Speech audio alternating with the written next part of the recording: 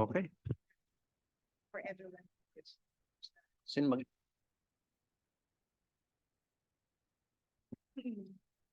Good morning. The Committee on Health meeting is now called to order. Please stand for the invocation.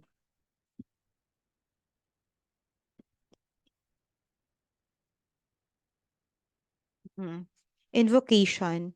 Father in heaven, we commit this meeting to you. Come and reveal your will in every aspect of our lives and work. As we discuss the affairs of this country, we ask for your will to be done.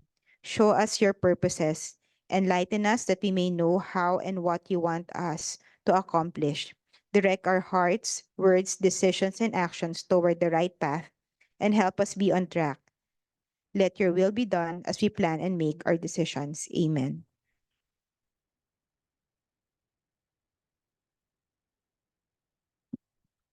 Thank you. The next is the calling of the roll. Mr. Chair, Yes, Honorable President. yes, I move to dispense with the calling of the roll. So there's a duly seconded motion to dispense with the roll call. Hearing an objection, the same is approved. Any motion to dispense with the reading of the minutes of the previous meeting? Yes, Mr. Chair, I move to dispense with the reading of the minutes of the previous meeting and move for the approval of the same. There's a duly seconded motion that we dispense with the reading of the minutes of the previous meeting and the adoption of the same. Hearing an objection, the same is approved.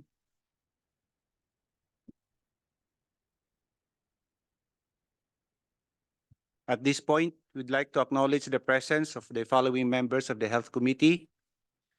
We have Honorable Jaime R. Fresnedi of the Lone District of Muntinlupa City, Honorable Mark Go of the Lone District of Baguio City, Honorable Eulogio Rodriguez of the Lone District of Catanduanes, Honorable Franz Castro of the ACT Teachers Party List, and one of our Vice Chair, Honorable Keith Micah Attorney Mike Tan of the 4th District of Quezon Province. Thank you very much. Comsec, please acknowledge our resource speakers this morning. Good morning, Chair, honorable members of the committee. In attendance for today's meeting are the following. From the Department of Health, Assistant Secretary Sharade Mercado Grande. Morning, ma'am. Director Bernadette Velasco of the DOH. From the PhilHealth, the Honorable Emmanuel Ledesma. You're present, sir. Good morning po. And Mr. Eli Dino Santos. From the National Economic and Development Authority, Mr. Tomasito Havate, the Chief Economic Development Specialist. From the Philippine National Police, Police Captain Bingsky Foncardas,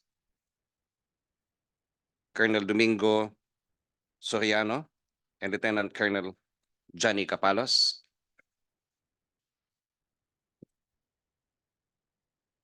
From the Philippine Red Cross, Dr. Christine Monina Nalupta and Mr. J. Lord Abrigado.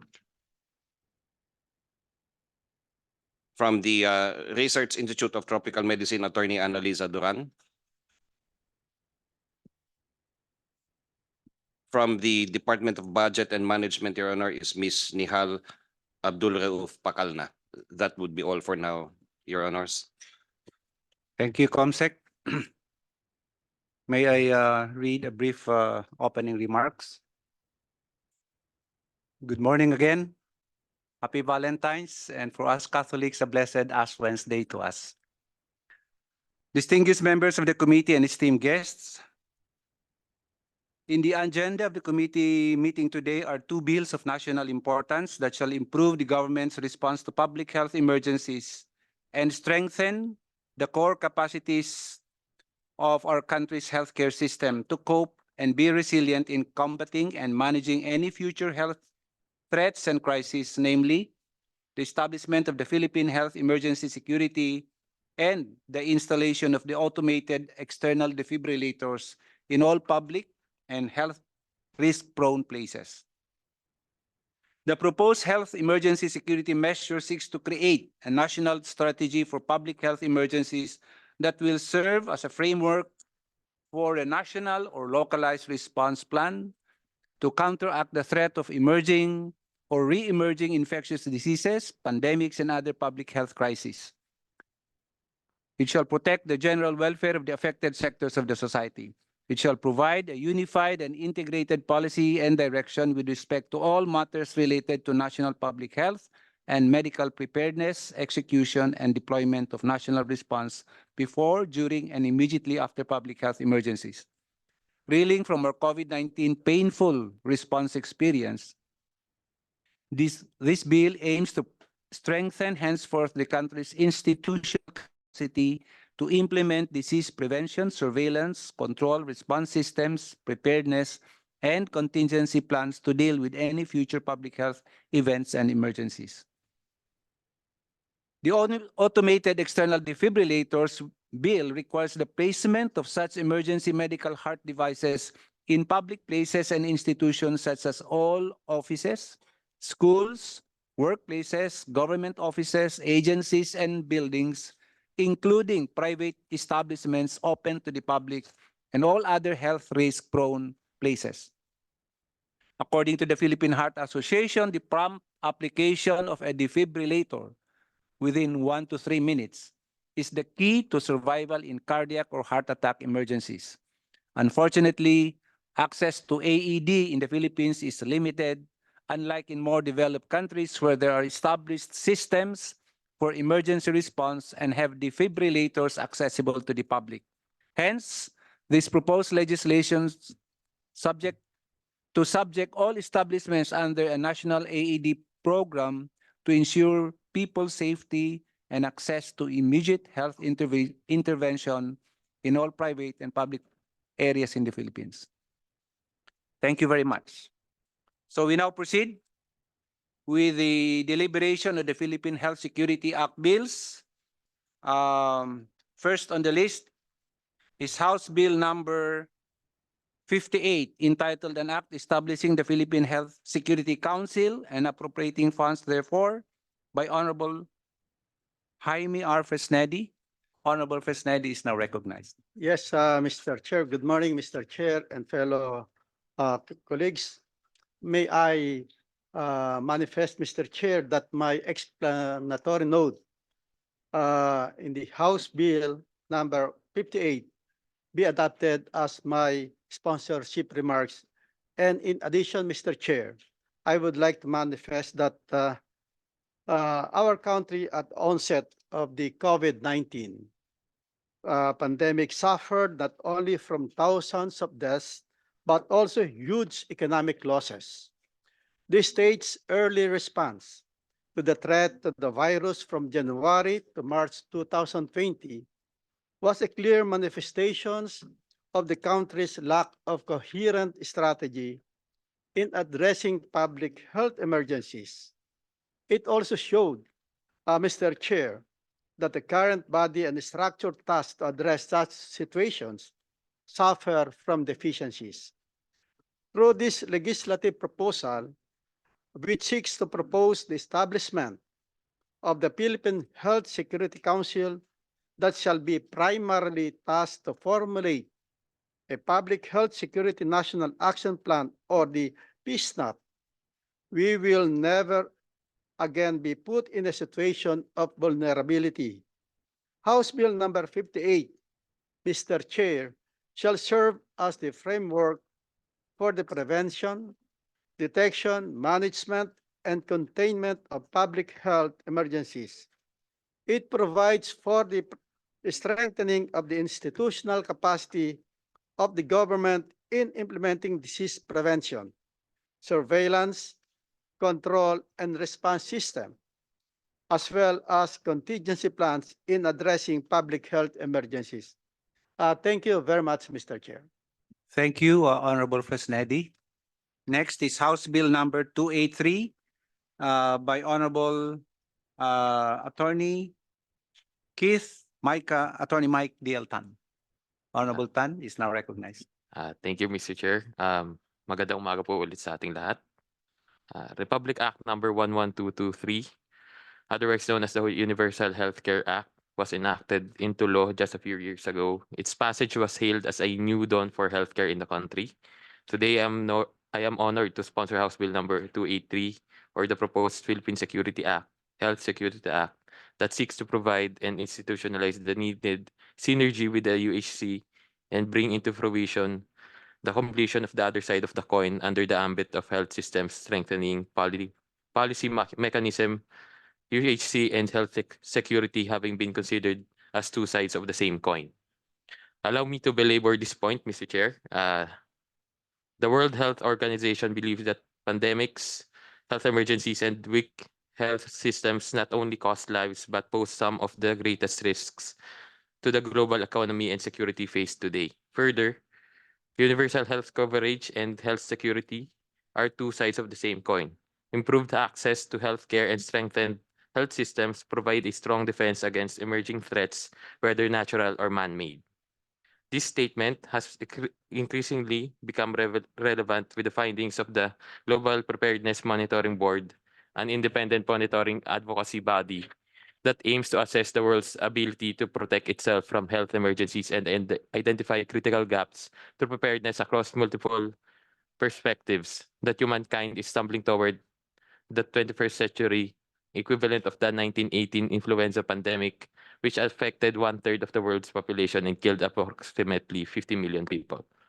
Based on the report, only 1/3 of the countries as of 2018 have capacities required under the international health regulations, and that the great majority of national health systems would be unable to handle a large influx of patients infected with a respiratory pathogen capable of easy transmissibility and high mortality. The Global Health Security Index by the Johns Hopkins Center for Health Security and the Nuclear Threat Initiative reveals that the world is fully prepared for epidemics or pandemics, with each one having gaps to address. Although the Philippines placed an above average 53rd out of the total 195 countries included in the study, the country also scored 0 in a total of 5 health security indicators, namely biosafety, dual-use research, and culture of responsible science, linking public health and security authorities, communications with healthcare workers during a public health emergency, and JEE, the Joint External Evaluation and Performance of Veterinary Service. Under the last category, where the Philippines got a grade of 0, one question which was particularly asked was, has the country completed and published within the last 5 years either a national action plan for health security to address gaps identified through the JEE assessment or a national global health security agenda roadmap that sets milestones for achieving each of the GHSA targets? Obviously, the resounding answer to the important query is no. Incidentally, the JEE of IHR core capacities of the Republic of the Philippines reveals that while the Philippines has developed capabilities in various program areas for public health emergency preparedness and response, there are still challenges in achieving a harmonized approach for implementation of the IHR. Several identified challenges are not only relevant to IHR implementation, but are common across the health sector and include the implementation of policies and regulations, effective coordination between national and local levels and among sectors, and investments in institutional capacities. Accordingly, to capitalize on the momentum generated by the JEE in the Philippines, the overarching priority recommendations of the JEE team are for the government to enhance the high-level political commitment and accountability at all levels to advance implementation of the IHR with adequate resourcing and engagement of all relevant sectors. Develop an overarching national action plan for health security, which is posted map risk-based priorities to optimize resources within and across sectors and guide in investment and the harmonized implementation of the IHR. Strengthen monitoring and evaluation practices and foster a culture of continuous improvement by feeding the lessons from after-action reviews into ongoing refinements of the system. Designate an overall high-level multi-sectoral body with leadership from the health sector to oversee and set direction for the continued implementation of the National Action Plan, with the National IHR focal point playing a key role to improve coordination among all relevant stakeholders, foster the institutional capacity of the health sector to lead the prevention, detection, and the response to public health events and emergencies, and further optimize the public health emergency preparedness and response action at regional and local levels through investing in advocacy, guidance, training, and exercising to improve collaboration between national and subnational levels. Against this backdrop, may I now present to you the important provisions of the Philippine Health Security Act. It seeks to introduce as well as institutionalize those essential activities that are required to minimize the danger and impact of acute public health events that endanger the collective health of the population. In order to do this, the bill aims to establish a national health security national action plan, strengthen the institutional capacity to implement disease prevention, surveillance, control, and response systems, and implement contingency plans to deal with public health events and emergencies, deliberate release of biological or chemical agents intended to harm civilian populations or attack to the healthcare, provide and strengthen a mechanism for the health security interface, optimize health security based on the country's unique risks, challenges, and resources, develop an effective system of risk communication, and provide a high-level framework to guide the implementation of health security national action plan. At the core of the legislation is the crafting of a national action plan for health security to be named as the Philippine Health Security National Action Plan. What is this plan all about? It is actually a country-owned multi-year planning process that can accelerate the implementation of the country's international health regulations core capacities. It captures national priorities for health security, brings sectors together, identifies partners, and allocates resources for health security capacity development. It also serves as an overarching process to capture all ongoing preparedness initiatives along with the country's governance mechanisms for emergency and disaster risk management. The National Action Plan for Health Security usually follows a three-step strategic framework. First is inception, where review of existing plans, capacity assessments, stakeholders analysis, SWOT analysis, and prioritization of technical areas such as prevention, detection, and response takes place.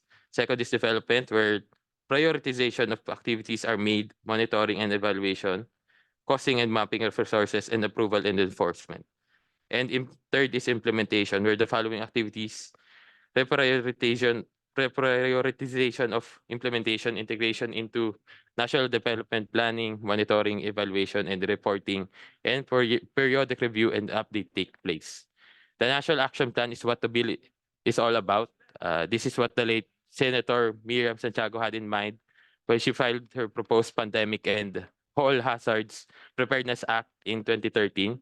What she wants to do is to create a national health strategy for public health emergencies, which shall provide for integrated policy coordination, strategic direction with respect to national public health and medical preparedness and execution and deployment of national response before, during, and following the public health emergencies.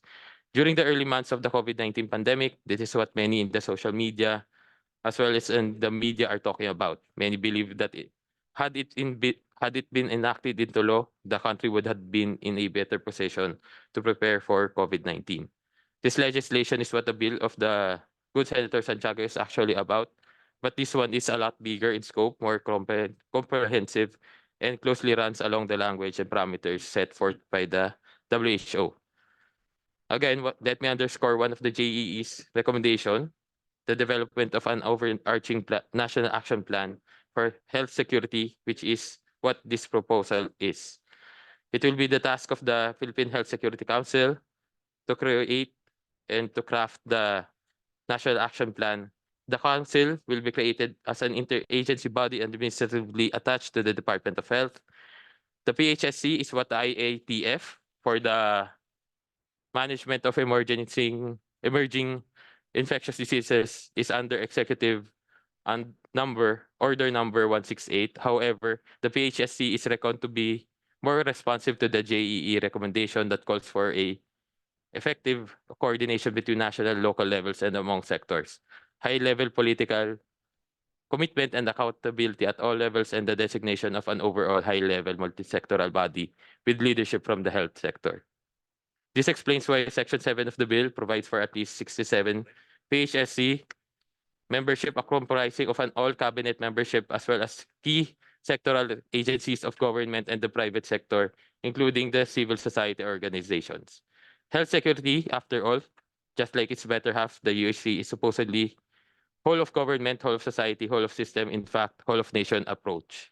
Given our COVID-19 experience that marshaled the entire government, both national, local, structure and resources, this kind of high-level political commitment and accountability, as well as high-level multi-sectoral body with leadership from the health sector, where each single agency will be tasked to craft their respective action plans for health security is just what the doctor prescribes.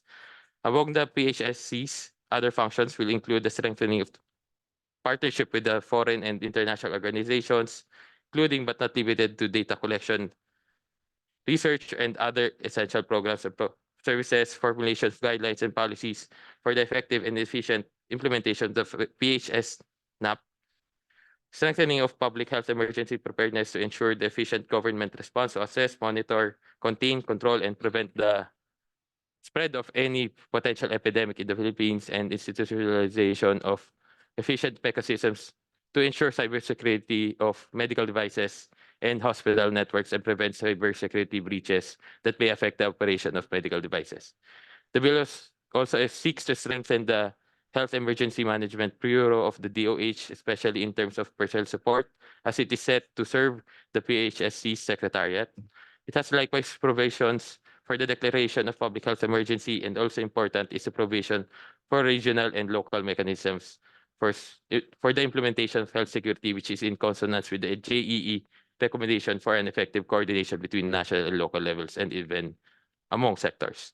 Through this framework, the country is assured to have a top-down health security framework where regional health security councils, provincial, city, municipal, and barangay health security councils will have to craft their respective regional and local health security action plans consistent with the PSNAP, alongside with the respective agency action plans by the members agencies under the PHSC. On a final note, I would like to underscore that the proposed NHSA is deeply necessary if we are to bolster the country's core capacities to implement disease prevention, surveillance, control, and response systems, implement contingency plans to deal with a deliberate release of biological or chemical agents intended to harm civilian populations, and provide and strengthen necessary mechanisms for health security interface. I am hoping that this bill will generate the same enthusiasm and passion and gather the same support and commitment as so many of the members of Congress did for the UHC law. I am counting on the support of the committee for the speedy and favorable consideration of this important piece of health legislation. Maraming salamat. Thank you, Honorable Tan. Before we proceed, we'd like to acknowledge the presence of Honorable Evgeny Vincente Imano of the Second District of Misamis Oriental, and Honorable Robert Raymond Estrella of Abono Party List. Thank you very much. Next are House Bills number 919 by Honorable Marino, House Bills 1548 by Honorable Jorge Patrol Bustos, House Bill number 1877 by Honorable Ching Bernos, House Bill number 2522 by Honorable Patrick Michael Vargas, House Bill number 4008 by Honorable Luis Raymond El Rey Villaferte Jr., Miguel Luis Villaferte, Choyosi Anthony Horibata, and Nicolas Enciso VIII. House Bill number 5319 by Honorable Midi Kua, and House Bill number 7248 by Honorable Rudy Cesar Fariñas will be sponsored in their behalf by Honorable Mark Go. Yeah, thank you. Thank you, Mr. Chair. Good morning to everybody. After hearing the sponsorship speech of our good friend Kong Mike Tan, I would like to simply move for the omnibus approval of the sponsorship or the explanatory all the bills that have been aforementioned earlier be adopted as their sponsorship speeches.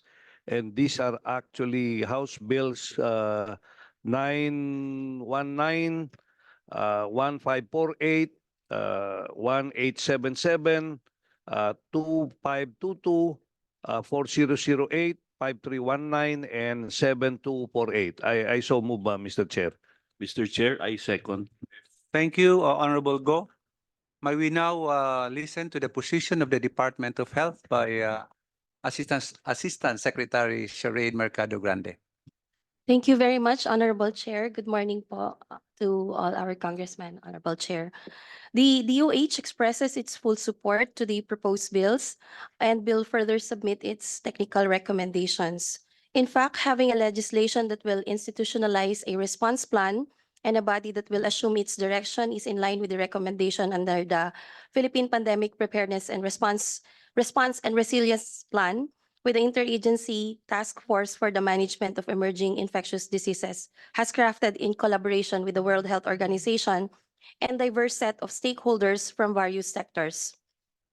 Relative to the purpose of these bills, the said PPRP contains health and non-health strategies aimed at effectively addressing pandemics and emerging health threats. The bills proposed generally mandate to strengthen the country's institutional capacity to implement disease prevention, surveillance, control response systems, and contingency plans in dealing with public health events and emergencies, including the deliberate release of biological and chemical agents intended to harm civilian populations or attack to the health of care delivery systems. This proposed bills only signifies the government's commitment to put into action what it has learned, not only from the local setting, but also from the best practices implemented by various countries. Certainly, the realization of these bills into law will greatly benefit and guide the health sector in the national and local government on the appropriate course of action to follow in case of public health emergencies and similar events. Respectfully submitted, Honorable Chair. Thank you very much, ASEC Grande. From the Department of Interior and Local Government, we have Attorney Rona Rica Angel Octavo. Good morning, Mr. Chair, and to the members of the committee. On behalf of the Department of the Interior and Local Government, we express our full support on the passage of the legislative measures, as the laudable objective of the measure is geared towards the preparedness for public health emergencies, among others. The enactment of these bills is in consonance with the constitutional dictum, which provides that the state shall protect and promote the right to health of the people and instill health consciousness among them. However, Mr. Chair, we have two observations to be presented for the consideration of the Honorable Committee. Number one is that under Section 9 of House Bill numbers 58, 283, 4008, 5319, and 7248 mentioned that Regional Health Security Council, or the RHSC, shall be composed of the executives of the regional offices and field stations at the regional level of the government agencies. In this regard, may we respectfully be clarified if the executives mentioned pertains to regional directors? This is as far as the Department of the Interior and Local Government is concerned, because as we refer the regional directors, the head of the department's regional offices. And second one, Mr. Chair, is with regard to Section 10 of the similar House bills. It provides for the organization at the Local Health Security Council. Mr. Chair, it may be prudent to consider the mandatory officials in the municipality, city, and provinces. Because of the members of some of the members of the RHSC, as mentioned in Section 10, are not mandatory officials of municipalities, cities, and provinces, Mr. Chair. So there may be LGUs na wala pong mga officials na pinipertain po sa Section 10. That would be all, Mr. Chair. Thank you. Thank you very much. May we now hear from the PhilHealth? Mr. Chair, would it be okay if we will answer the concern of the DILG? So we can address already. The question first is, will this mean that when you speak of the regional offices, you refer to the regional directors of the various agencies. And I think that is correct, unless, or probably the designee of the regional director. Mr. Chair. Maybe ask the Yes. author or Yes, one of the authors. no Yes, objection to the recommendations of the representative from the ILG that the composition of this as far as the uh, regional and the composition in the regional and local level uh, uh, should be those already on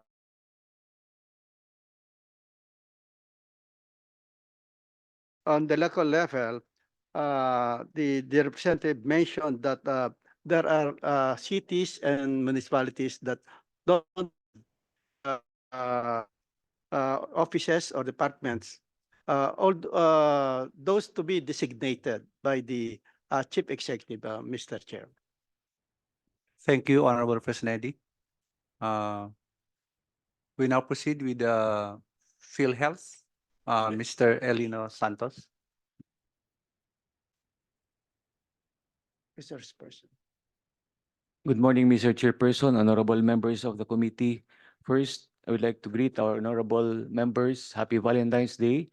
And second, it is the 29th anniversary of PhilHealth, and thank you for inviting us today as resource persons. As to the proposed bills, we fully support the measures, Mr. Chairperson, honorable members of the committee. PhilHealth interposes no objection to the proposed measure, where PhilHealth will be part of the Philippine Health Security National Action Plan, which be chaired by the Department of Health. Mr. Chairperson, particularly on the measure to requiring the placement of automated external defibrillators in all offices. We will tackle first the Philippine Health Security. We will tackle next the automated external defibrillator after. Thank you, Mr. Chairperson. Thank you, Attorney Santos.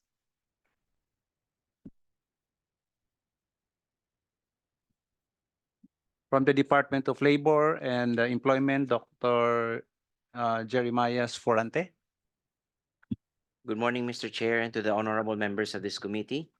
The Department of Labor and Employment wishes to inform the body that it will be submitting its official position on the bills pending this committee once it has consolidated the comments from the other concerned DOLE bureaus and attached agencies.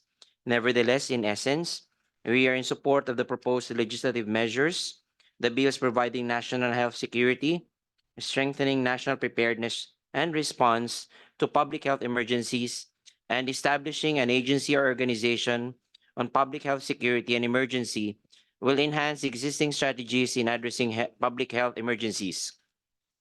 We would like to emphasize that the safety and health of all responders, including the proposed Medical Reserve Corps, must be ensured so that the delivery of services to those affected by the crisis will be efficient and not be hampered.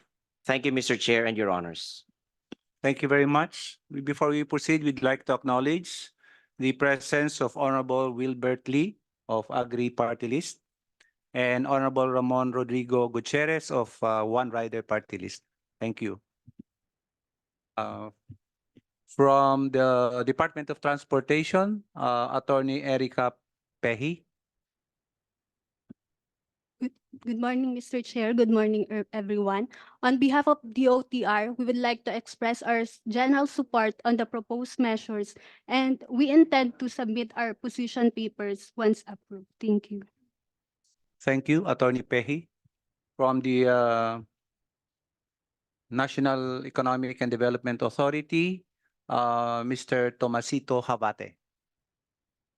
Thank you, Mr. Chair, and to the honorable members of the committee. In general, the proposed bills are aligned with the objectives and strategies espoused in the Philippine Development Plan 2023-2028 on ensuring responsive and resilient health system, especially during pandemic and public health emergencies. NEDA will be submitting its official position once available, Mr. Chair. Thank you. Thank you very much. From the Philippine National Police, may we have a representative from the PNP? Yes, sir. Yes, Police Colonel Cinco, sir. Elmer Cinco. Elmer Cinco. Yes, sir. To the chairperson of this committee, Honorable Sir Yaco Bigato Jr., sir. Other distinguished and honorable members of this committee, my fellow public servants who are attending this meeting. Good morning. In behalf of our Chief PNP, Police General Benjamin Acorda Jr., and all the PNP personnel attending this hearing today, I am Police Colonel Cinco, the Chief of Public Safety Division of the Directorate for Operation. Would like to express our deepest gratitude for this invitation as we support the endeavors of this meeting relative to the SID House bills pertaining to human security, health security, rather. As these bills aims to protect the physical and mental health of Filipinos, limit economic losses, and preserve confidence of the government by strengthening public health and healthcare system to effectively and swiftly confront health risks such as infectious diseases, use of chemical, biological, radiological, and nuclear weapons, or the so-called CBRN, health-related cyber warfare, and catastrophic natural disasters and human-caused incidents. The PNP, under the DILG, as a proposed member of the Philippine Health Security Council, being the agency mandated to enforce the law and maintain peace and order, will provide all the necessary support, Mr. Chair, and cooperation to the national government and to the Department of Health. We will just submit, Mr. Chair, our consolidated position PPAR from our constituted units and the police regional offices. Thank you, Mr. Chair. Thank you, Colonel Cinco. From the Food and Drug Administration, Mr. Archie Pialago.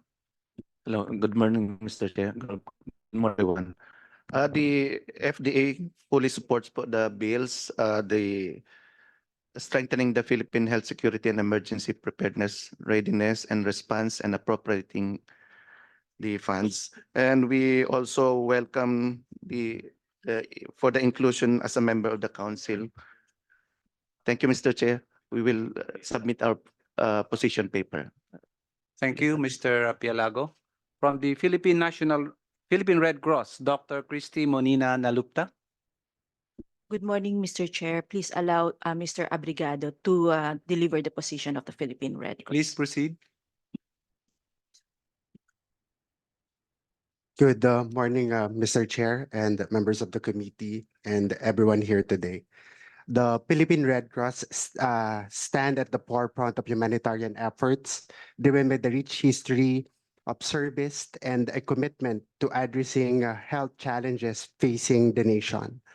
As we confront the ever-evolving landscape of health security threats, the Philippine Red Cross affirms its unwavering support to the Philippine Health Security Bill, recognizing the pivotal role of safeguarding the health and well-being of all Filipinos.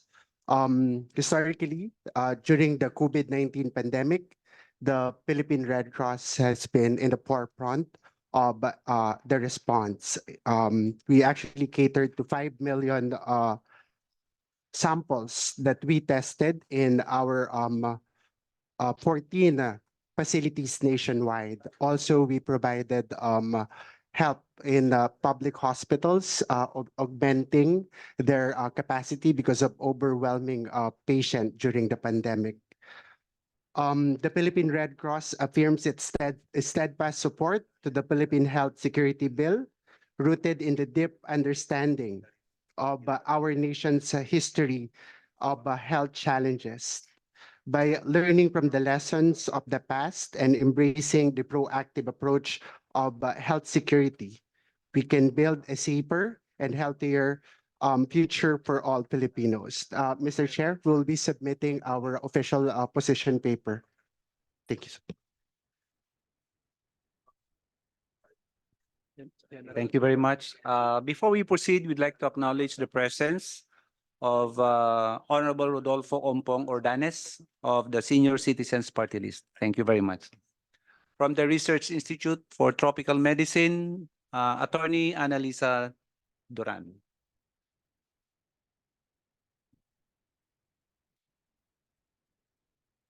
Attorney Duran, you are now recognized. Good morning. As the OIC Director Chief, OIC Director of the Research Institute for Tropical Medicine, we find it laudable that we have these kinds of proposals that will help in the national health security of the country.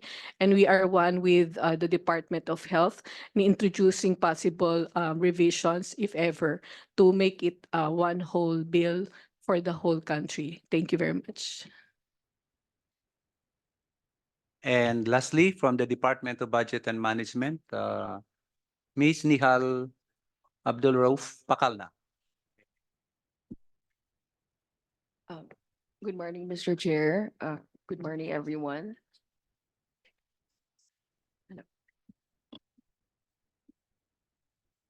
Good morning, Mr. Chair. Good morning, everyone.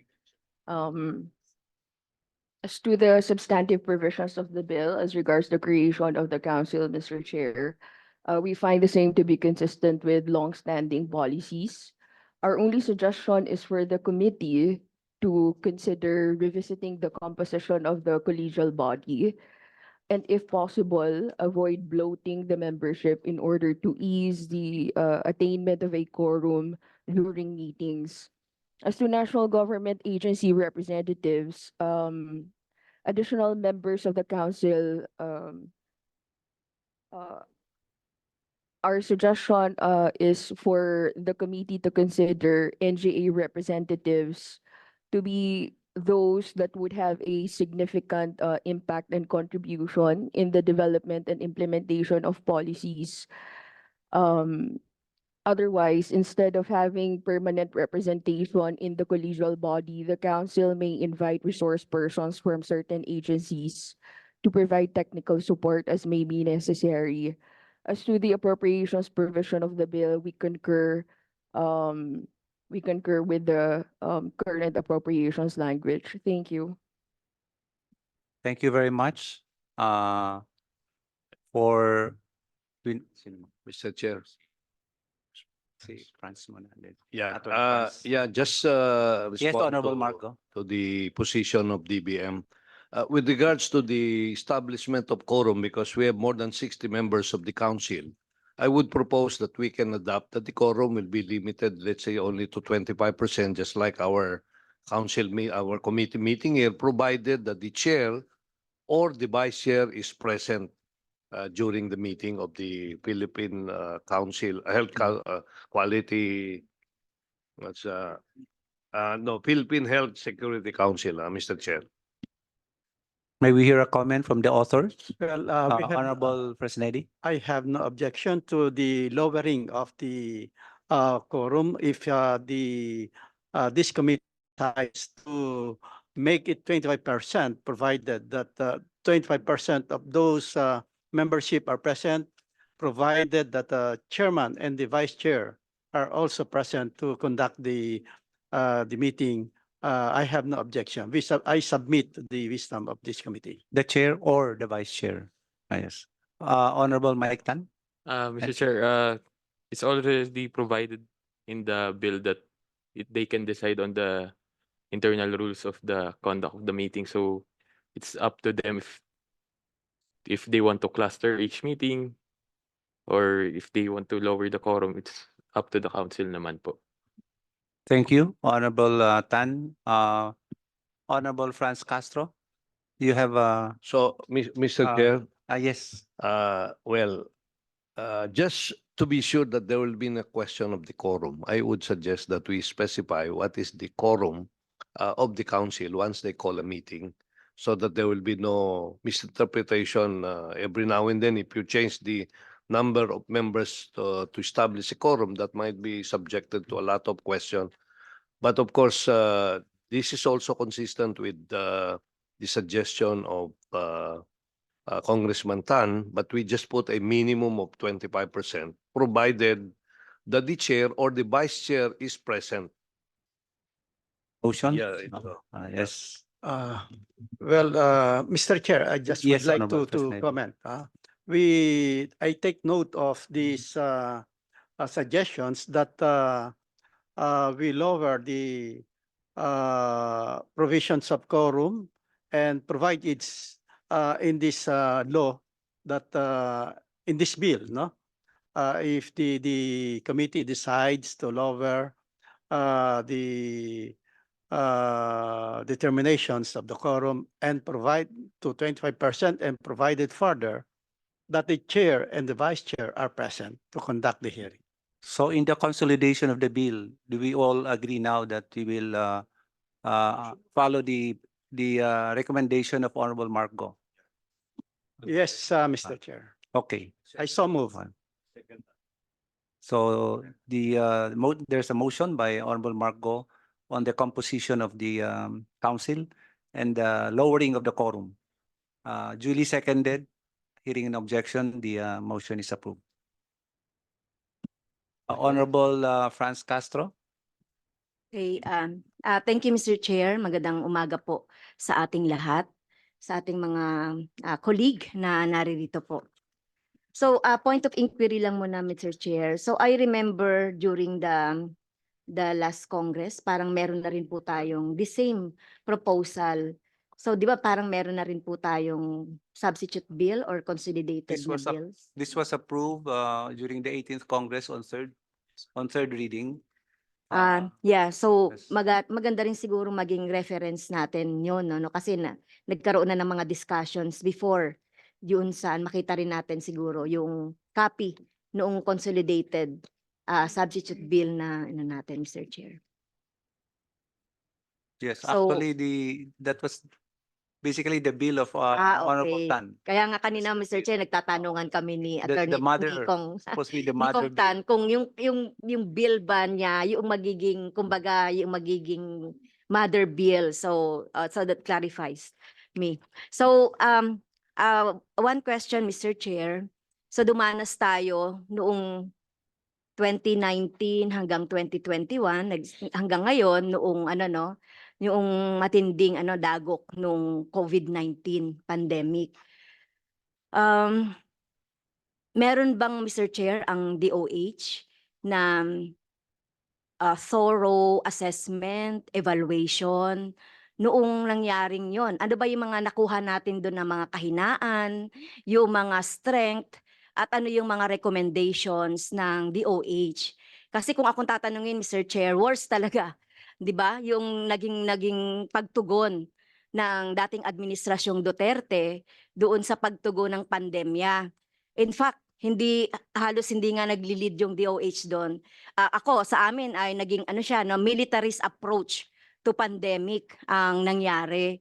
So, meron bang ganon na assessment? So, Mr. Chair, maybe magsimula muna tayo doon sa naging assessment so that makita natin ano ba yung kulang na supposedly to answer nga nitong yung tinatatag nating council. Okay? So meron ba, Mr. Chair, ang DOH? May we hear from the DOH, ASEC Grande? Good morning, Honorable Chair, Honorable Castro. Honorable Chair, we submitted the Pandemic Preparedness and Response Plan and the After Action Review. Upon the lifting of the public health emergency, we conducted the After Action Review and drafted also the Philippine Pandemic Response Plan, which was actually submitted last year during the briefing and hearing of the Preparedness Plan as well po, Madam Chair, Honorable Chair. But we will again resubmit po. Meron po, Madam. Honorable Chair. Honorable Frank Castro? Yes, kung meron pong ganun kasi kailangan natin makita yon, Mr. Chair, yung naging response ng gobyerno natin that time, 'di ba? So personally, Mr. Chair, ako ang position ko, especially doon sa composition pa lang ng council, bakit ang vice chair ng council ay ang National Defense? So nakakatakot na naman na magiging militarist approach na naman ang gagawin natin sa lahat ng mga emergency and pandemic. It should be civilian ano na kung yung magli-lead talaga DOH, so dapat ano no support yung DND pero hindi siya yung vice chair. So yun yung isa ko pang puna dito sa ano. So makita rin natin talaga no Mr. Chair yung ano mabigyan tayo noon. And then Mr. Chair, yung ano meron sa DOH yung tinatawag nating Health Emergency Bureau. So ano na ngayon Mr. Chair yung magiging purpose ng Health Emergency Bureau since they are the bureau na nagtalagang nangangalaga doon sa kung may mga emergency or whatever, ano ba yung mangyayari ngayon doon sa Health Emergency Bureau, Mr. Chair? Mr. Chair, Honorable Fresnedi. I take note of the comment of Representative France, why the Department of Defense has made us the vice chair. Well, because I believe the Department of Defense has the capacity to mobilize because of their experience always in the country suffering from calamities. The Department of Defense are always being used to provide the logistical support to the areas concerned, Mr. Chair. Yes, Mr. Chair, I do respect no yung position po nung author natin why the national defense becomes the the vice chair dito. So nangangamba lang talaga ako na syempre militarist approach na naman yung mangyayari. Although sa sinasabi may mga capacity. So this is health. Tungkol ito sa health, Mr. Chair, hindi naman ito sa mga disaster or whatever. So kung meron sanang pipiliin na civilian agency, mas better pa siguro kung yung DILG dahil sila din yung mga nasa forefront no nung pag-aano natin dun sa suggestion lang yon pero it's up for the for the wisdom of the committee. So ayoko lang na magkaroon ulit na experience na naging militarist. So Mr. Chair, baka pwedeng sa susunod na meeting, pwede na rin nating imbitahin yung mga say for example the CHR, pwede rin nating imbitahin yung civil society group kasi malaki din yung naging papel noong mga civil society group doon sa pagtulong din sa ating gobyerno doon sa pandemic. At saka mga private hospitals din na dapat ay makuha din natin yung kanilang position dito. So yun, pwede bang masagot din Mr. Chair yung tanong ko kanina? Kasi meron na tayong Bureau of something like emergency sa DOH. So ano na lang mangyayari ngayon doon at ano yung magiging papel dito sa halimbawa dito sa proposed council? Mr. Chair, Thank you, Honorable Castro. Mr. Chair, Mr. Chair. Yes, Honorable Yeah. Hermano. With if the authors will allow, I believe that they have chosen DND to become the vice chair, Mr. Chair, because in the whole country, DND is the only agency that has a capacity to deliver through air, land, and sea, and through the waters. So if in terms of calamity, mobilization, I believe that the intention of the authors, Mr. Chair, is for easier access, easier response, and easier maneuver, Mr. Chair. Thank you, Mr. Chair. Thank you, With due Honorable. respect, Mr. Chair, to our colleague, so hindi naman natin ina-underestimate yung kakayahan ng ating mga DND na para mag-provide ng mga logistics na kailangan natin. So kina-question ko lang sila yung vice chair, pwede naman sila as member. Kasi ito ay health ang pinag-uusapan dito, no? Kaya so yun lang naman yun. So it's up for the committee pa rin kung ano yung magiging decision. So yung sinasabi ko naman ay based dun sa naging experience. We can mobilize naman the DND wherever we want them to help, di ba? Kahit saan yan, ma-mobilize kasi yan naman yung kanilang mandate na talagang tumulong sa lahat ng mga emergency, disaster, etc. Mr. Chair. So ayaw ko lang na na yung naging experience natin before na militarized yung ating pagtugon doon sa ating So, Mr. Chair. Thank you, Honorable Castro. We'll take note of your recommendation. DOH, please answer the question of Honorable Castro on the Health Emergency Bureau.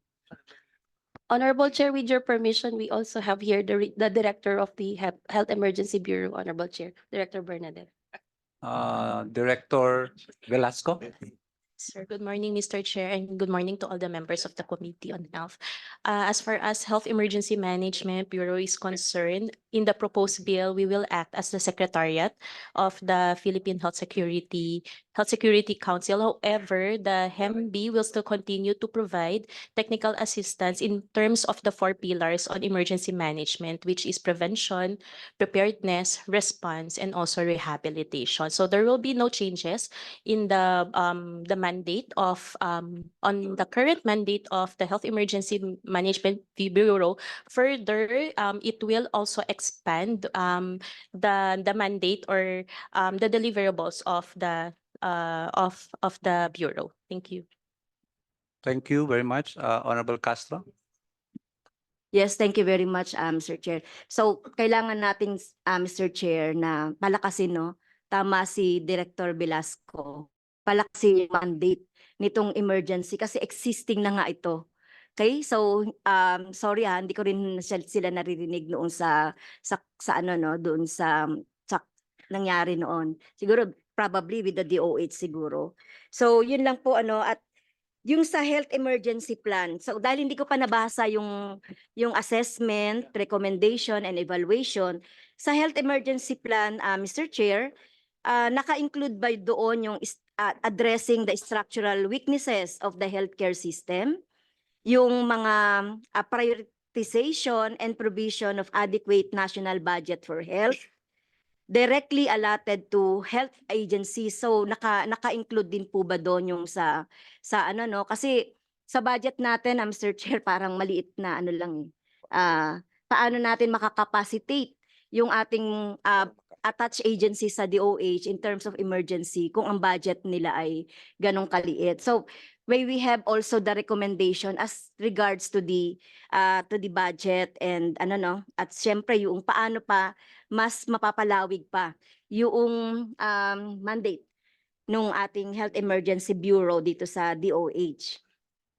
And then ito, Mr. Chair, i-clarify ko lang yung sa Section 41 ng House Bill 1877, yung mga nag-complete ng NSTP. Kasi parang merong sinasabi dito, no, those who have completed NSTP shall be mobilized. So parang contrary ito do sa title na volunteer mobilization. So ang ibig bang sabihin, shall. So nire-require natin, kino-compel natin yung mga NSTP completers dito sa ano, no? Kasi paano yung sinasabi nating volunteer mobilization?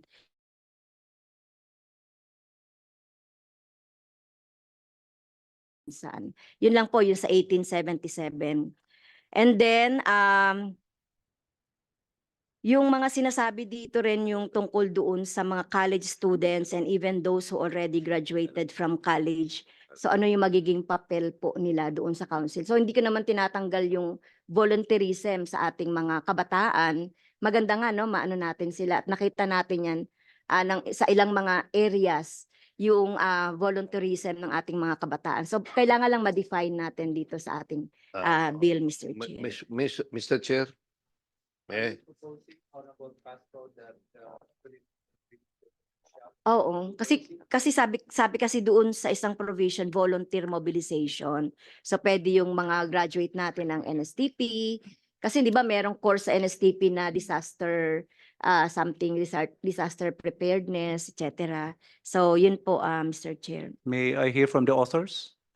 Mr. Chair, may I make a Yes, comment? Honorable Margo. Yeah, as far as the budget is concerned, it is provided under House Bill 58, Section 14, that the amount necessary to carry out the provisions of this act shall be included in the annual General Appropriations Act. So it's a very general statement, and it covers the required budget of the different entities involved in this Philippine Health Security Act, Mr. Chair. So that would answer, because we cannot put up the specific budget for each agency here, but we can hear those proposals during the budget deliberation here in Congress. The second item, yung shall participate. Definitely, that should be the target that we should let our NSTP graduates to participate in this activity, and all other Filipinos. I think we should encourage them. Yeah. Yun yung ano natin. So I don't see any contradiction between the title of voluntarism as against the provision that we shall ask our NSTP graduates to participate in this particular program of government. Mr. Chair. Yes, I understand, Mr. Chair. So yun lang po, no, kasi parang very mandatory at compelling. So hindi, siyempre, ang daming ang mga civil society na nag-volunteer nung panahon ng pandemya. Hindi naman natin na-prevent yun. In fact, ni-red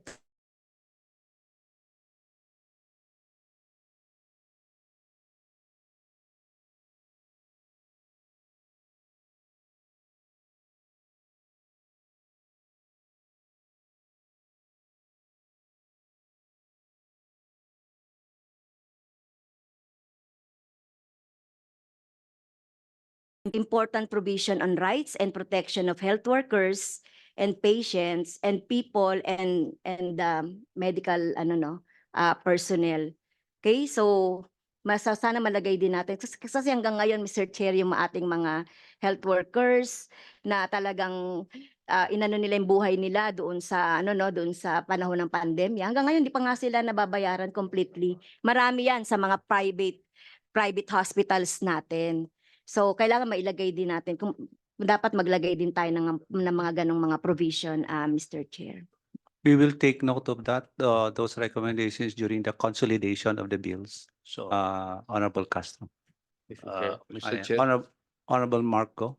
Honorable Tan. I just wanted to comment regarding the voluntarism po ata. Alam ko po, included na siya dun sa approved na Medical Reserve Corps na bill rin.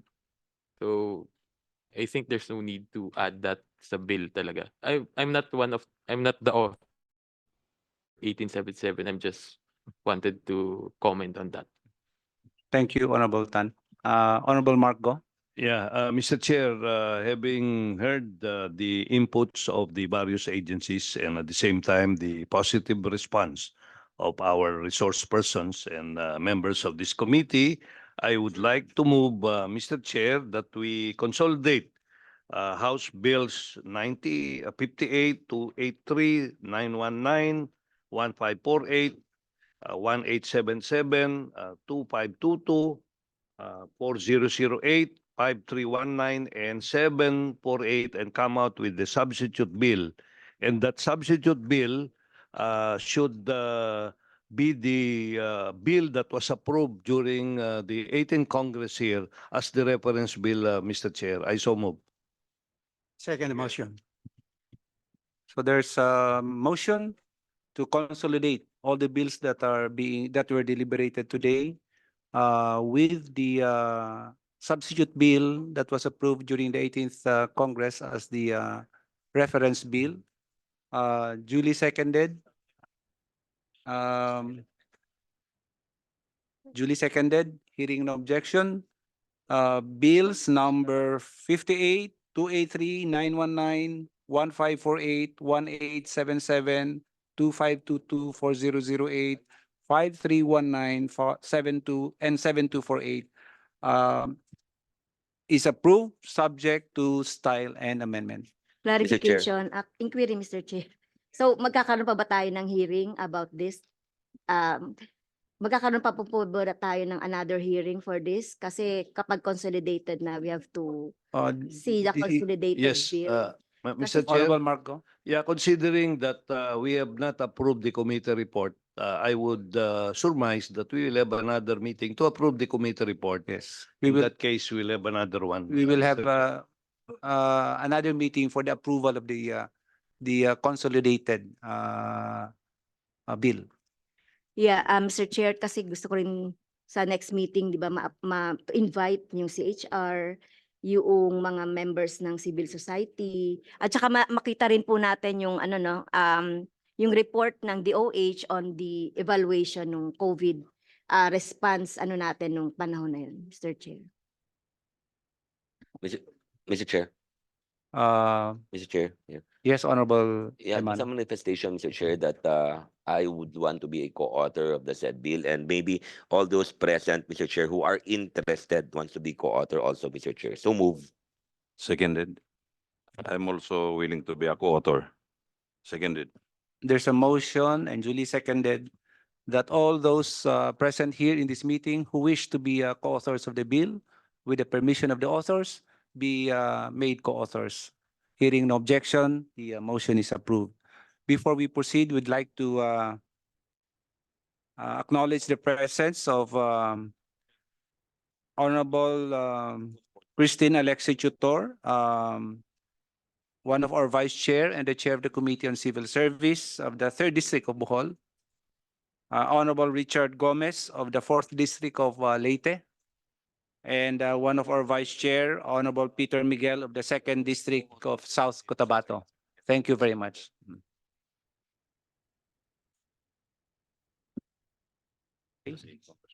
So we now proceed with the bills on the automated external defibrillator. House Bill number 4493, sponsored by Honorable Richard Gomez. You are now recognized.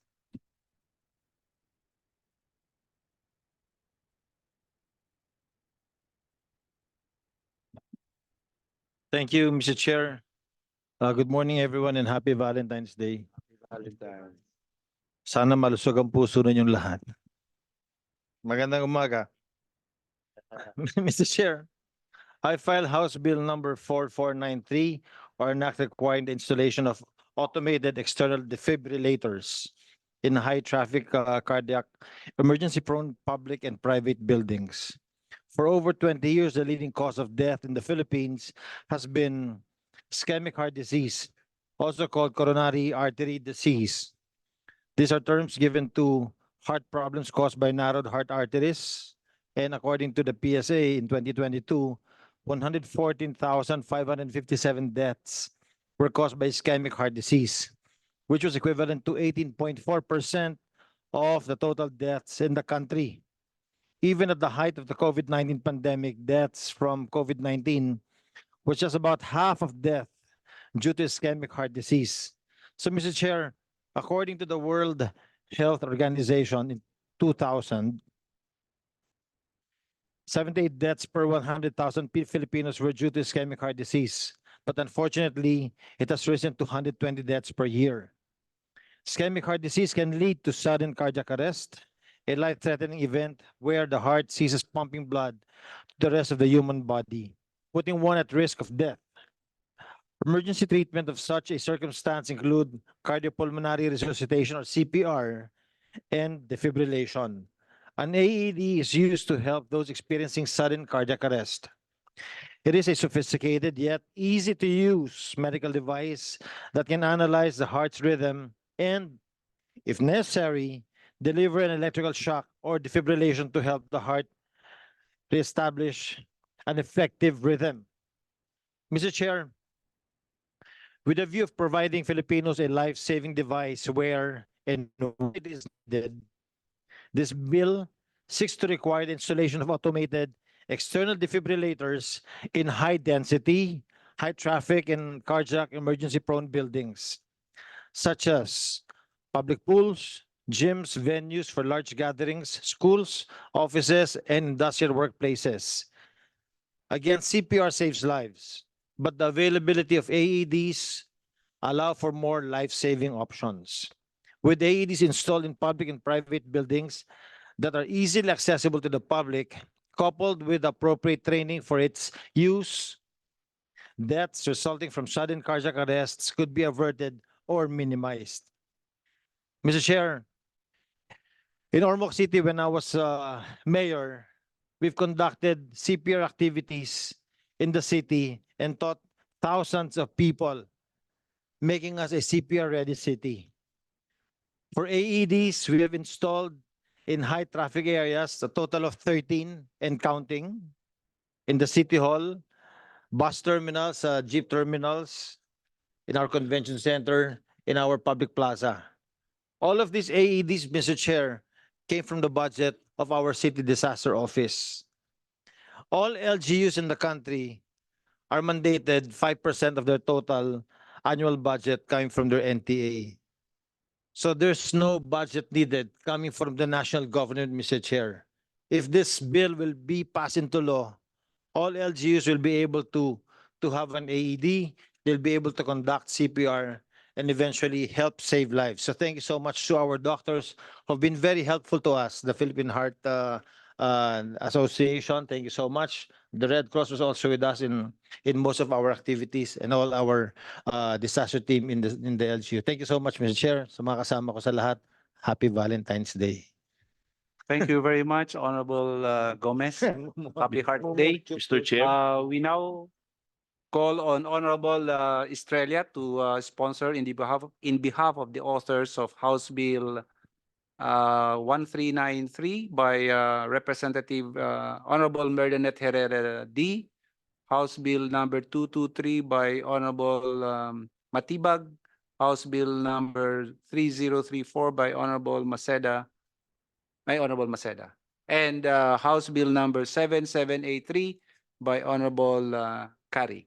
Honorable Estrella is now recognized. Mr. Chairman, may I move that the explanatory notes of the following bills, HB 1393, HB 2223, HB 3034, and HB 7783 be included in the records for these bills. And may I also I so move, Mr. Chairman. Thank you very much, Honorable Estrella.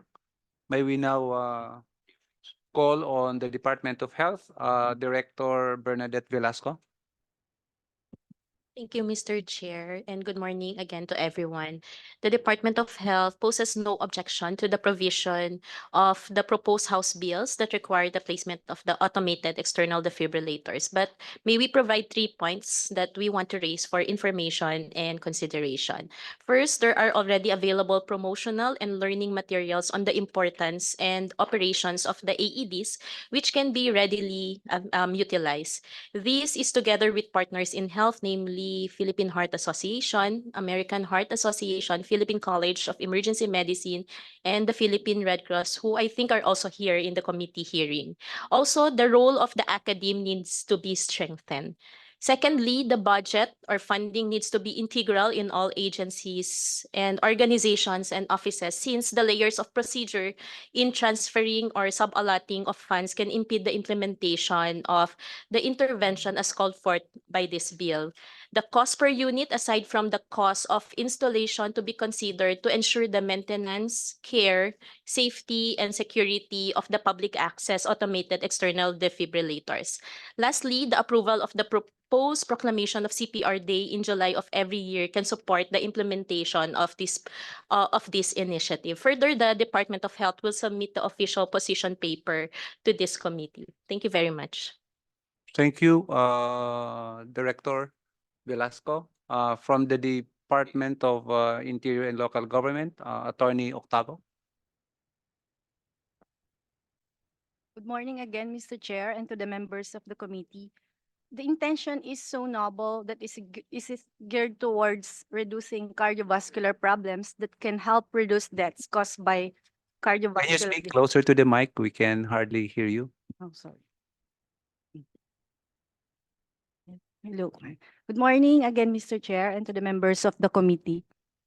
The intention of the proposed measures are so noble that is geared towards reducing cardiovascular problems that can help reduce deaths caused by cardiovascular diseases. These measures are in furtherance of what has been enshrined in the Constitution, that the state shall adopt an integrated and comprehensive approach to health development which shall endeavor to make essential goods, health, and other social services available to all the people at affordable cost. Thus, we express our full support on the passage of the proposed measures. Thank you, Mr. Chair. Thank you, Attorney Octavo. From the Department of Labor and Employment, Dr. Florante. Good morning, Mr. Chair. Thank you. To the honorable members of this committee. Mr. Chair, this is a manifestation of the submission of the official position of the Department of Labor and Employment. Nevertheless, in essence, we are again in support of the proposed legislations. For information of the body, the proposed bills intend to strengthen Section 12 of the Department Order Number 198, Series of 2018, issued by the Department of Labor and Employment, or the implementing rules and regulations of Republic Act Number 11058, entitled an Act strengthening compliance with occupational safety and health standards and providing penalties for violations thereof. The provision requires all private establishments, regardless of size and risk classification, to establish first aid and emergency medical services, which may include the installation of AEDs at strategic locations within the workplace as one of its occupational safety and health program. The DOLE also issued Department Order Number 235, Series of 2022, or the rules on certification of first aiders and the accreditation of first aid training providers, following Section 25 of Republic Act Number 11058 and its IRR DOLE-DO Number 198, Series of 2018.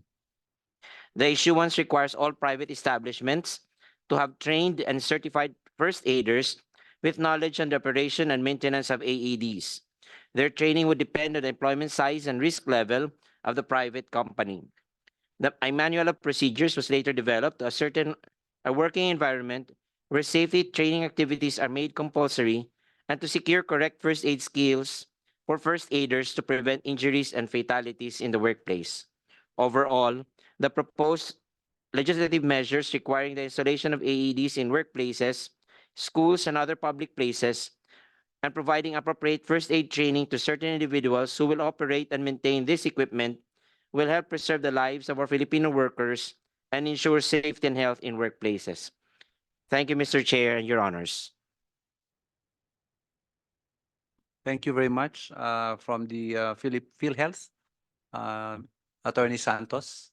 Mr. Chairperson, honorable members of the committee, PhilHealth recognizes the noble intentions of the filed measure to increase the survival rate of sudden cardiac arrest by requiring all public and private establishments to have an AED and an emergency response team for medical emergencies.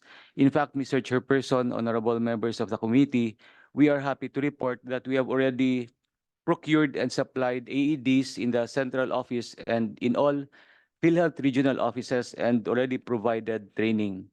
However, PhilHealth defers the matter to the Department of Health as it requires the establishment of guidelines on AED and appropriate training courses which use and maintenance to which PhilHealth has no concern. Mr. Chairperson, honorable members of the committee, thank you. Thank you very much, Attorney Santos. From the DPWH, Mr. Joan Mamiit. Good morning, everyone. On behalf of Miss Joanne Manimit, I'm Engineer Wilfred Napisa, Honorable Siriaco Gato, and Honorable Member May of I the... know your position, Ms. Yes, sir. Honorable Siriaco Gato, please be informed that the Department of Public Works and Highways expresses full support for the proposed House bill. However, the functions, duties, and responsibilities of this department must be defined and included in the implementing rules and regulations. Thank you, sir. Thank you very much. From the Philippine Red Cross, Mr. J. Lord Abrigado. Thank you, Mr. Chair. Good morning again, Mr. Chair and members of the committee and everyone here today. The Philippine Red Cross acknowledges the importance of public access to automated external defibrillator in saving lives during sudden cardiac emergencies. We commend the initiative of the House of Representatives. Especially thank you to Congressman Gomez for acknowledging our partnerships and our efforts with our advocacy and sudden cardiac arrest and automated external defibrillator in public places. The proposed legislation to mandate the installation of AED in the public spaces across the nation is supported by the Philippine Red Cross because this is aligned with our vision to have first aider in every home, in every community, in every schools, and nationwide. So we fully support this legislation and pending the submission of our formal position paper, Mr. Chair. Thank you. Thank you very much. From the Philippine Heart Association, Dr. Dr. Lourdes Ella Santos.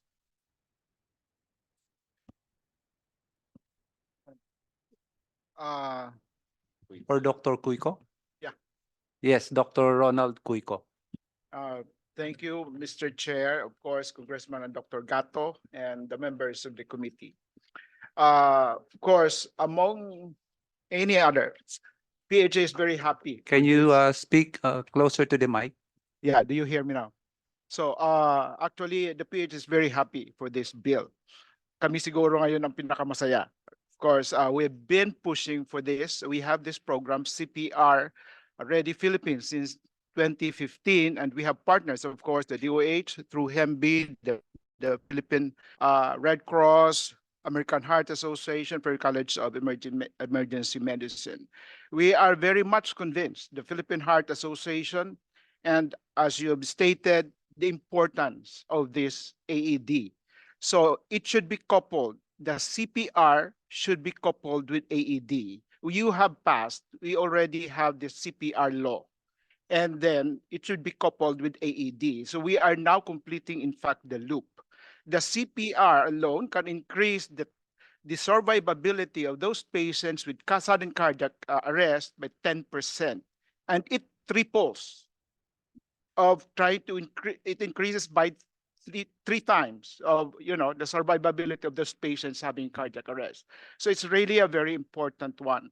Now, just to state, of course, in recognition of the efforts of Congressman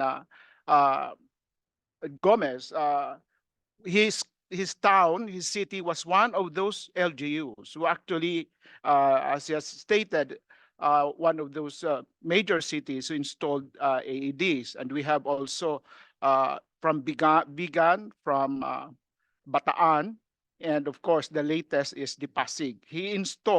Pasig actually installed in each barangay, meron silang AED. And of course, they installed that last year. And we are following up kung ano nangyayari sa kanya, sa events doon, so that we can give you the data.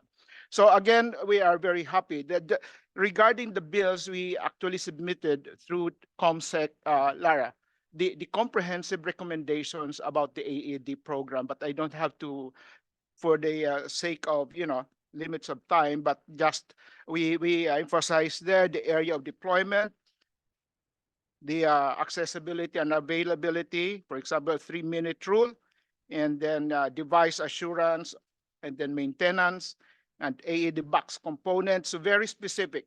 And in fact, in one of the bills, it was already, some of them were stated, especially continuous training and partnerships with other agencies, of course, about awareness. So we will, on our part, the private sector will be cooperating, coordinating with the government agencies to really make this, in effect.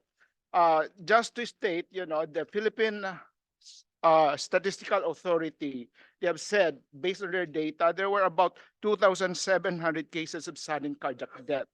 But we don't really, we think this is actually underestimated, because in Japan, in their study, there were about 16,000. And US, they are saying 360,000 sudden cardiac death. So we are missing something. So I think this is an important call for action to all of us. So thank you, Mr. Chair. Thank you very much. We now listen to the American Heart Association, Asia Pacific region, Dr. Vicente de Lima Jr. Good morning, Mr. Chair. The American Heart Association fully supports, and we are a supporting agency to the Department of Health, Health Emergency Management Bureau. We support the Philippine Heart Association. We support Red Cross and the Philippine College of Emergency. The final position paper will come from our headquarters in Dallas, Texas, USA.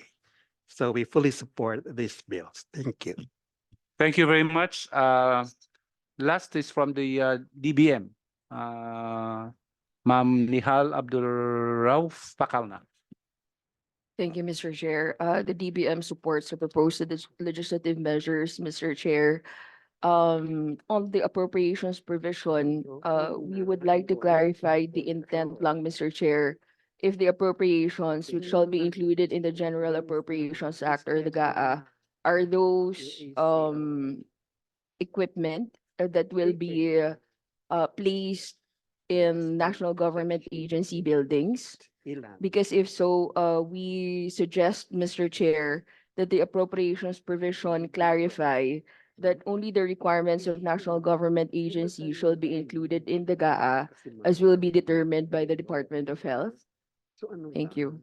May I ask from the author the query of Ma'am Nihal from DBM on the appropriations? Mr. Chair, what was the query of the DBM? Ms. Nihal, you were asking whether the budget for the AED is from the General Appropriations Act. Is that your question? Yes, Mr. Chair, the appropriations provision provide that the funding for purposes of the bill shall be sourced from the GAA.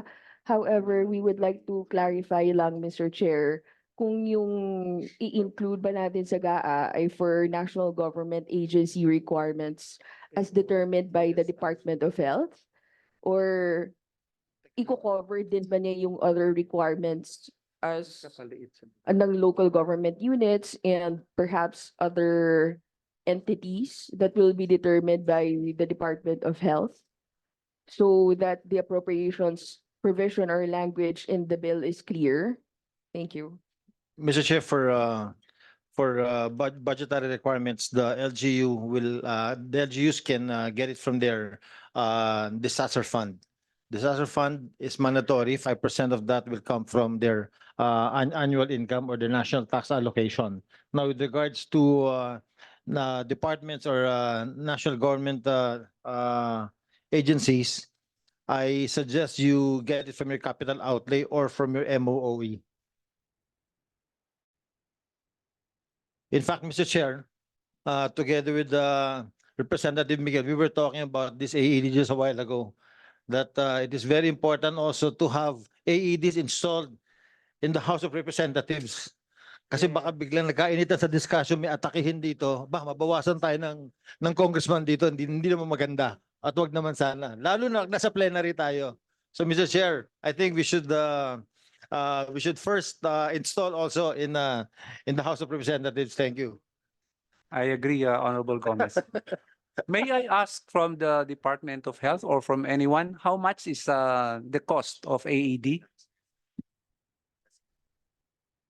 From the Philippine Heart Association? Rather, I asked the chair of the CPR and AED Council, the PHA, he knows the data. Hello, good morning, everyone. Thank you for inviting us. The range of prices for the AED would range from 60,000 to 120,000. That would depend on if it's low end or high end.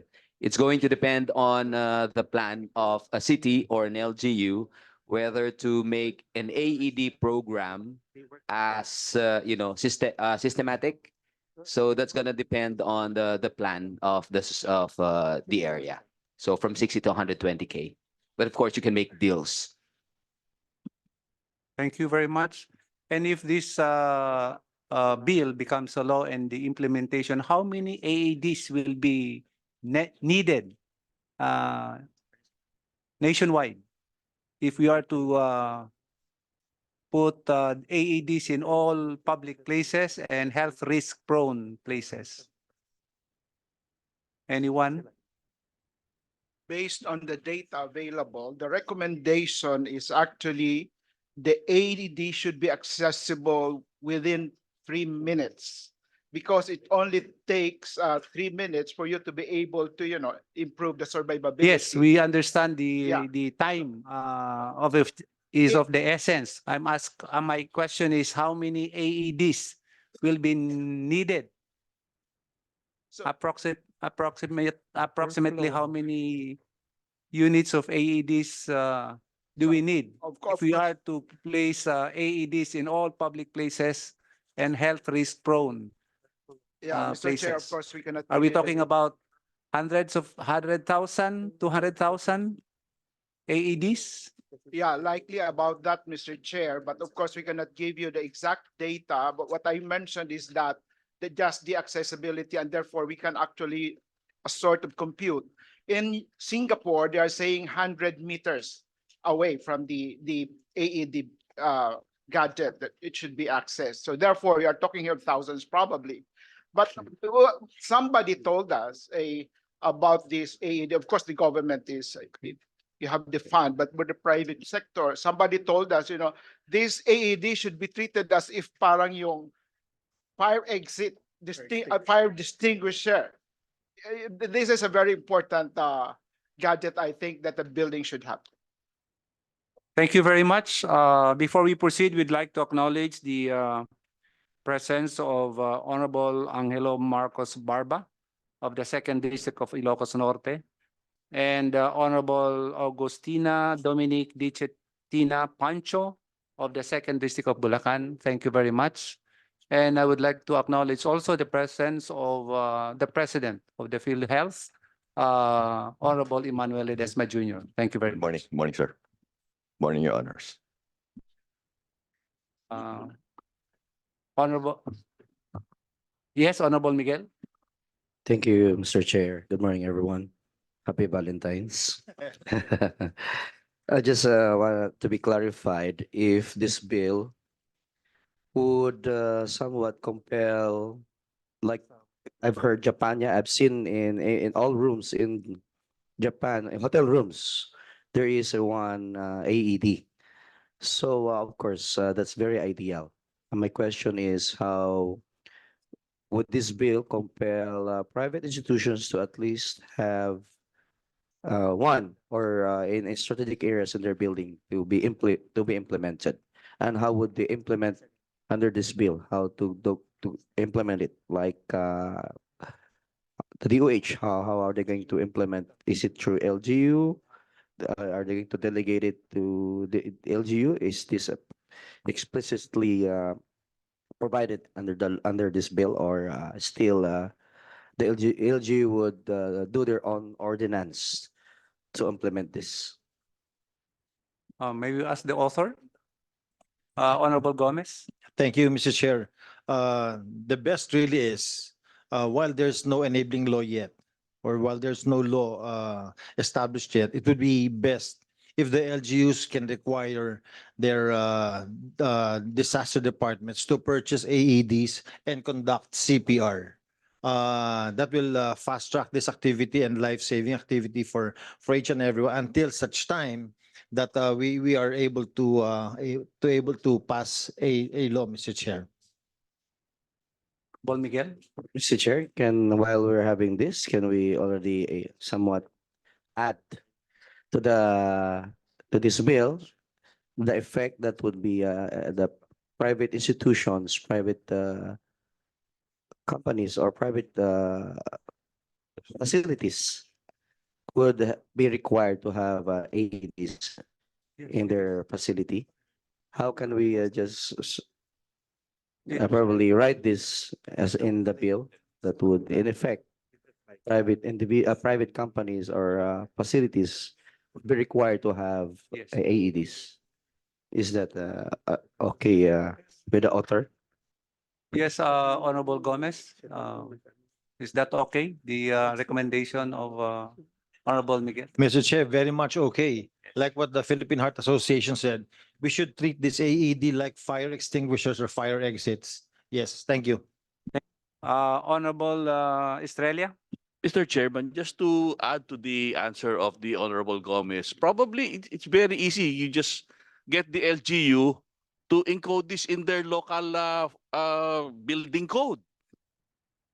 You know, if the LGU just says, oh, building code namin, kailangan po lahat po ng gagawa ng gusali na gagamitin ng publiko, lalagyan po natin ng AED. Para din po sasabihin nyo na meron po kaming fire extinguisher na kailangan ho ilagay nyo kada gusali, sasabihin din ho ng LGU na ay isama niya ho sa tabi ng fire extinguisher, kailangan po nandun po ang AED. Ganun lang po ang mangyayari.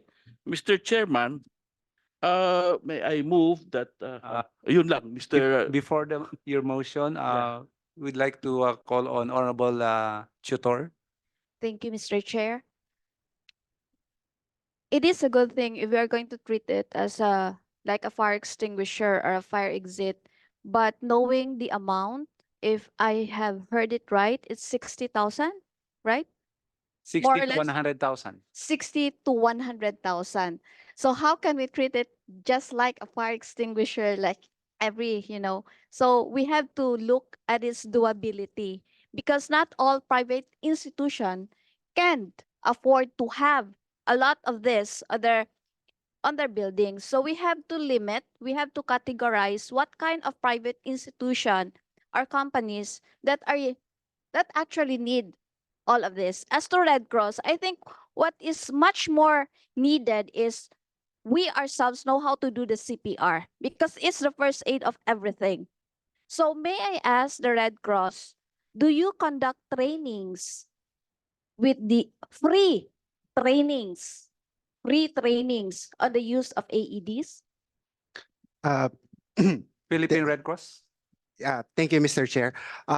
Yes, ma'am, we actually conduct lecture demonstrations, mass educational campaigns with regards to CPR and the use of AEDs. Kasi ganito po yan eh. On the LGU level, actually hindi free yung mga kinakandak nyo.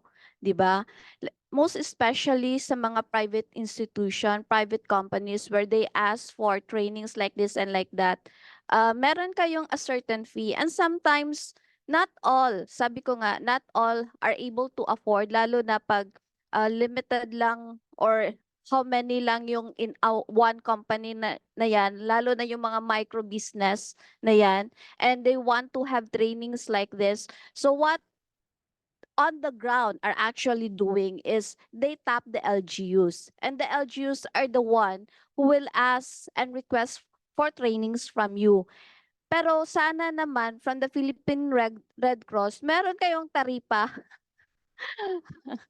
Merong taripa kayo on how much really is the fee? Because we know exactly what's on the ground with the trainings that you are conducting. And of course, sa LGUs natin, we assume that all MDRMs can afford with this. All LGUs can afford with this.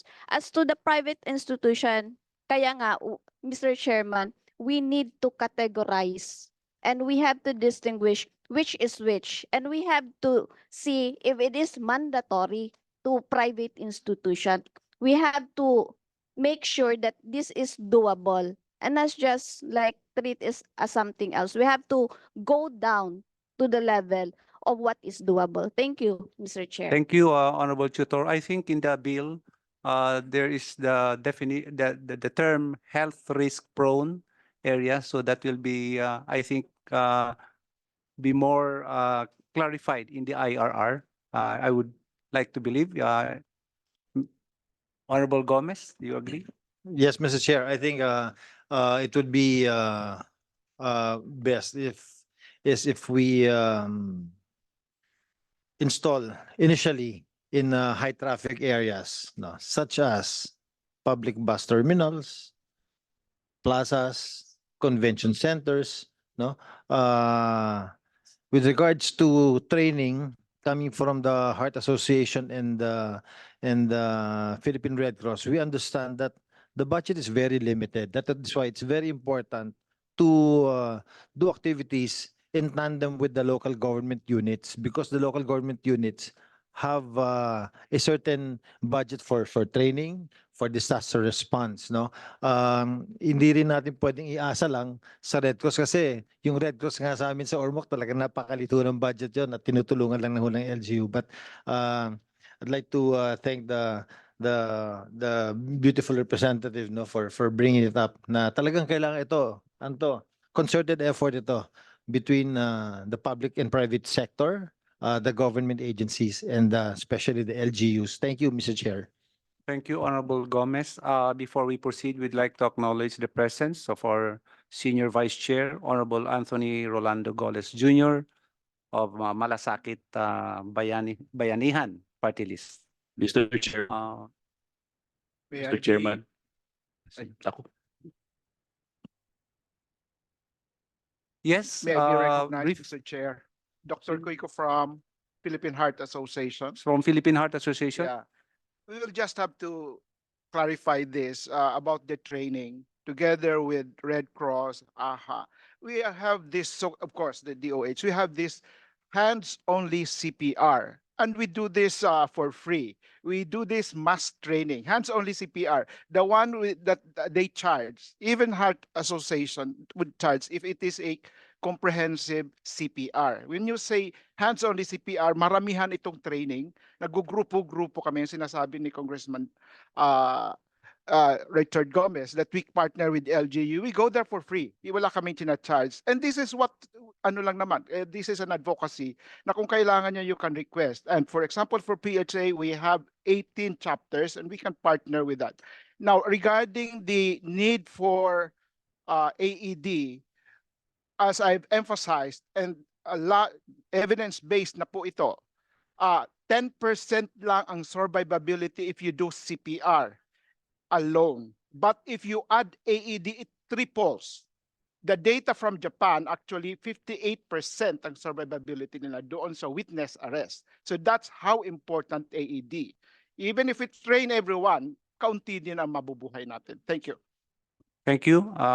Mr. Chair, may I be recognized? Jailard from Philippine Red Yes, Cross. from Philippine Red Cross. Thank you, Mr. Chair.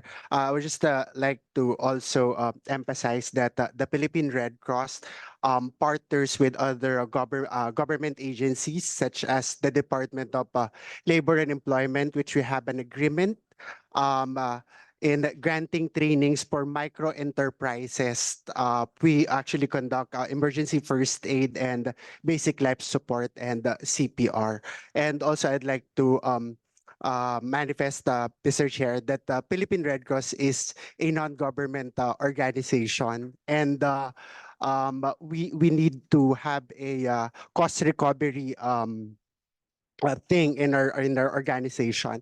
But you very assured that we do not profit from the charges or the fee that we charge. And the Department of Labor and Employment actually helps us to sponsor the employees from micro enterprises to have the certificated training.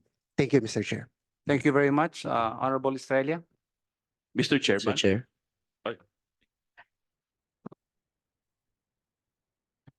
Mr. Chair, I move to consolidate HB number. Are you? Yes, Mr. Chair, if I may. Yes, a Honorable query. Miguel, and then Honorable Australia. Just a query to, I understand the authors are intending to have the Department of Health as the lead agency.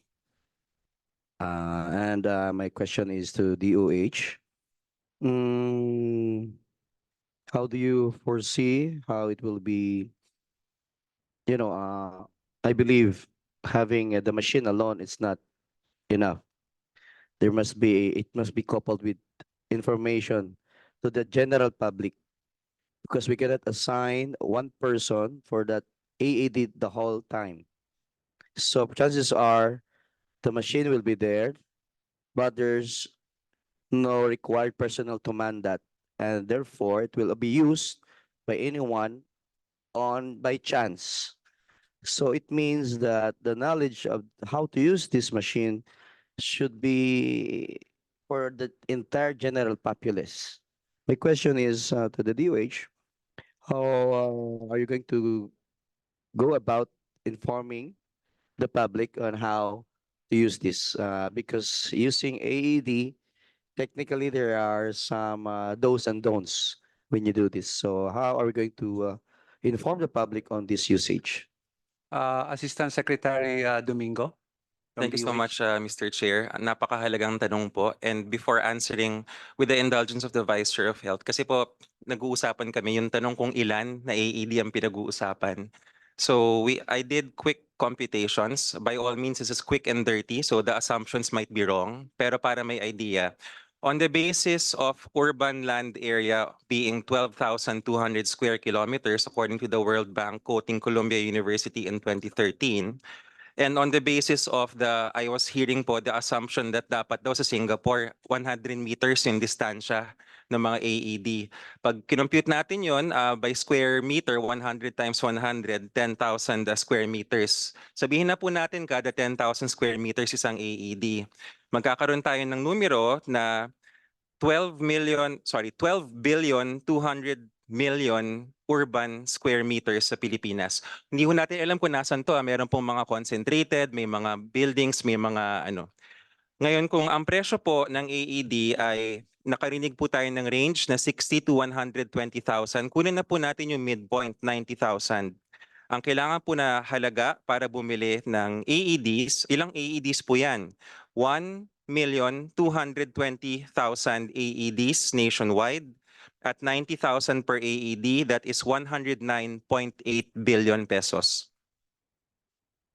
Now to answer po the question of the Vice Chair of Health, maliban po dun sa capital outlay for the AED, there will be a component of course of health literacy. Now this is actually the more cost-effective na kaya po namin sagutin sa DOH. Meron pong free training on how to do CPR. Tama po ang Philippine Heart Association. Importante ho na hindi lang kabit tayo ng kabit ng makina na ng pangkuryente kasi hindi naman lahat ng rhythms ay shockable. May mga no need for defibrillation na sinasabi po. Having said that, the DOH can always make it part of the primary care health literacy program, which the Health Promotion Bureau and also our hospitals can be doing po, should this become a measure. Thank you, Mr. Chair.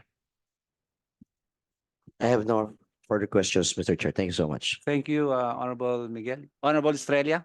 Mr. Chairman, may I move that we consolidate HB number 1393, HB number 2223, HB number 3034, House Bill number 4493, and House Bill number 7783. I so move, Mr. Chairman. Second. Mr. Chair, would it be possible if you allowed all our representatives present at today's committee hearing to be co-author of this bill? Yes, sir. Yes. Sige. So there's a motion by Honorable Estrella that we consolidate and approve House Bill number 1393, 2223, 3034, 4493, and 7783. I strongly second that motion. Hearing no objection, the motion is approved. And there's also a motion by Honorable Gomez that If we and if we duly may, seconded that all those present who wish to be co-authors be made co-authors. Hearing no objection, the same is approved. Congratulations. thank you very Good much, Mr. offer. Chair. Thank you to all the agencies and organizations. Thank you. Po. Thank you very much. Can we have a 1 minute break?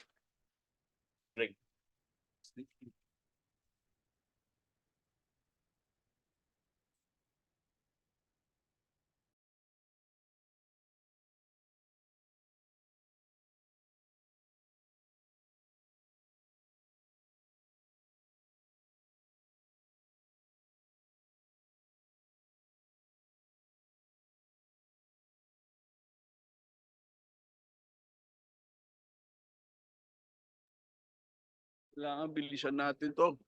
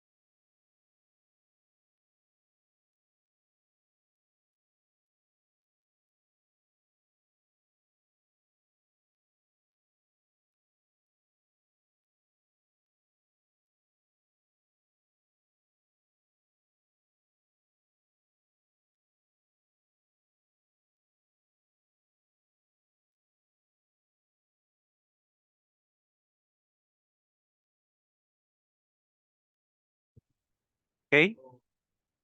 Everybody, please settle down.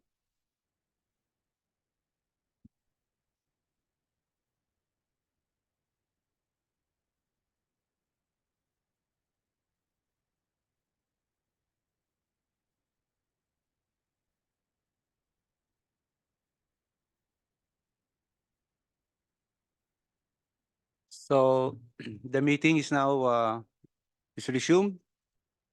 We now go to the last but a very important agenda, the briefing of the PhilHealth today. By the way, it's the anniversary of PhilHealth. Congratulations. Briefing on the benefit coverage of PhilHealth and other issues. So we now call on the president of the PhilHealth for the briefing. President Sir Emmanuel Ledesma Jr. Thank you very much, Honorable Chairperson Gato. Good morning to our Honorable Congressman. I would like to give a brief opening statement on the benefit packages of PhilHealth, and then with your permission, sirs, if CEO Eli Santos can continue with more details on the increases of our benefit packages. Also, Honorable Chair, we'd also want to put in some comments and inputs on the statement that was released by Honorable Speaker Martin Romualdez a few days ago to the media, basically stating that he felt that the increase in the benefit packages should continue and we should be more aggressive, in line with the increase of the case packages of PhilHealth, And he also felt that PhilHealth had the funds, and had the support to push through aggressively with the program of increasing our case packages. For the information of the honorable body, I had joined PhilHealth on November 28, 2022. So I've been there a little over a year, sir. Prior to my joining PhilHealth, the benefit packages or the case packages have not been enhanced. It's been 12 or 13 years that when I joined, that the benefit packages have not been increased in PhilHealth. As soon as I joined, a few months after, there was already an increase in benefit packages for the first time in 13 years. And the increases are so huge. I will give you the details later, Honorable Congressman. And in fact, one of the increases, which was the hemodialysis sessions that was increased from 90 to 156 sessions, received the loudest applause when President Marcos delivered his SONA State of the Nation address in July. And most of the congressmen, I think including the honorable sirs in this hearing today, welcomed it with open arms. And I think up to today, we get feedback from the common tao and from the lawmakers and even from Malacanang, that it was a move that was very, very welcome and very, very much lauded. So with regards to increasing the benefit packages, that's really, at the end of the day, PhilHealth, with everything it's doing, that's really its prime mandate. We have to increase the benefit packages, make things easier for the people. The less out of pocket, the better for the country and the better for the health system of the country. So we are one with Speaker Martin when he says we have to aggressively and continuously increase the case packages of PhilHealth across the board.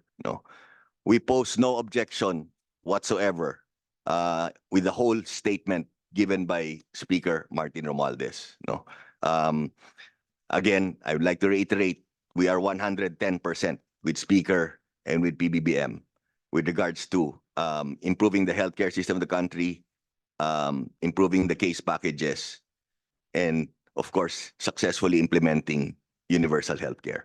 No, I keep on repeating like a broken record to PBBM, no, that he will be the first. He will be the first president of the republic to successfully implement universal healthcare. Going now to the details on. So we are in the process. We are about to increase across the board the benefit packages of PhilHealth by 30%. No, almost across the board. No, but like I mentioned earlier, as early as last year, no, and after 13 years of the benefit packages not being enhanced, not being increased, no, we have successfully, PhilHealth has successfully implemented the increases of the following.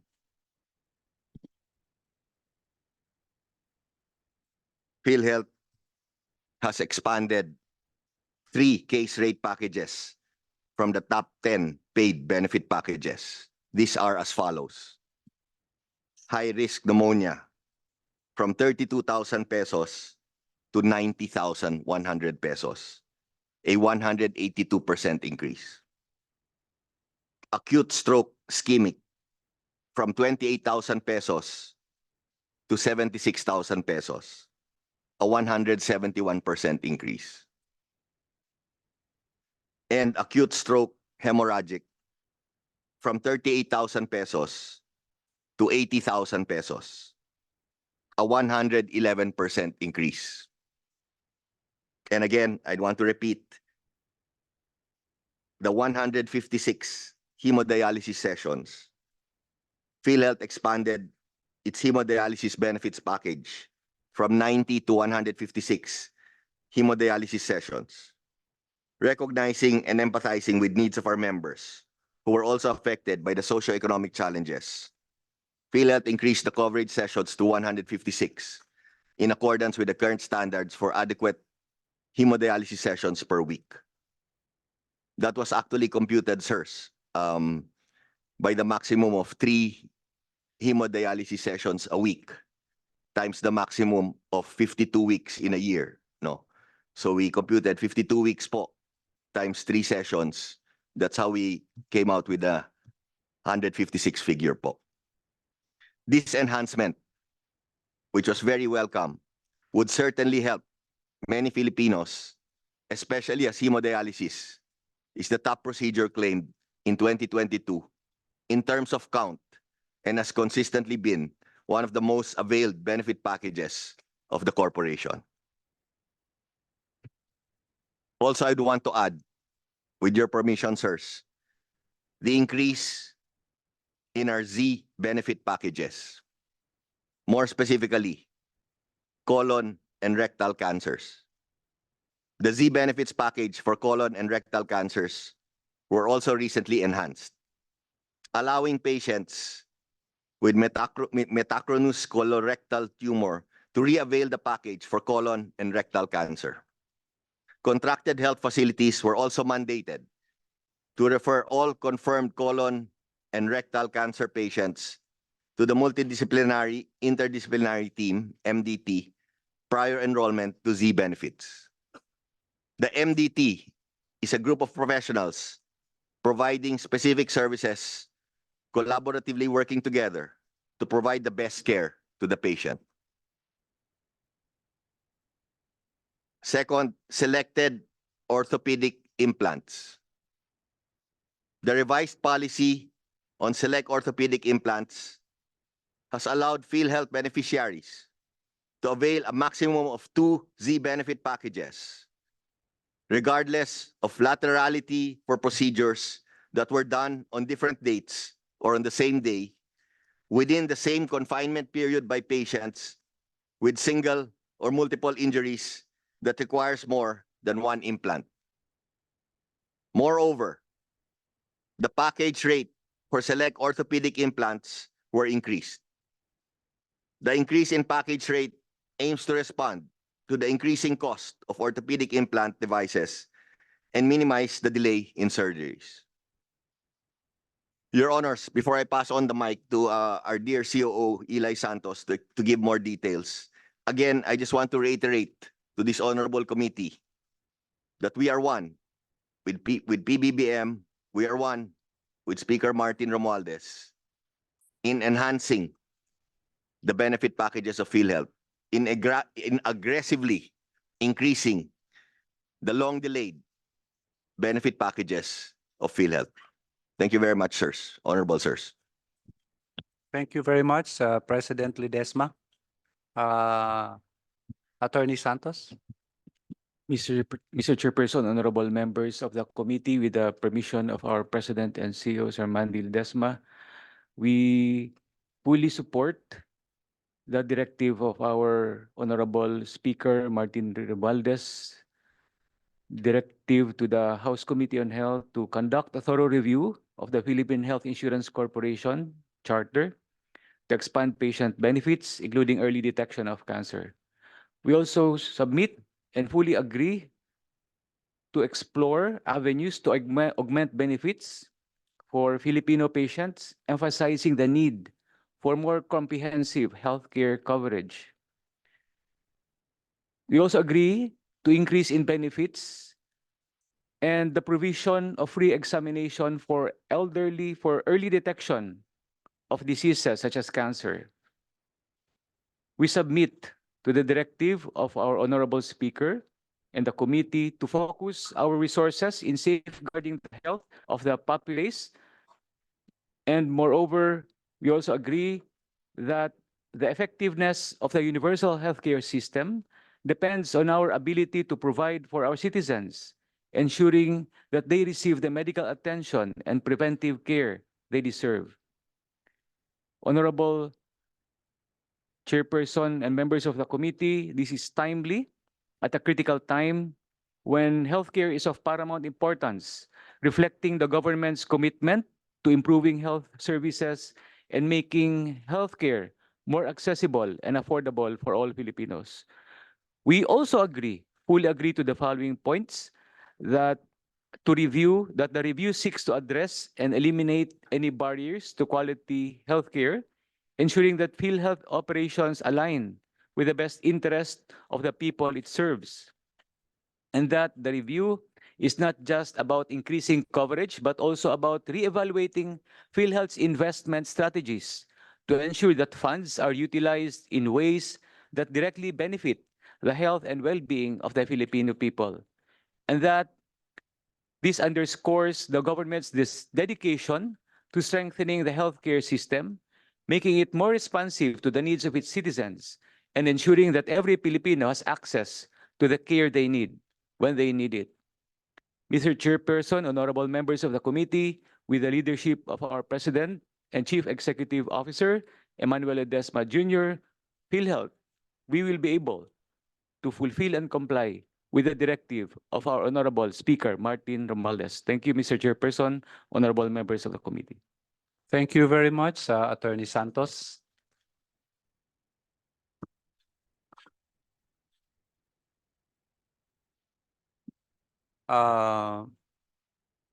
From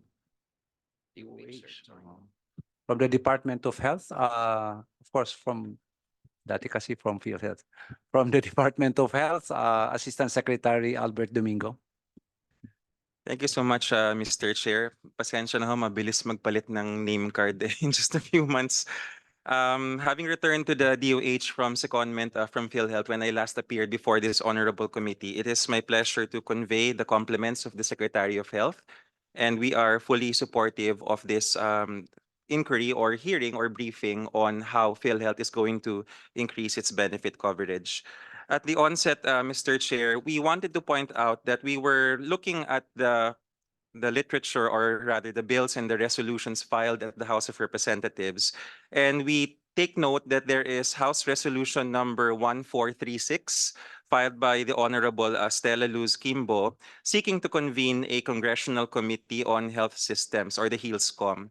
Why am I putting this on the table and for discussion, Mr. Chair, not necessarily for discussion, but as part of the record. This particular House resolution has quite a rich number of paragraphs with data when it comes not just to PhilHealth, but also to other parts of the health system. But germane to our discussion this morning would be the following paragraphs, the 11th to the 18th, so paragraphs 11 to 18 of the House Resolution 1436, which kind of describes and provides data points on overall health spending and also the performance of PhilHealth in the past years. And then from paragraphs 26 to 35, it also gives a lot of information on devolution, the effect of local government unit spending on health, and also the status of our private sector hospitals, which I think is part of our, if not the main message given by the Honorable Speaker when he said to the media that he wants to see an increase in about more or less 50% when it comes to the bill covered by PhilHealth. If we are to comply with those directives, which we are glad to note that PhilHealth has committed before the Board of Directors in a recent meeting, and in fact, there is a PhilHealth Board Resolution number 2878, series of 2024, a resolution approving the commitment of management to roll out certain PhilHealth benefits in calendar year 2024. Management has promised to increase 18 benefit packages this year, and around 4 benefit packages in calendar year 2025. And having mentioned that, perhaps it should be noted that the marching orders of the President, of President BBM, of the Speaker, and all of our managers, senior executives in government will have to be realized also by operational improvements. In particular, the claims processing of our PhilHealth offices so that the hospitals will be able to get paid. Kasi pag sinabi ng speaker na kailangan mabayaran by a certain percent, kailangan siguraduhin natin nakakarating yung bayad. It's not enough that the circular is published and already heralded as the increase in the benefit. We are very much aware that management is aware of this. And in fact, even within the level of the Board of Directors, there is an IT governance committee actively supported by no less than the Chief Information Officer of the Department of Budget and Management, very active, Under Secretary Sasa Del Rosario, and many other actually IT officials of other national government agencies who are members of the PhilHealth Board. So this is a very strategic expansion in the benefits coverage of PhilHealth. And if we are to look at it from a health economic perspective, supply and demand side, yung atin pong nabanggit na napakagandang atikain ng speaker na dapat sa mga private hospitals, yung kalidad ng kalusugan na serbisyong pangkalusugan na naibibigay sa ating mga mamamayan ay dapat nabibigay hindi lang sa mga mayayaman, ngunit pati rin sa ating mga mahihirap. From the demand side perspective, perhaps this could be interpreted as an instruction for PhilHealth to focus its benefit improvements to those who are most vulnerable. We do have the instruments. In fact, the Department of Social Welfare and Development maintains the listahanan or the NHTSPR. It's been around since 2009 or even earlier. And on this part, on my part as the chairperson of the Benefits Committee representing Secretary Urbosa, that is the assurance of the Department of Health that we are fully supportive of management of PhilHealth in ensuring that their commitment to improve benefit delivery is delivered. Thank you, Mr. Chair. Thank you very much, Dr. Domingo. Yes, President Ledesma. Thank you, Mr. Chair. Just want to add something very quickly, no. Thank you, Doc Albert, for that, no. I just want to make a few comments, no. The first is, sinasabi po ni Doc Albert na it's just been a few months and the nameplate has changed, no. For me kasi personally, sirs, no, alam mo sa PhilHealth at sa DOH, we are just really one happy family na nagtutulungan. So wala sa amin yan, no, kasi lahat kami palagi na kami nagmamahalan, no. Secondly, just to make a quick comment on Doc Albert's message, no. With regards to payments of claims, Honorable Chair, no, I'm happy to report also, and we've been reporting this to the board, no.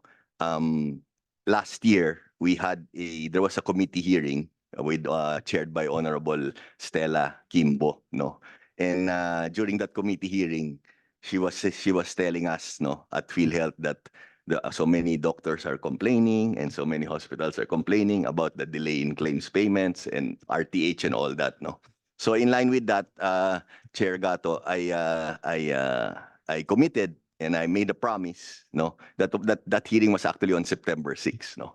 I made a promise to pay at that time the aggregate payments amounted to around 27 billion po, no. So sinabi ko po kay Honorable Kong Stella that we at PhilHealth commit to pay 100% or close to 100% of the 27 billion within 90 days po. So anyway, that was on September 6, so September, October, November, December, no. So dapat December 6 bayad dapat 'yan. Anyway, when we pulled out the data from PhilHealth, no, just to update this honorable committee, no, we backtrack a little, no. So for the months of August, September, October, November, and December, which is 5 months, no, a little slightly modified, different from the 90-day I promised. PhilHealth has paid north of 50 billion, 50 billion, no, for the months of August to December, no. And in line with that, I think it's very clear that the 27 billion which we promised were complied with, no.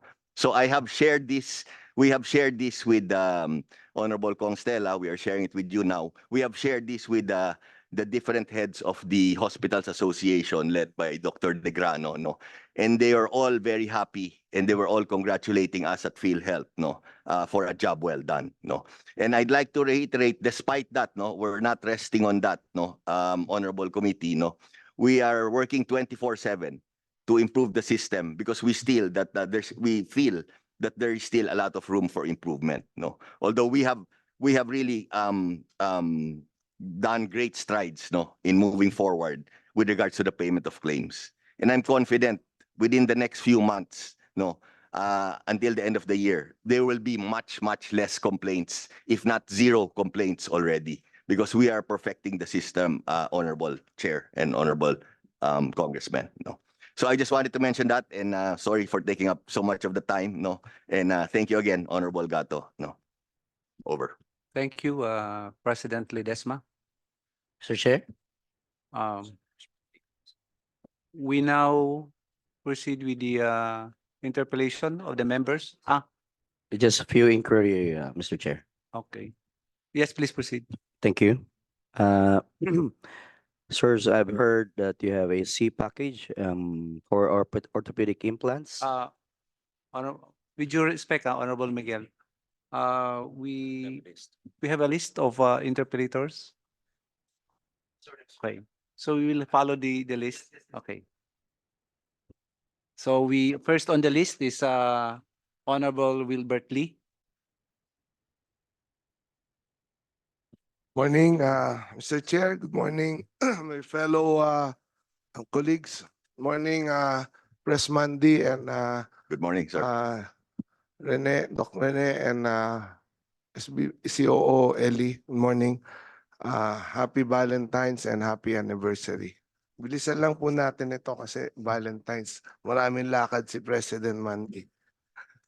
We are here for you 24/7, sirs.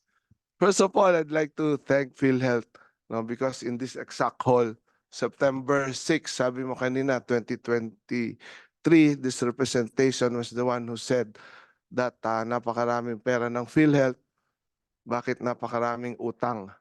No? And I asked the commitment from President Mandy kung pwedeng mabayaran ito kaagad dahil apektado po yung serbisyo sa ating mga kababayan dahil ayaw tanggapin ng mga hospital pagka PhilHealth ang pinag-uusapan. And I'm happy that he has fulfilled his promise to pay hospitals lahat actually, no, 27 billion, and he said that 50 billion na yung bayaran, no. And then and in that hearing also I said that yung napakaraming pera, 466 billion if I'm not mistaken, na naka-invest sa iba't ibang instrumento and bangko, and 68 billion if my memory serves me right, as of July of 2023, 68 billion yung net income, plus approximately 100 billion of subsidies coming from the government. Yung pera ng PhilHealth, dapat ito ay gamitin sa pagpapalawak ng mga serbisyo at benepisyo sa mga members at hindi dapat naka-invest lang. No?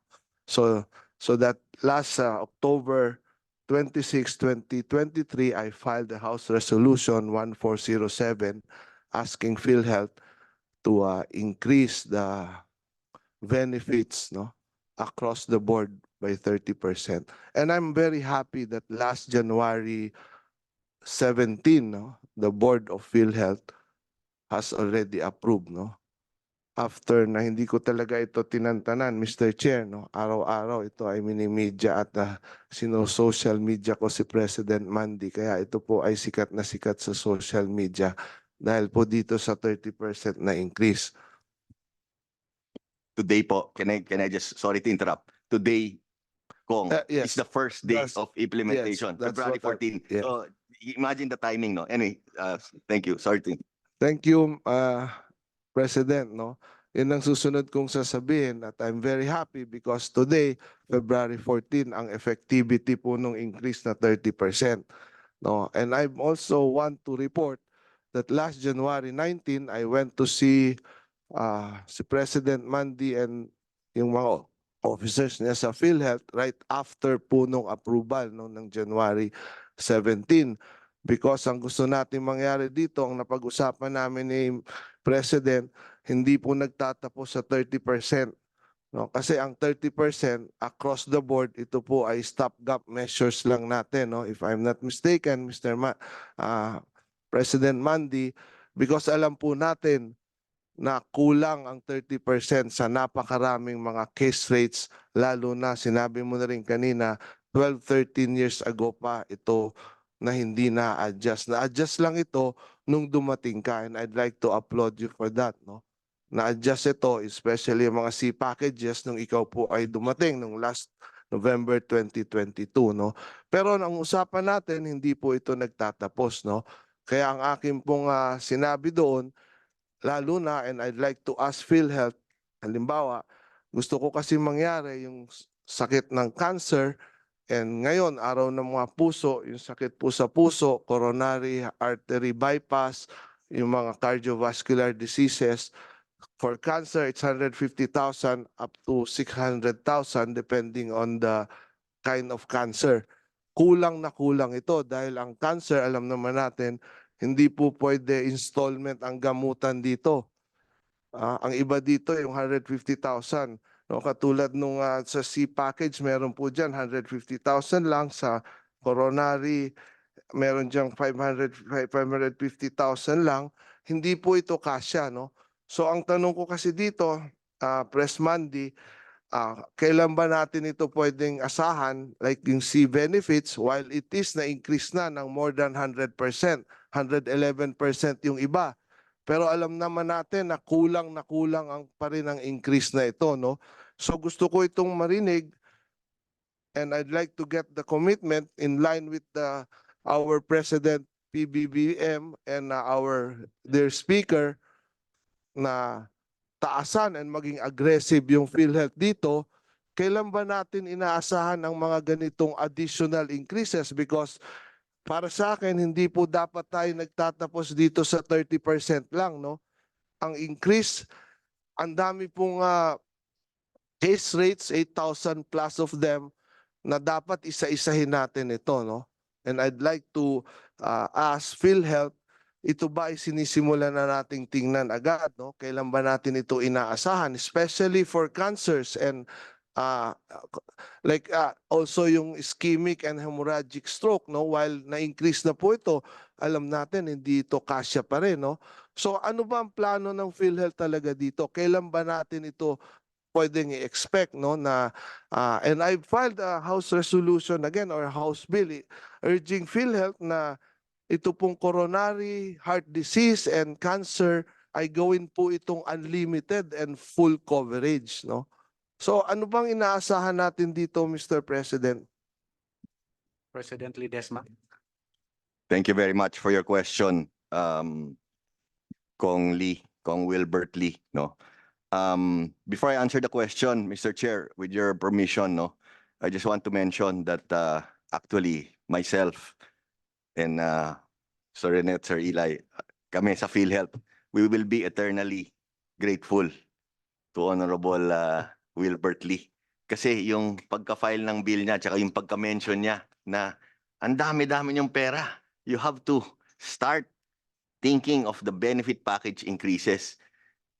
Talagang si Honorable Lee is really the one who got the ball rolling. Siya talaga yung spark. Siya yung spark. And it was really, the way it was mentioned, the way it was highlighted, diba? Then I think everyone started talking about it.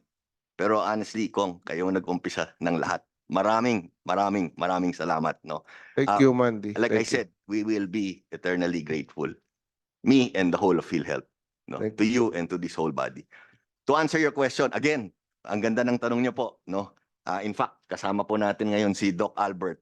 Alam mo, si Doc Albert just assumed the chairmanship of the Benefits Committee. Siguro nakatatlo o apat lang pa lang tayo, Doc, no? And si Doc, very aggressive, very masipag. Sobrang galing yan ni Doc, no? In fact, alam mo, he was on a business trip to Panama. South America yan, no, Doc? Sa South America.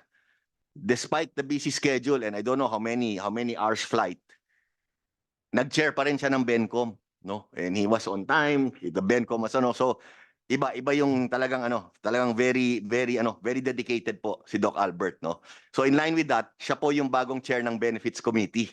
So now that we are all aggressively moving and we really feel very strongly, honorable chairs, we feel that this is going to be a banner year for PhilHealth. This year will put PhilHealth on the map, no? And I hope that we don't fail because I've been promising PBBM sa upcoming SONA niya yung pinakamaraming accomplishments, PhilHealth. So palagi nilang pinapaalala sa amin, no? So I hope we don't fail. And with the support of the honorable chair and the honorable congressman, so I really feel it can be achieved po, no? Sana tuloy-tuloy lang. Okay, anyway, going back to the question, no? So bagong chair ng Bencom, si Doc Albert, who's doing an excellent job, no? Very good job. Because we hear you when you're saying, umpisa pa lang to. It's true, umpisa pa lang yung 30% increase and we will really move forward, no? Now, specifically your question, Kong Lee, on the breast cancer, no? Again, chaired by Doc Albert, in our last Bencom, the enhancement of the Z benefits for breast cancer was approved. So the timeline for this is already in March 2024. So we are February 14, in less than a month po, no? Nandyan na po, no? So I just wanted to highlight that. Now, aside from that, earlier I mentioned po, kasi yung colon and rectal cancers, and same with the selected orthopedic implants, lahat yun approved na. Gumagalaw na po yan, no? So in less than a month's time po, yung sa breast cancer, gagalaw na po. So it's just a matter of time kasi approved na yan. Estimated package po is 1.4 million, correct? Sorry, 1.3 blah blah blah. Around 1.4 million, no? That's the estimated amount, no? And that's from a low of 100,000 po. Yes. So ano na increase, diba? So 1,400%. So again, kitang-kita naman po, no? Of course, we still have a long way to go.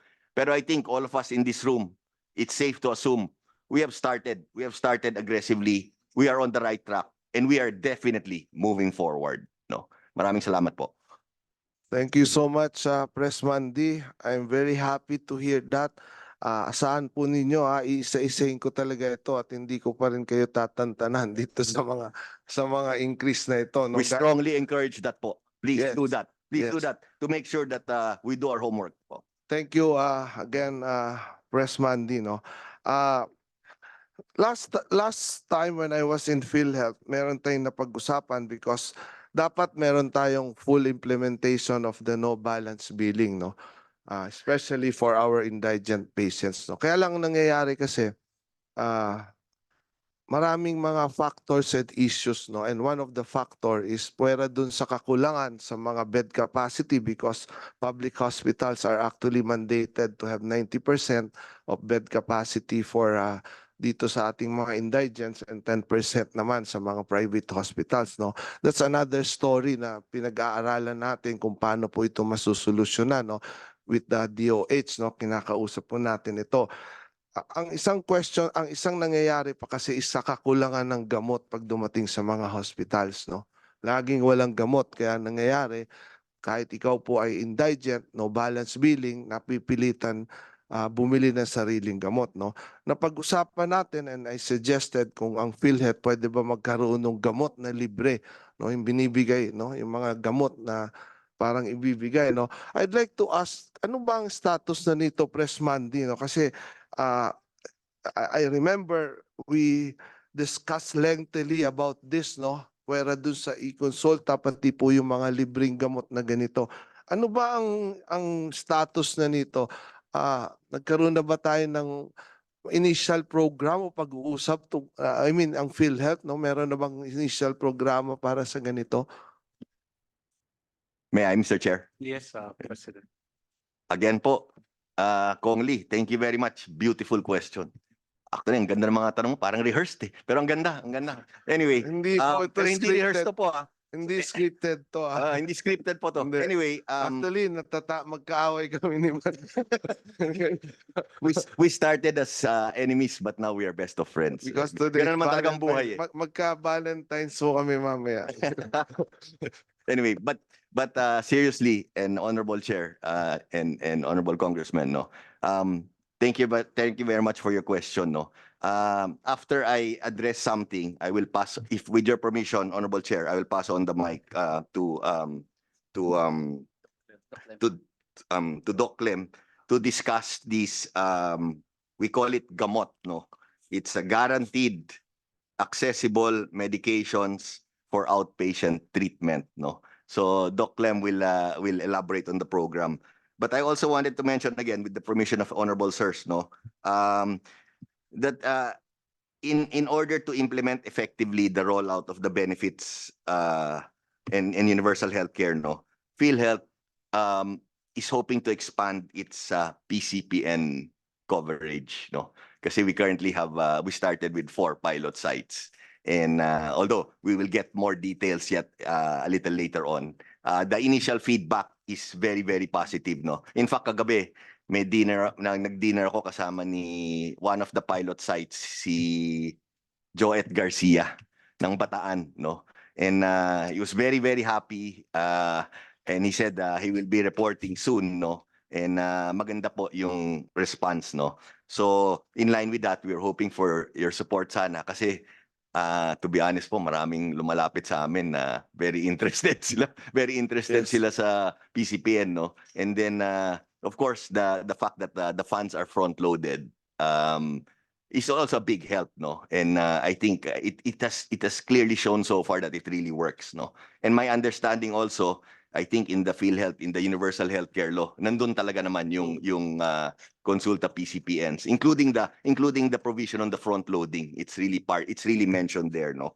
And also lastly, I also want to mention that our providers will be assured of its claims payments, no. Rest assured yan, no. We will be monitoring everything and we will make sure that everything goes smoothly, you know. So just for the comfort of everybody, you know. Again, thank you very much, Honorable Gato, no. If I can pass on the mic now to Doc Clem to just very briefly discuss about gamot, no. That's the program that will address the query of Representative Lee. Thank you. Good morning to the chair and honorable members of the Congress. The gamot po is an outpatient benefit package of PhilHealth, which wherein we intend to provide 53 outpatient drugs to cover primary care. These are mainly primary care drugs po. That would cover the high burden illness in the country. And mostly, these are the non-communicable diseases, including the maintenance drugs for common diseases like diabetes, hypertension, and others po. So basically, we intend po to pilot this in the country for this year po. And this covers 53 drugs, no, and a member or a PhilHealth member can actually avail up to a maximum of 9,000 per 9,000 pesos po for this outpatient drug benefit. Yes, Mr. Chair, kailan ba ito may implement natin, ma'am? Kailan po ang effectivity dito? Ang plan po is to implement this in the healthcare provider networks and by the second quarter po of this year. Okay, second quarter. before SONA.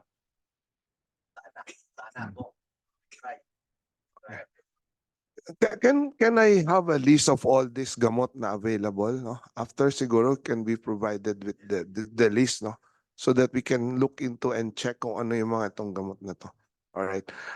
Meron bang kasama ng mga gamot sa cancer dito o wala?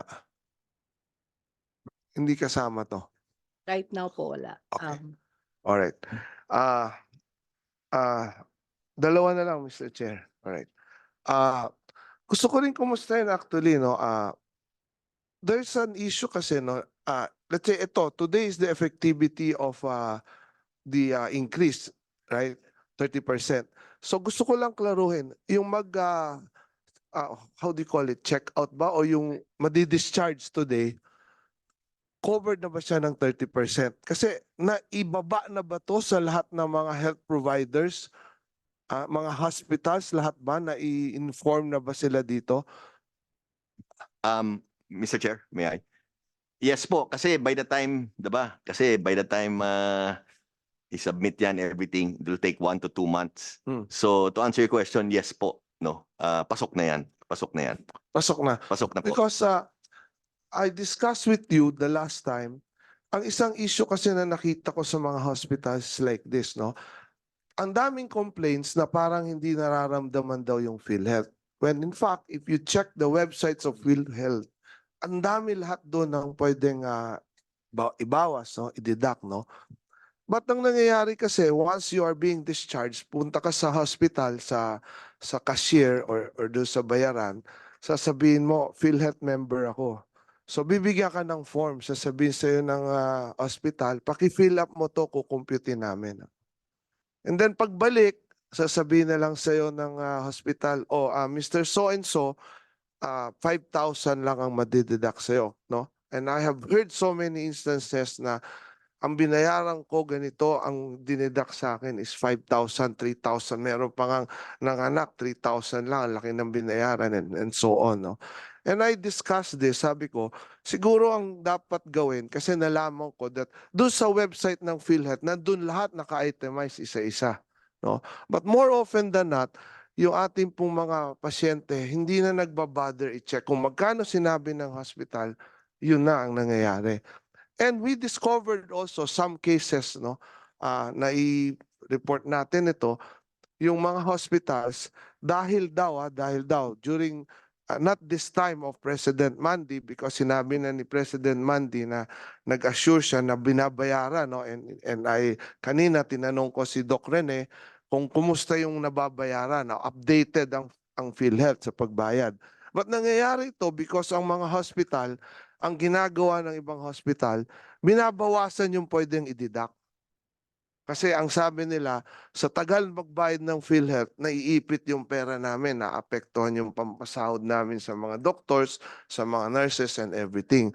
So ang nangyayari, binabawasan ng hospital. So I'd like to ask, number one, sabi ko, kailangan siguro merong if it's not possible na merong desk ang PhilHealth sa kada hospital, at least merong dissemination or posters that, bago nyo tanggapin yung nababawas sa inyo ng hospital, i-check nyo muna sa website kung lahat ba ng pwedeng madidak, madidak, no? That's one. No, that's the other option, because I'd like sana na lahat ng hospital kung pwedeng may PhilHealth, pero parang mukhang imposible yon dahil napakalaking pera ng magagastos. So, Press Mandy, nagawa na ba to? Because nagkaroon tayong pag-uusap, mag-i-issue ng memo ang PhilHealth to parang info dissemination with regards to dapat i-check po yung mga nababawas, no? And second, sasabay ko na siguro kasi wala na yung DOH dito, meron ba tayong mechanism to check kung itong mga hospitals ba to na to ay talagang tama yung binabawas para sa mga kababayan natin, no? Kasi we have had cases, nabi ko kanina, na ang hospitals hindi lahat nilalagay yung pwedeng i-deduct, no? So two questions po ito. Mr. Chair. Yes, President. Yeah. Thank you. Thank you, Honorable Gato. Thank you, Honorable Lee, for again, another excellent questions, no? By the way, DOH Doc Albert is still there, no? And Doc Albert is very, very familiar with all the policies, no? So maybe Doc Albert might want to comment also afterwards, no? Before I address the question, I'd like to mention, no, again, with the permission of Honorable Gato, no, I will just make some comments and then maybe if I can allow, kasi yung sagot sa tanong niyo po, Honorable Lee, is we have this program called P-Cares, no? It's called P-Cares in PhilHealth, no? And that actually hits the nail on the head with regards to your question. I will ask Sir Annette to touch on that briefly, no? But before that, I'd also want to mention that one of the issues, no, ever since I joined PhilHealth, one of the issues that we are really addressing, firmly addressing, is yung information dissemination and lack of communication, no? In fact po, I can apply as your spokesman. well, you'll be very welcome and that will be a great help for us. Pero wala kami masyadong pambayad, no? If you don't mind, if it's for the country, yes. I can do it pro bono. I can go for a job interview after this. Pro bono is very good. No need po interview. You're already hired, sir, and we are honored. So yung sa comm side and sa information dissemination side, we're really working double time also, no? We are addressing it, no? Just give us a little more time, Honorable Congressman, no? Now, just to give an example po, in some previous hearings, may mga congressmen, senator nagsasabi, may kausap silang tao, tapos sasabihin nila, magko-comment sila na, uy, member pala kami ng PhilHealth, di namin alam. Yes. Or uy, member pala yung relative ko, hindi namin alam, diba?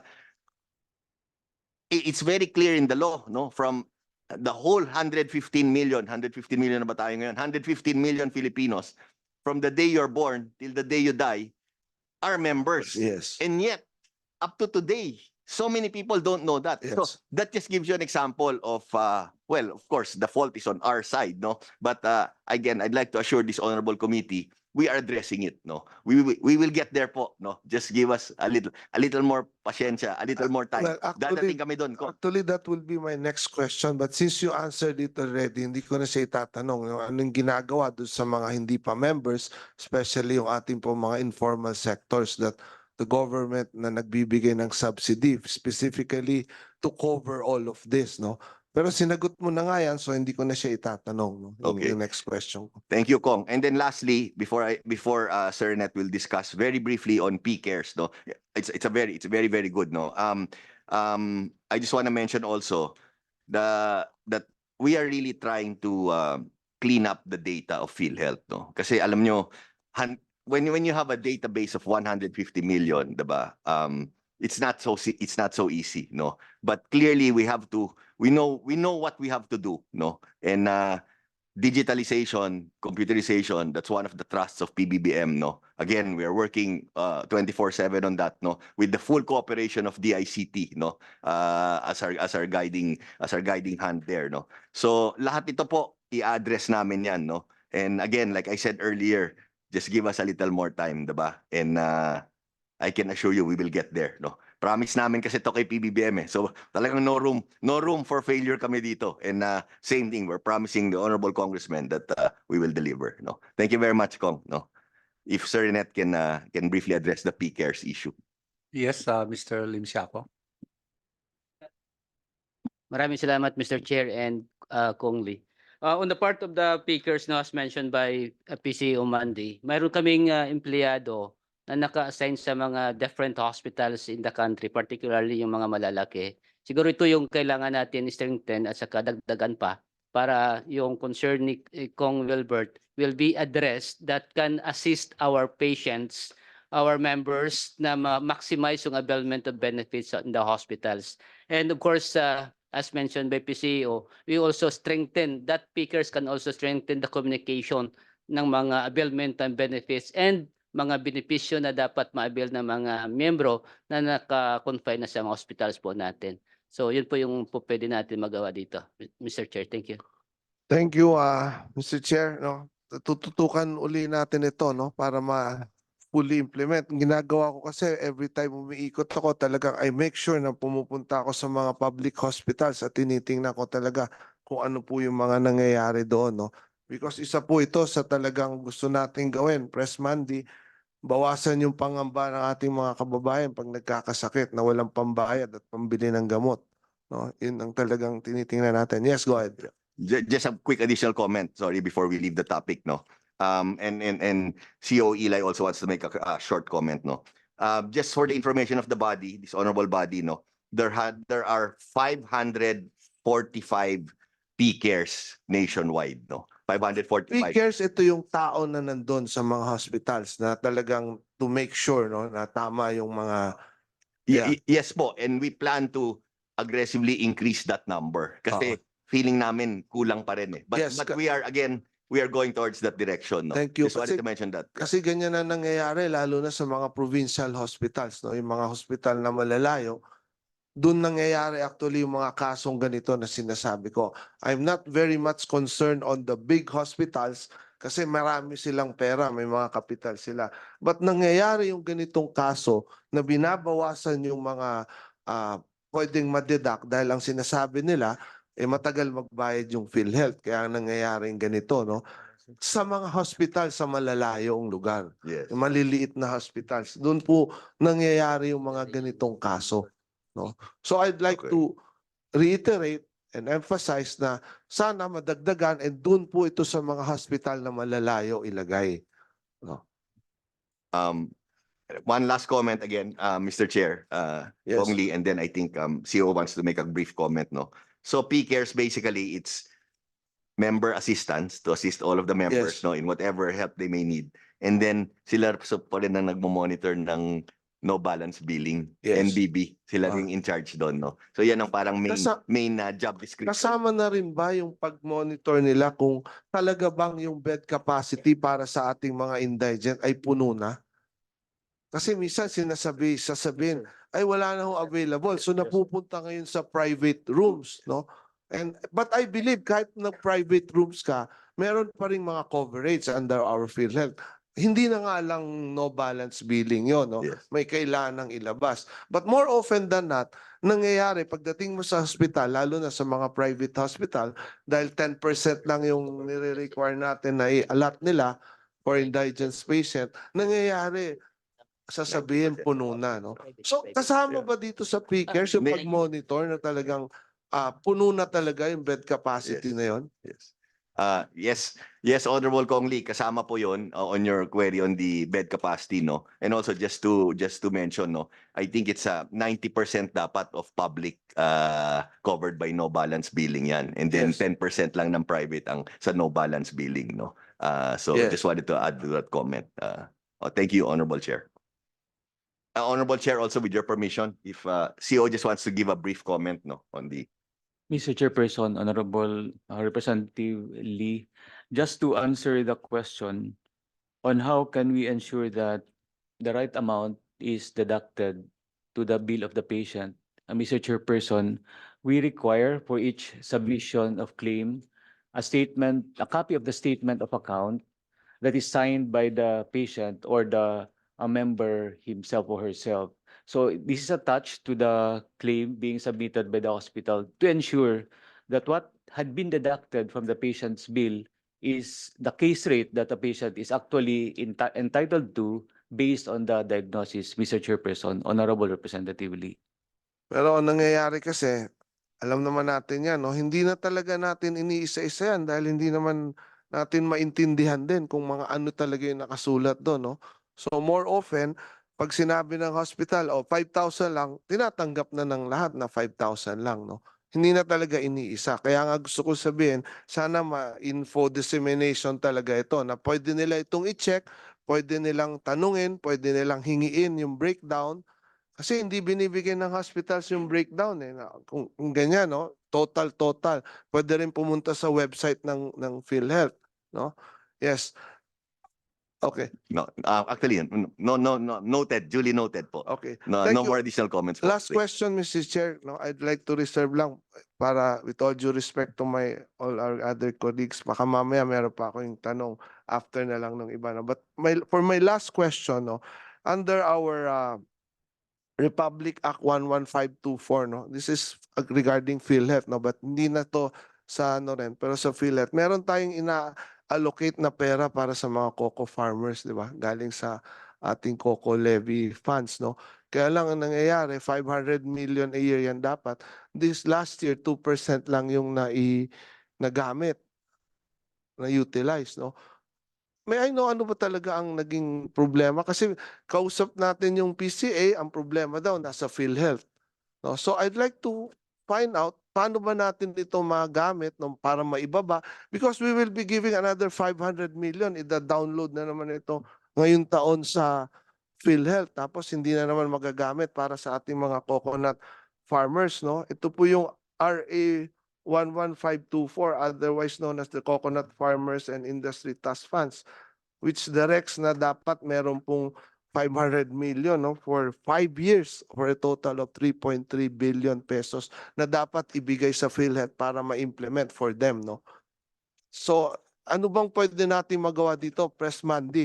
I'm willing to broker a meeting with PCA para matres out, pagharapin. Kasi pag pumupunta sa PCA, sinasabi, PhilHealth daw ang may problema kasi yung system ba o ano, hindi maayos, no?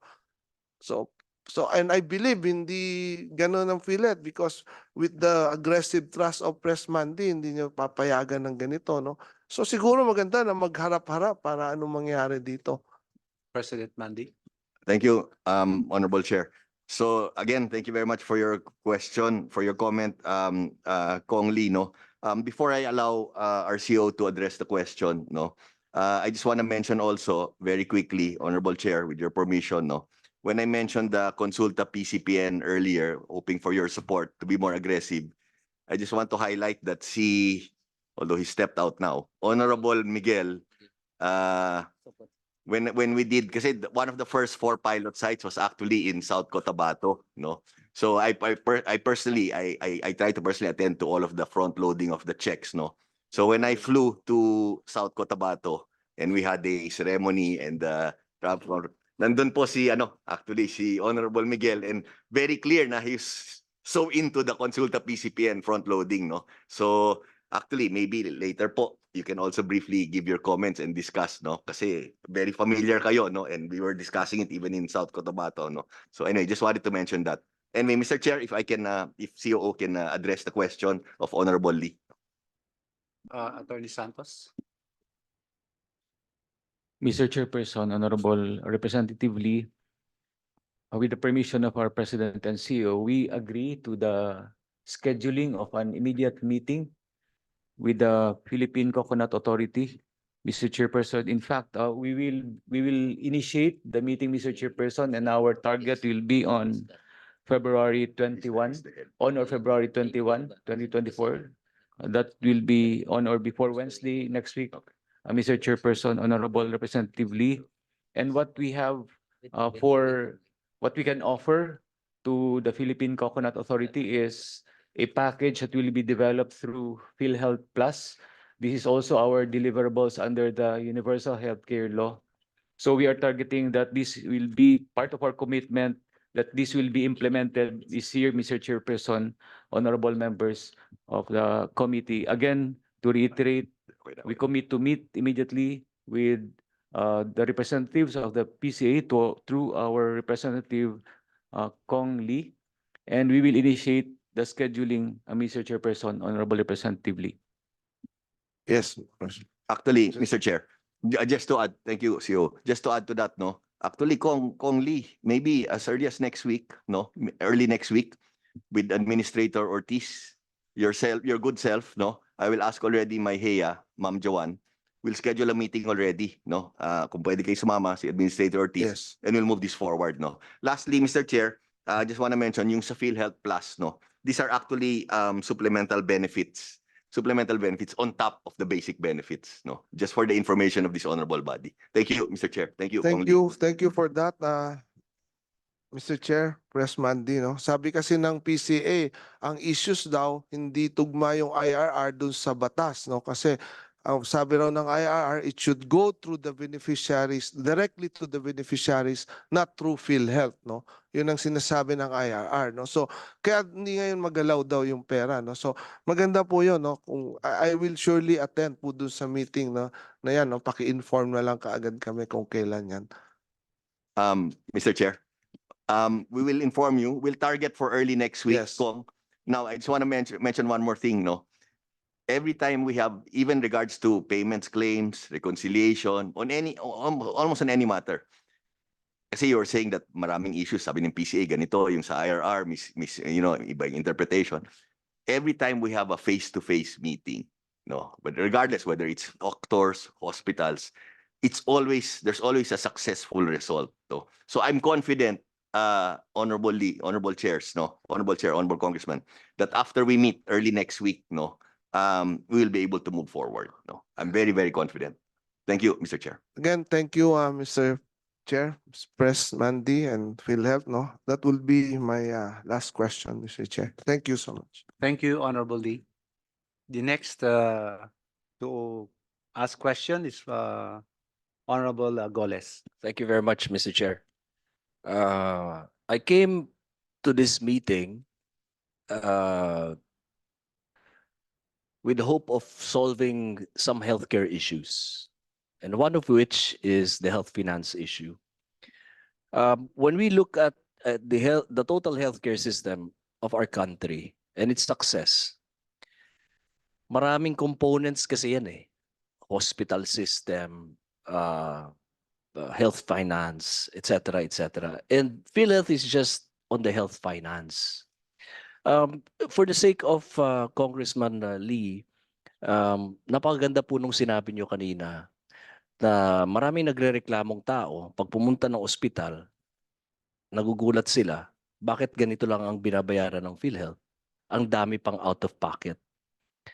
Kung titingnan niyo po, yung case rates na yan, eksakto yan doon sa gastusin ng pasyente.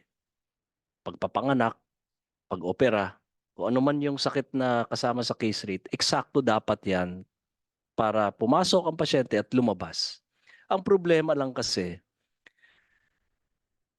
ang pinag-uusapan yan is the government hospital. Pag pumasok ka sa government hospital, yung case rates na yan, wala kang babayaran, no balance billing, kung walang complication. Unfortunately, dahil napakaraming pasyente pumapasok sa government hospital, hindi nakaka-admit yung maraming pasyente at lumilipat sa private hospital. Diyan nagkakaroon ng problema. Pag lumipat sa private hospital, yung pasyente, hindi na pareho yung presyo. So, meron silang nilalabas outside sa binabayaran ng PhilHealth. So, isa sa mga solusyon na pwedeng gawin dyan, padamihin yung hospital na government para yung mga hindi makapasok doon sa pinagpasukan sana ng mga pasyente, meron silang pupuntahan na ibang government hospital. Pero bago mo isolve yung problema na pagpapatayo ng government hospital, wala ka naman doktor. So yung problema lumawak. So kailangan magtayo ng isang programang napakalakas ang gobyerno o di kaya gumawa ng batas ang ating Kongreso na hindi muna tayo lalabas. Kailangan dito muna tayo magsilbi sa mga health workers. And ganoon din po sa mga nurses, etc., etc. So napakalawak po ang problema talaga ng healthcare system natin. And I'm sure si Secretary Ted Herbosa is the right man for that right job. Going back to health finance o sa PhilHealth, President Mandy, I would just like to know if ang problema ng PhilHealth, just confirm by saying yes or no, consists of structural and non-structural problems. Structural meaning you said you needed digitization, you need equipment, you need people, etc., etc. Non-structural would be, are there lapses in the charter? Are there policies that has to be changed to improve yourselves and to be adept to the signs of the times? Again, my question is, do you confirm or deny that the problem in PhilHealth is both structural and non-structural. Yes, confirmed, Your Honor. Thank you very much. So with the structural problems, ibig sabihin po niyan, ang kailangan lang dyan would be resources to procure the needed structural change, resources to hire more people, personnel that would complement the services of PhilHealth. Resources lang kailangan dyan tama ba? Very quickly, thank you, Your Honor, for that question. No, very quickly, you mentioned digitalization, so we're going all out because we are internally, externally, on almost every aspect, we are a little behind. No, with regards to digitalization, computerization, and IT. That's why we're going all out. We're working very hard, and we have the assistance of DICT. With regards to manpower, we have a pending reorg with GCG. We've had a few TWGs. It's under study now. And once it's approved, Your Honor, our total manpower will increase from roughly 7,000 employees to more than 10,000. Actually, kasi, Your Honor, we are really kulang kami sa lahat, Your Honor. Kulang kami ng IT, kulang kami ng abogado, kulang kami ng finance people, kulang kami ng actuaries, kulang kami ng HR. Lahat po kulang. That's why all of us are working double time. We're working very hard, no? But clearly, we need more people, especially with our plans for this year and the coming years, no? So, talagang may structural and non-structural problems. But I just wanted to highlight those two which you've kindly mentioned, Your Honor, diba?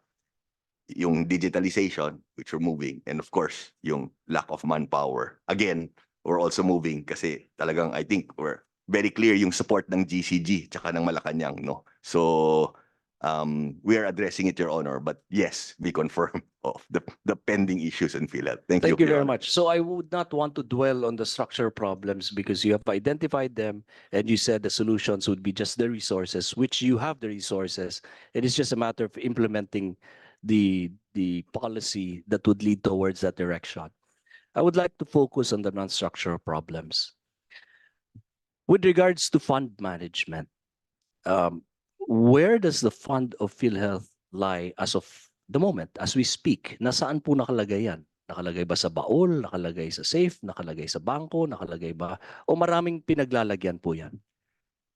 So thank you for your question again, Your Honor, no, Your Honors. I think as you all are very much aware, no, marami pong pera yung PhilHealth, no. Siguro a little less than 500 billion cash, no. Now, PhilHealth, our investment policies are very, very strict kasi po, as we all know, pera po ng taong bayan yan.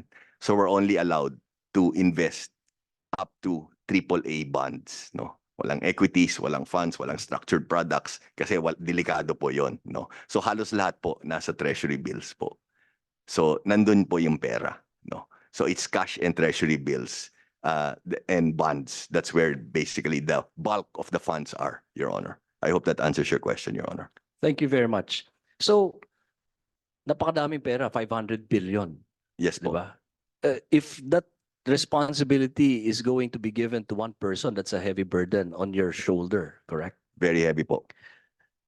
So, when I ask you, who among in the PhilHealth staff, personnel, would carry that responsibility together with you in managing the wealth of PhilHealth?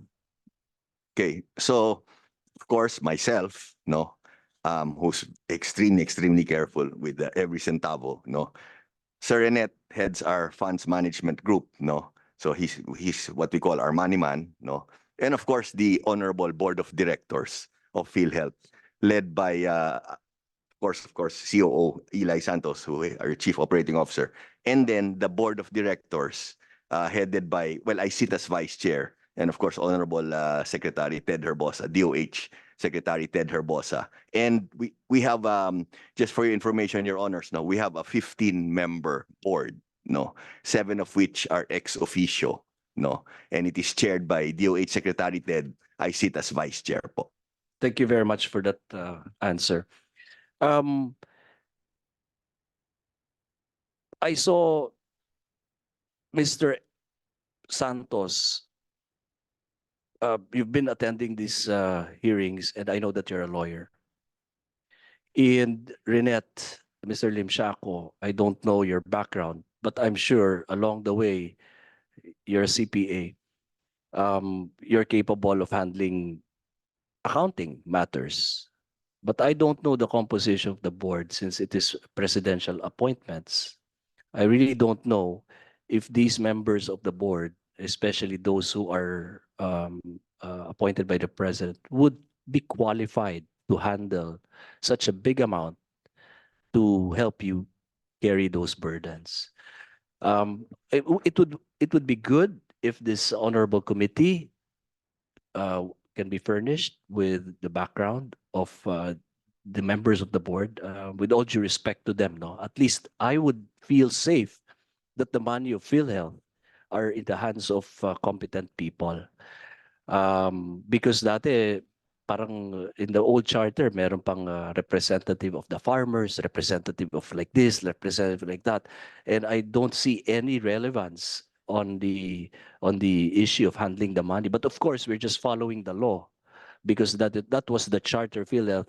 And that is the reason why in 2012, I was one of the principal authors in the enactment of the new PhilHealth law. And the genius of every law is in the fact that the laws that we make as lawmakers are sometimes we commit mistakes in creating laws. And the genius of that is that we can also change it. So we would like to know kung ano yung background ng mga board members. Now, my next question is this. Can I comment Yes. before you move to your next question, sir? Yeah. Thank you. Thank you, Mr. Chair. Just a quick comment, Honorable Chair Goles, no? First of all, we will submit to this honorable committee the 15 members of the board of PhilHealth, no? But just very briefly, And their background. and their backgrounds po with the briefers on each one, no? We will do that immediately, no? But very briefly, so you have 7 ex officios, no? I sit as vice chair, SecTed sits as chair, and then you have expert panels and you have sectoral representatives, direct, indirect, just to give you an idea. But one quick comment, no, it's not a personal opinion, but one quick comment that I've been hearing from a lot of people, and I think some of them were even lawmakers, senators, congressmen, no, they said, baka issue sa PhilHealth ang, again, I'd like to highlight that this is not my personal opinion, no, it's just what I hear, no. Baka issue sa PhilHealth kasi yung board ng PhilHealth palaging maraming doktor. Okay? And yung PhilHealth, one of the things PhilHealth does, as you all know, is pay claims to doctors and hospitals. So sabi nga nila, I think ES was one of the people who mentioned it, I don't recall anymore, na sabi nila na baka naman pwede niyong tignan mabuti, diba? And maybe with the help of you, honorable congressman, na baka masyadong maraming doktor at magkaka-conflict kasi binabayaran ng PhilHealth, malaking pera ang binabayaran sa mga hospitals at sa mga doctors. Actually, That's just a comment. Mr. Chair, that is where I'm going. If I'm going to ask Mandy, the nature of business or service of PhilHealth is on the health sector. But actually, the cruise or the soul of PhilHealth is the fund management. I don't know if President Mandy would agree to me on that. I agree completely, Your Honor. So the nature of the service is on the health. That is the reason why we need doctors. But doctors are not good economists. They're not good accountants. They're not good in numbers, except for a few. Maybe si Asek Domingo is one of those people who are good in everything, Asek. And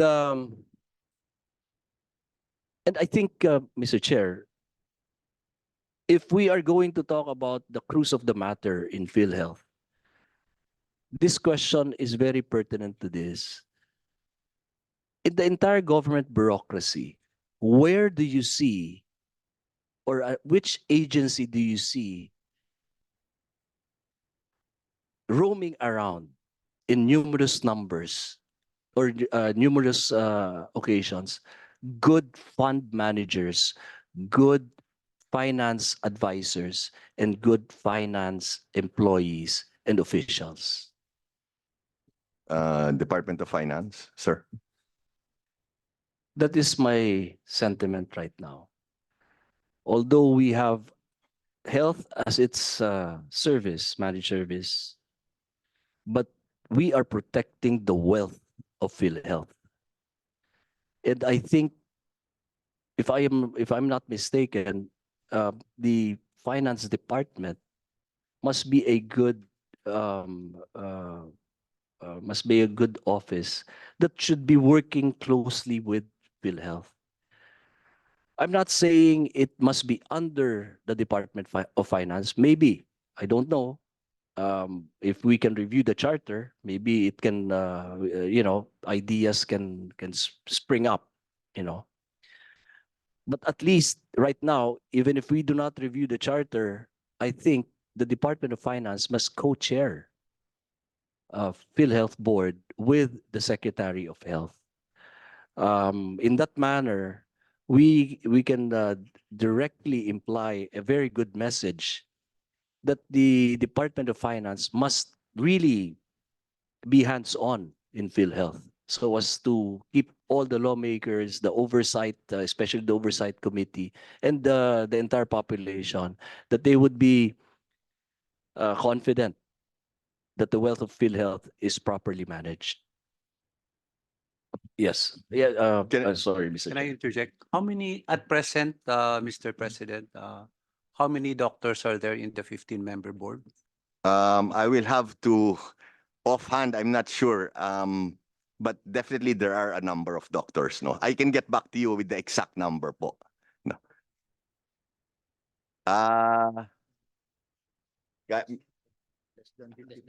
Maybe a little less po. Well, there were last December kasi one of the board members who was a holdover board member was replaced. He was a doctor also, no? So we'll subtract one.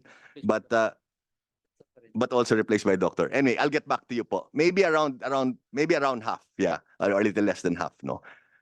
Mr. Chair, can I comment? Yes, Can I make a quick comment on Congressman Goles, what he was discussing earlier, no? Kong, it's interesting you mentioned that because I've been in PhilHealth a little over a year, and I think this committee is aware that after a few months, there was all this talk going around about PhilHealth being thought of or being discussed as moving to under the office of the president. No, that talk came out. It came out in the media, and for a while, people were saying it was going to happen. But there were talks, no, and it involved Malacanang, it involved DOH. A TWG committee was created. They even got opinions from DOJ, OGCC, GCG, and all that, no. Anyway, during this, when this talk was going on, PhilHealth, it's probably the only non-financial institution that sits on the ALCO, no, the Assets and Liability. I don't know if I'm sure you're familiar with the ALCO, no, which is chaired by the DOF secretary. Then it wasn't still Ralph Recto; it was then Ben Diokno, no. And during all these talks, there was one ALCO meeting that Honorable Secretary Ben Diokno, who was my professor, he was my professor for 3 subjects in the UP School of Economics, no. He pulled me to the corner and said, Mandy, what's this thing I'm hearing na ikaw raw nagpapalipat sa OP, diba? So I told Honorable Sec Ben Diokno then, sabi ko, it's not me, no. I was told about it, that it's being considered, no. But definitely I have nothing to do with it. Sabi ko kay Sec Ben. Then sabi niya, okay, but I just want to tell you, I'm going to tell the president I don't agree with you going under OP. And he told me, he says, maawa ka naman kay PBBM. Sa dami na niyang problema, dadagdagan mo pa. Diba? Again, I told him, I said, Sec Ben, I have nothing to do with it. And yes, I see your point. So sabi ni Sec Ben sa akin, Kong, this was probably 5 or 6 months ago, no? Sabi niya, I'm going to tell the president na hindi kayo pwedeng lumipat sa OP kasi madadagdagan ng problema niya. Diba? Pero sasabihin ko sa kanya, gusto ko under DOF kayo.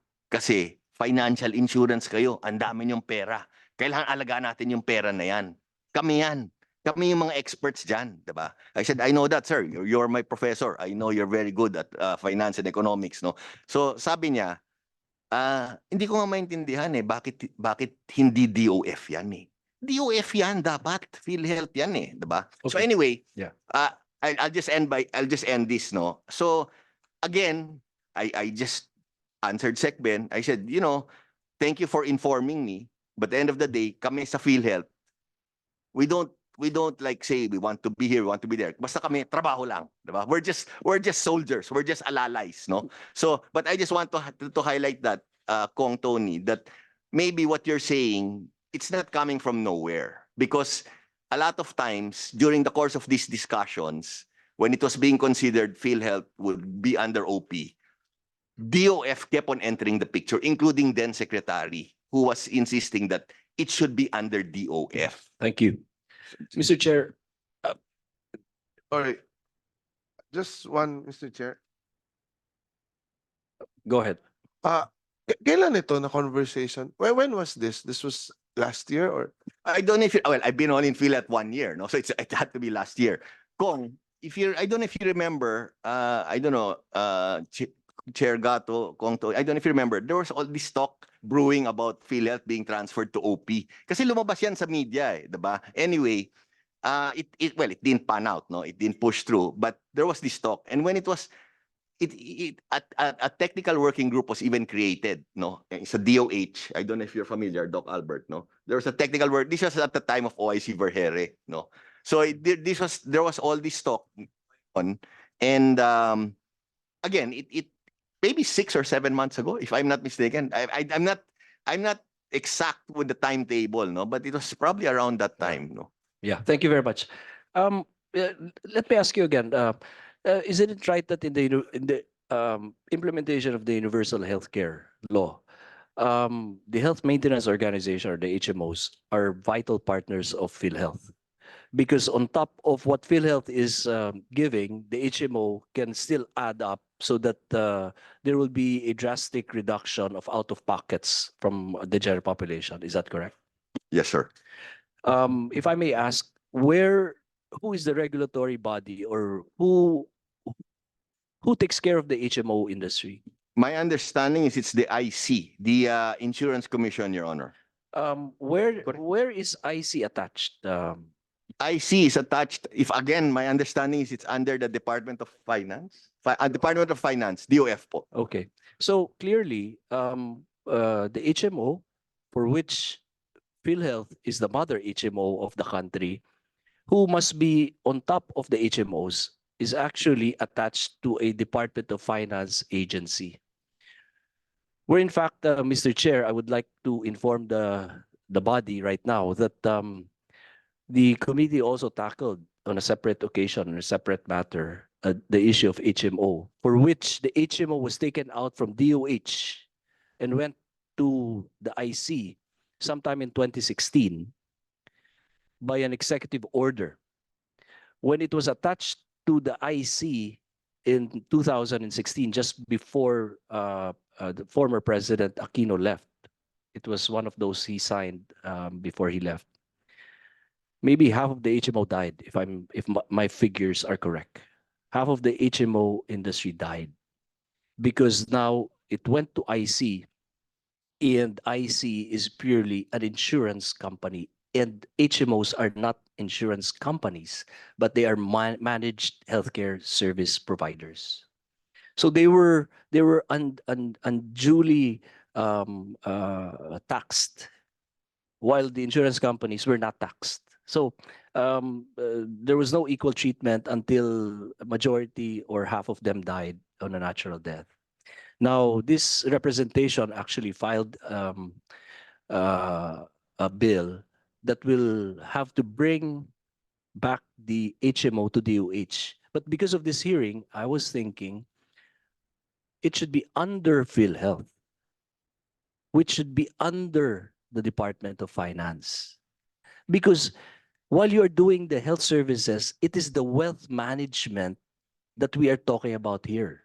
No one doctor or no one person is wise enough to handle 500 billion pesos. Everybody, every single one of us will be scared to handle that. And we need to be surrounded by good financial advisors. So, Mr. Chair, with regards to the HMO, helping the PhilHealth for this matter, I think the charter of PhilHealth also states there that PhilHealth must be the regulatory body of the HMO, for which it is not being implemented as of the moment. Is that correct? Yes, that's President correct, Your Andy? Honor. That's correct, Your Honor. So I think, Mr. Chair, those are the only two non-structural problems that I see right now, for which I guess we need to revisit the charter of PhilHealth so as to help speed up all the complaints, all the necessary adjustments that we have to that we have to do the soonest possible time if we want the healthcare system to improve and make it in a better shape. As I've said, one of the genius of the law, of any law that we make, is when we make a mistake, or when we did not see forthrightly some things that should have been a better outlook, we can easily change it. We can easily revise it. And so, going back to what the speaker has mentioned to us, that the PhilHealth must act like an HMO, I think, Mr. Chair, that it is this representation is urgently seeking to have a review of the Charter of PhilHealth. Thank you very much, Mr. Chair. Mr. Chair. Thank you, Honorable Goles. Yes, President Mandy. Just a quick comment, Mr. Chair, no. Thank you for that, Honorable Goles, Honorable Chair, no. I just want to make mention, well, number one, like I said earlier, kami sa PhilHealth, we are just all soldiers, mga sundalo lang kami, mga alalay lang kami. So it doesn't matter to us who's the chair, who's the who we report to, no. Basta kami trabaho lang, no. Now, just to add to what Kong Tony said, excellent arguments, no. The DOF sits on the board of PhilHealth, no. And the DOF, the one who's representing the DOF is Sir Ed Marino, no, who is a treasurer. He's with the treasury group, no. Very, very intelligent, very good guy, no. And I work very closely with him. Again, only because there are so many financial aspects, financial issues on PhilHealth, no. And in fact, I was just I had a meeting with the newly appointed DOF Secretary Ralph Recto last weekend. And, you know, I'd like to share with this honorable committee. I was happy to note that si Sec Ralph said that he's so knowledgeable on PhilHealth. He knows so much about PhilHealth, no? In fact, I was kidding him. I think he knows more than me about PhilHealth. And he said, because he was part of that the group that crafted the PhilHealth law, no? Very, very familiar with the numbers, very familiar with the very, very, very, very intelligent guy, no? And he told me, he says, I'm so interested in PhilHealth that don't be surprised. I will be personally attending your board meetings. So syempre, I said, well, we're very happy to hear that. In fact, I was so excited that I told my friends in PhilHealth, si incoming secretary minsan raw magpapakita sa board, no? And even before that, si Honorable Sec Ted Herbosa in the last board meeting was whispering to me, telling me, oh, you should, dapat si Ralph, paatin mo dito para, you know, we can present, we can ano. So I think it's very clear on the importance or on the role of DOF, no. I think nobody can underestimate the importance of DOF, no. So I just like to end by saying that whether your suggestion of a co-chair DOF, co-chair DOH, again, whatever it is, no, for us, Basta sa amin, trabaho lang, diba? Just wanted Thank to you, Mr. Chair. Thank you, President Bandy. I just before I give my slot to my colleague, one of the non-structural problems that I saw, kasi kasama kami ni Senator Ralph during that time when we crafted the PhilHealth law. We just placed there the what you call the provision whereby the president CEO of PhilHealth would only have a term of 1 year.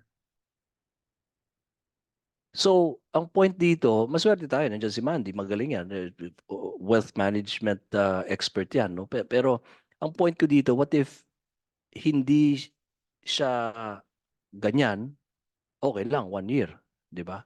Pero kung magaling ka, too short, di ba? Kung ang election nga natin, 3 years eh. Diba? So those are the few non-structural problems na nakita ko, and I think it's worth it, Mr. Chair, to revisit. It's about time. Mr. Chair. Dr. Domingo? Thank you so much, Mr. Chair. Insightful questions from Congressman Dr. Goles, as always. And it brings to the fore the discussion of the relevant provision in the Universal Healthcare Act on the composition of the Board of Directors of PhilHealth. There are 13, that's 13 members of the board. And among those members, napaka-galing yung mga questions ni Congressman Goles. They include, at present, there are only 4 doctors, including the Secretary of Health, which means just 30%. There are 5, if you will count the nurse, who is Brigadier General Padua, that means 5 healthcare workers, so 38% of the current composition. But there are 2 vacancies, by the way. Yung indirect contributor tsaka yung local chief executive representatives, vacant po silang lahat ngayon, yung dalawa. And then if you will count the number of finance people, or at least finance experts, you have 4. You have the Secretary of Finance, the Secretary of Budget and Management. You have an accountant among the appointive members. And then, of course, you have President Ledesma, who is also a member of the board and, as already mentioned, an expert in finance management. Having said that, there is also the matter, as already discussed, I will not belabor. There are actually several points by which the finance sector of government can exert influence, and not just influence, but control. Particularly, number 1, membership in the board. The Secretary of Finance is a member and his alternate. I second what President Mandy said. Napakagaling ni Deputy Treasurer Ed Marino. He actually chairs the risk committee. Pag nagtatag team kami, 3 kami nagtatag team, halos magkakasing tanda kami.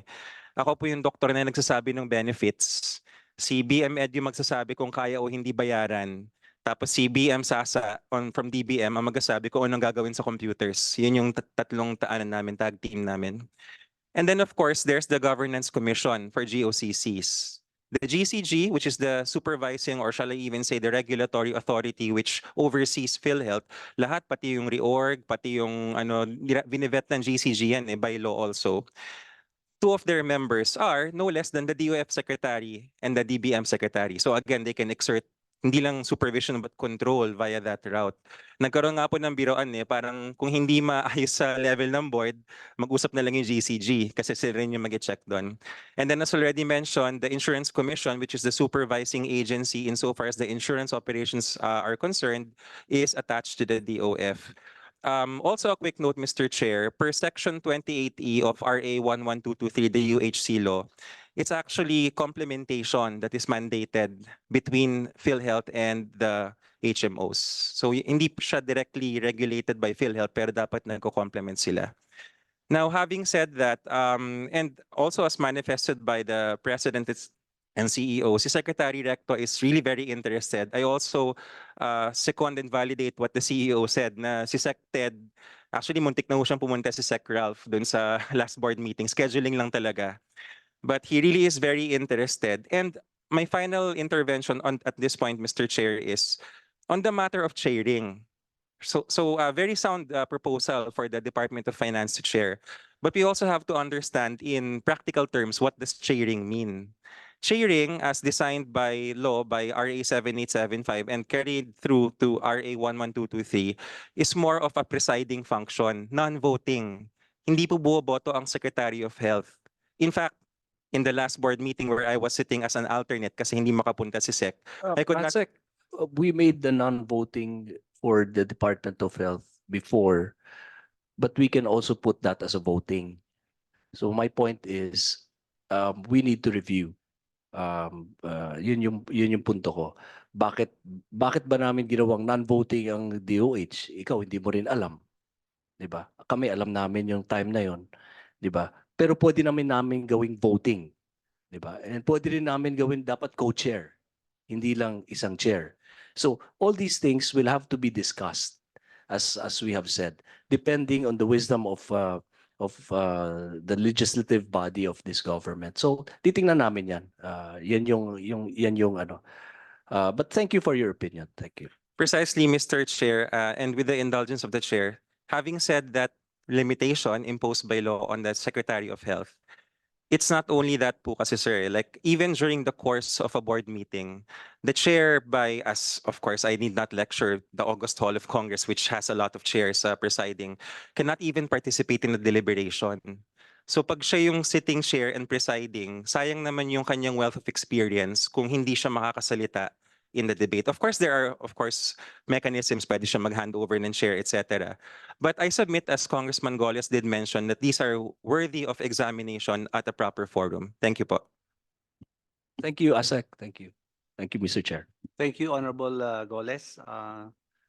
Honorable Miguel is now recognized. Salamat po, Mr. Chair. Before I proceed, I'd like to manifest my concurrence to the ideas and the proposal of Honorable Goles. I'm excited to see that time we will going to review the charter of PhilHealth. Happy Valentine's po. Actually po ako masaya because there was a call, text from our friends, doctors. Today, they heard the news of the 30% benefit package. Masayang-masaya po. So congratulations po sa PhilHealth. Nakatanggap ako ng call ngayon lang na ramdam na nila na gusto nila itong nangyayari. But on the other hand, Mr. Chair, just would like to know, habang pinataas natin yung benepisyo para sa mga pasyente, yung mga doktor kaya po, is there an increase in the RVU or the relative value unit? Doon naman compensation ng mga doctors para mabawasan po natin, mas mabawasan po natin ang out of the pocket expense from the patients. Mr. Chair, to answer your question po, first of all po, thank you very much for the kind words. Alam mo kami at PhilHealth, we work very hard. But you know, every time we hear things like acknowledgements or nagpapasalamat or masaya po yung mga tao, nawawala po yung pagod namin eh. Tapos tuloy-tuloy na lang ulit kami. Anyway, regarding your question po, yes, meron po yan. In fact, I will ask if I can, Mr. Chair, with your permission, if I can ask CEO to elaborate, no? But short answer is meron po yan. CEO, go ahead. Mr. Chairperson, Attorney Santos. Honorable Representative Miguel, with the permission of our President and CEO, Sir Mandy, yes, sir, the answer is yes. We're going to enhance the relative value units for medical specialists, considering the specialized nature of the procedures and the demands for medical service and medical practice. This is included, Mr. Chairperson, Honorable Representative Miguel, in the enhancement of the all case rates. So part of this is the enhancement of the RVU, Mr. Chairperson, Honorable Representative Miguel. Mr. Chair. Mr. Chair, with the indulgence of my colleague here, just to have one clarification, Mr. Chair. Okay. Pressman D, COO, Eli, in relation to that, kasi I have one observation tungkol dyan, no? Maybe I can also ask yung DOH here. Ang nangyayari kasi sa mga doctors, no, if you go to a hospital, there are only doctors na pwede sa PhilHealth, no? Maraming nangyayari na yung mga experts na may tatawag nating specialist na mga doctors, ayaw nila pag PhilHealth. So nang nangyayari, yung pasyente napipilitan dun sa mga hindi specialist. No? Nangyayari po to sa mga hospitals. May I ask, can we mandate or can we put it na dapat lahat ng doktor tanggapin yung PhilHealth? Kasi marami pong doktor no sa mga hospitals, no? Pumunta ka doon, nagpagamot. Ito yung expert sasabihin, kaya lang hindi siya po pwede sa PhilHealth, hindi niya tinatanggap yung PhilHealth, no? So the patients are left with no other choice but to go to the, no, hindi na naman sinasabing mas mahinang doktor, no? Pero doon sa doktor na hindi specialist, no? So ang tanong ko, with PhilHealth, kung sino yung sasagot at DOH, pwede ba natin gawin ito na dapat lahat ng doktor tanggapin yung ganyan? Are we allowed to do that or do we need to file a bill to compel them?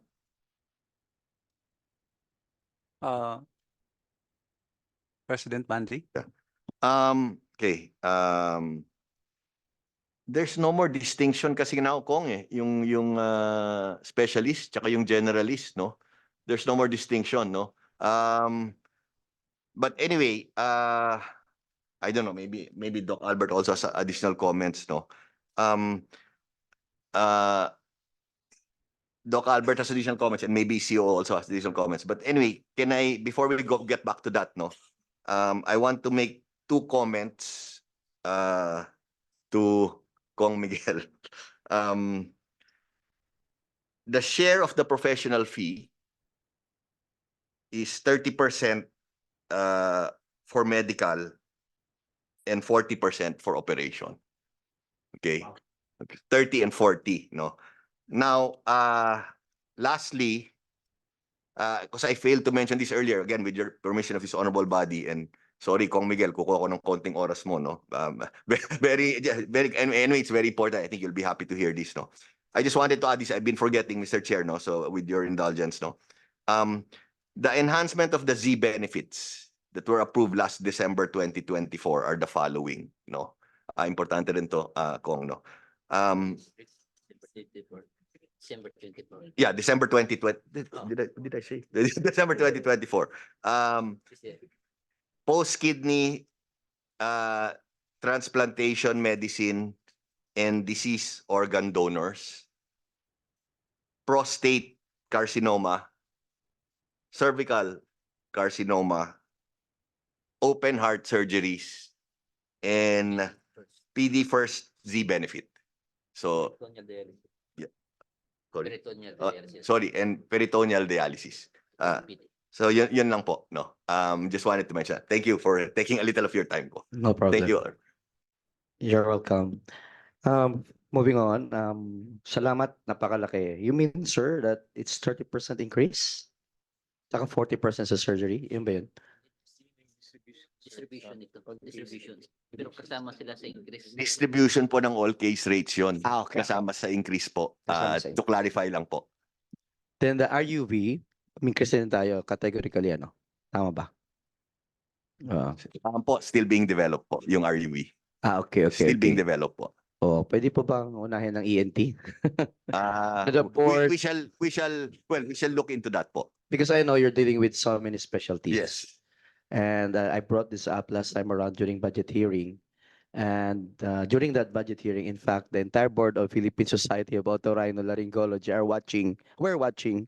And now they're having me going to report on Saturday on that update. Sabi ko, sandali lang. Makatatanong ko po yung PhilHealth kung ano na yung RUV ng ENT. So, of course, we'd like to see the entire medical practice to have an increase RVU. Moving on. I will very quickly, sorry, Mr. Chair. We will look into it, yung request niyo po. Tsaka yung ENT kasi alphabetically, malamang mo. Thank you po. Yeah, thank you so much for that. Moving on, I've heard your benefits as far as orthopedic implants. And I just would like to inform you that there are other specialties are doing implantation. Like ENT, we do maxillofacial implants. Neurosurgery, they do skull implants. So, yun, my question is, tumaas din po ba ang implants or na-cover nyo ba yung implants ng ibang specialties? I'll ask, if I can ask, Your Honor, if I can ask Doc Lem. Hindi po ako sigurado kasi kung covered yun, Doc, if you can help me address the query of Honorable Miguel. With your permission, Mr. Chair. Please, Miss Miss Doc Bautista. Lem. Thank you po.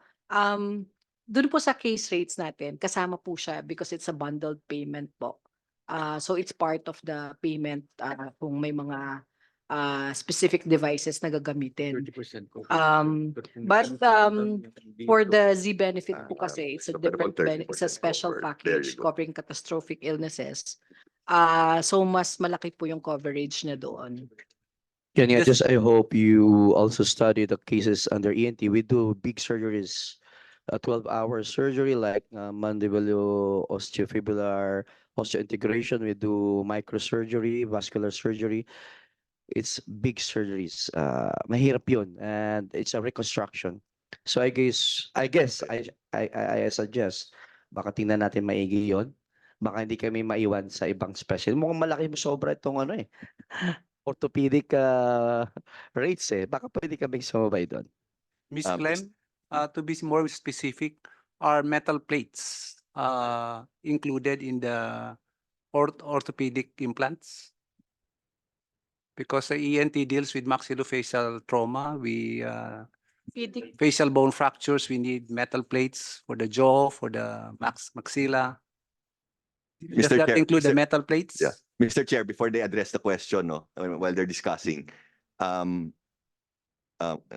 nyo na yung sagot. While they're discussing, Mr. Chair, I just want to inform Honorable Miguel, no, that duly noted on all your comments and all your suggestions, no, we will take close look into it, and we promise to address it.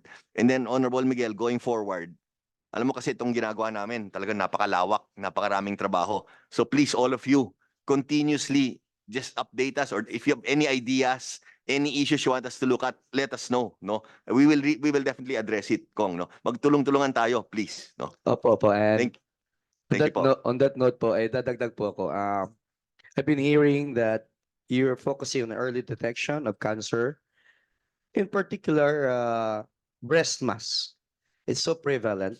Ang daming may bukol sa dibdib, no, buong Pilipinas. And it's easy to detect on early stage, maliliit pa lang. And we do excision under local anesthesia only. Anybody graduate of medicine can do that, just that. It's just that, gusto ko lang ma-emphasize po na mas mahal po yung biopsy. Mas mahal po yung mas madali. In fact, nililibre ko nga eh. Pag may bukol, ako na mismo nag-opera. Ako bibili ng lidocaine, ako ang opera.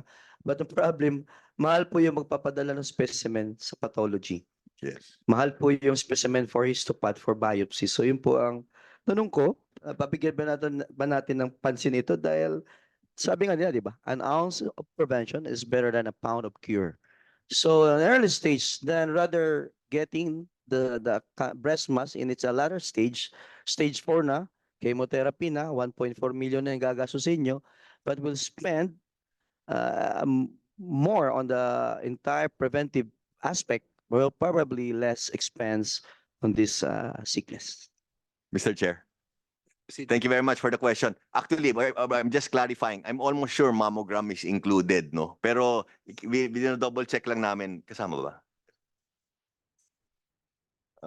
So, sorry, Honorable. Kasi yung ano, We're yung just checking, biopsy pero sa alam ko kasama yung mammogram. Diba yan, that's what you're referring to, no? Mammogram is a radiographic examination. Biopsy is Ayun, histopathology. You need a pathologist, a laboratory just to perform that. Kasama po siya under labs, diagnostic test, prognostication. It's included po. Kasama po siya. Thank you so much. Thank you so Welcome po. much. Salamat. Then I move on to the consultant package you've been mentioning earlier on. Thank you so much. The 53 million that was given to initial amount for the South of Cotabato. As an update, yung 70% po na download na sa mga LGUs, masayang-masaya na sila because that's 70-30. 70% would go to the LGU, the 30% would be retained by the province. Yung 70% po na enjoy because sa totoo lang, without it, mabagal. Alam niyo kung baka saan mabagal? pag tayo nag-registry, kailangan pala natin ng dedicated na tao mag-encode doon sa mga pasyente, di ba? We want as much patient as we can register. Then we need pala dedicated na machine like computers. So with that help, with that amount of money going to the LGUs, nakatulong po. So ang kailangan na lang po natin, one, is to of course deliver the another remaining amount. 53 million yun for the entire, but initial pa lang yun. Baka pwede na may deliver yung another 70 or 70% of it. And pwede po bang mag-suggest to expand the coverage of that? Because South Cotabato was just one of the 5 template sandboxes. Pwede po bang mas maganda nakita ko kasi itong front end. Ay tawag doon front loading ang mode. No, although you have to really may bagong problema pala with the COA. No, ayusin nyo lang dahil sabi ko ba't na-delay? Bakit December lang naibigay yung 70%? Ang sabi po nila kasi po kung yung COA as to the utilization of special health fund, binago yung patakaran. Noong una, we thought that it would be a trust fund in favor of the local government. Ngayon, ang gusto pala ng COA, idadaan doon sa proseso, gawing supplemental fund. So mahaba-haba yun dahil mag-aaway pa yung council, yung sanggunian, kung papayag pa yun o hindi. Dumaan ako ng mayor, alam ko yan na supplemental fund, talks about supplemental fund, mahaba-haba po yan. It will take months minsan. So yun po, I hope you can talk with COA kung paano ma-audit nila ng tama pero wag naman sana doon sa mahabang proseso na political process na. Supplemental fund deliberation is a political process. Pagkalaban mo si mayor, lahat ng mga councilors bukal dyan, hindi boboto yan and ma-install ang ating programa if the COA will do that kind of system. Thank you very much for your question. So a few comments po.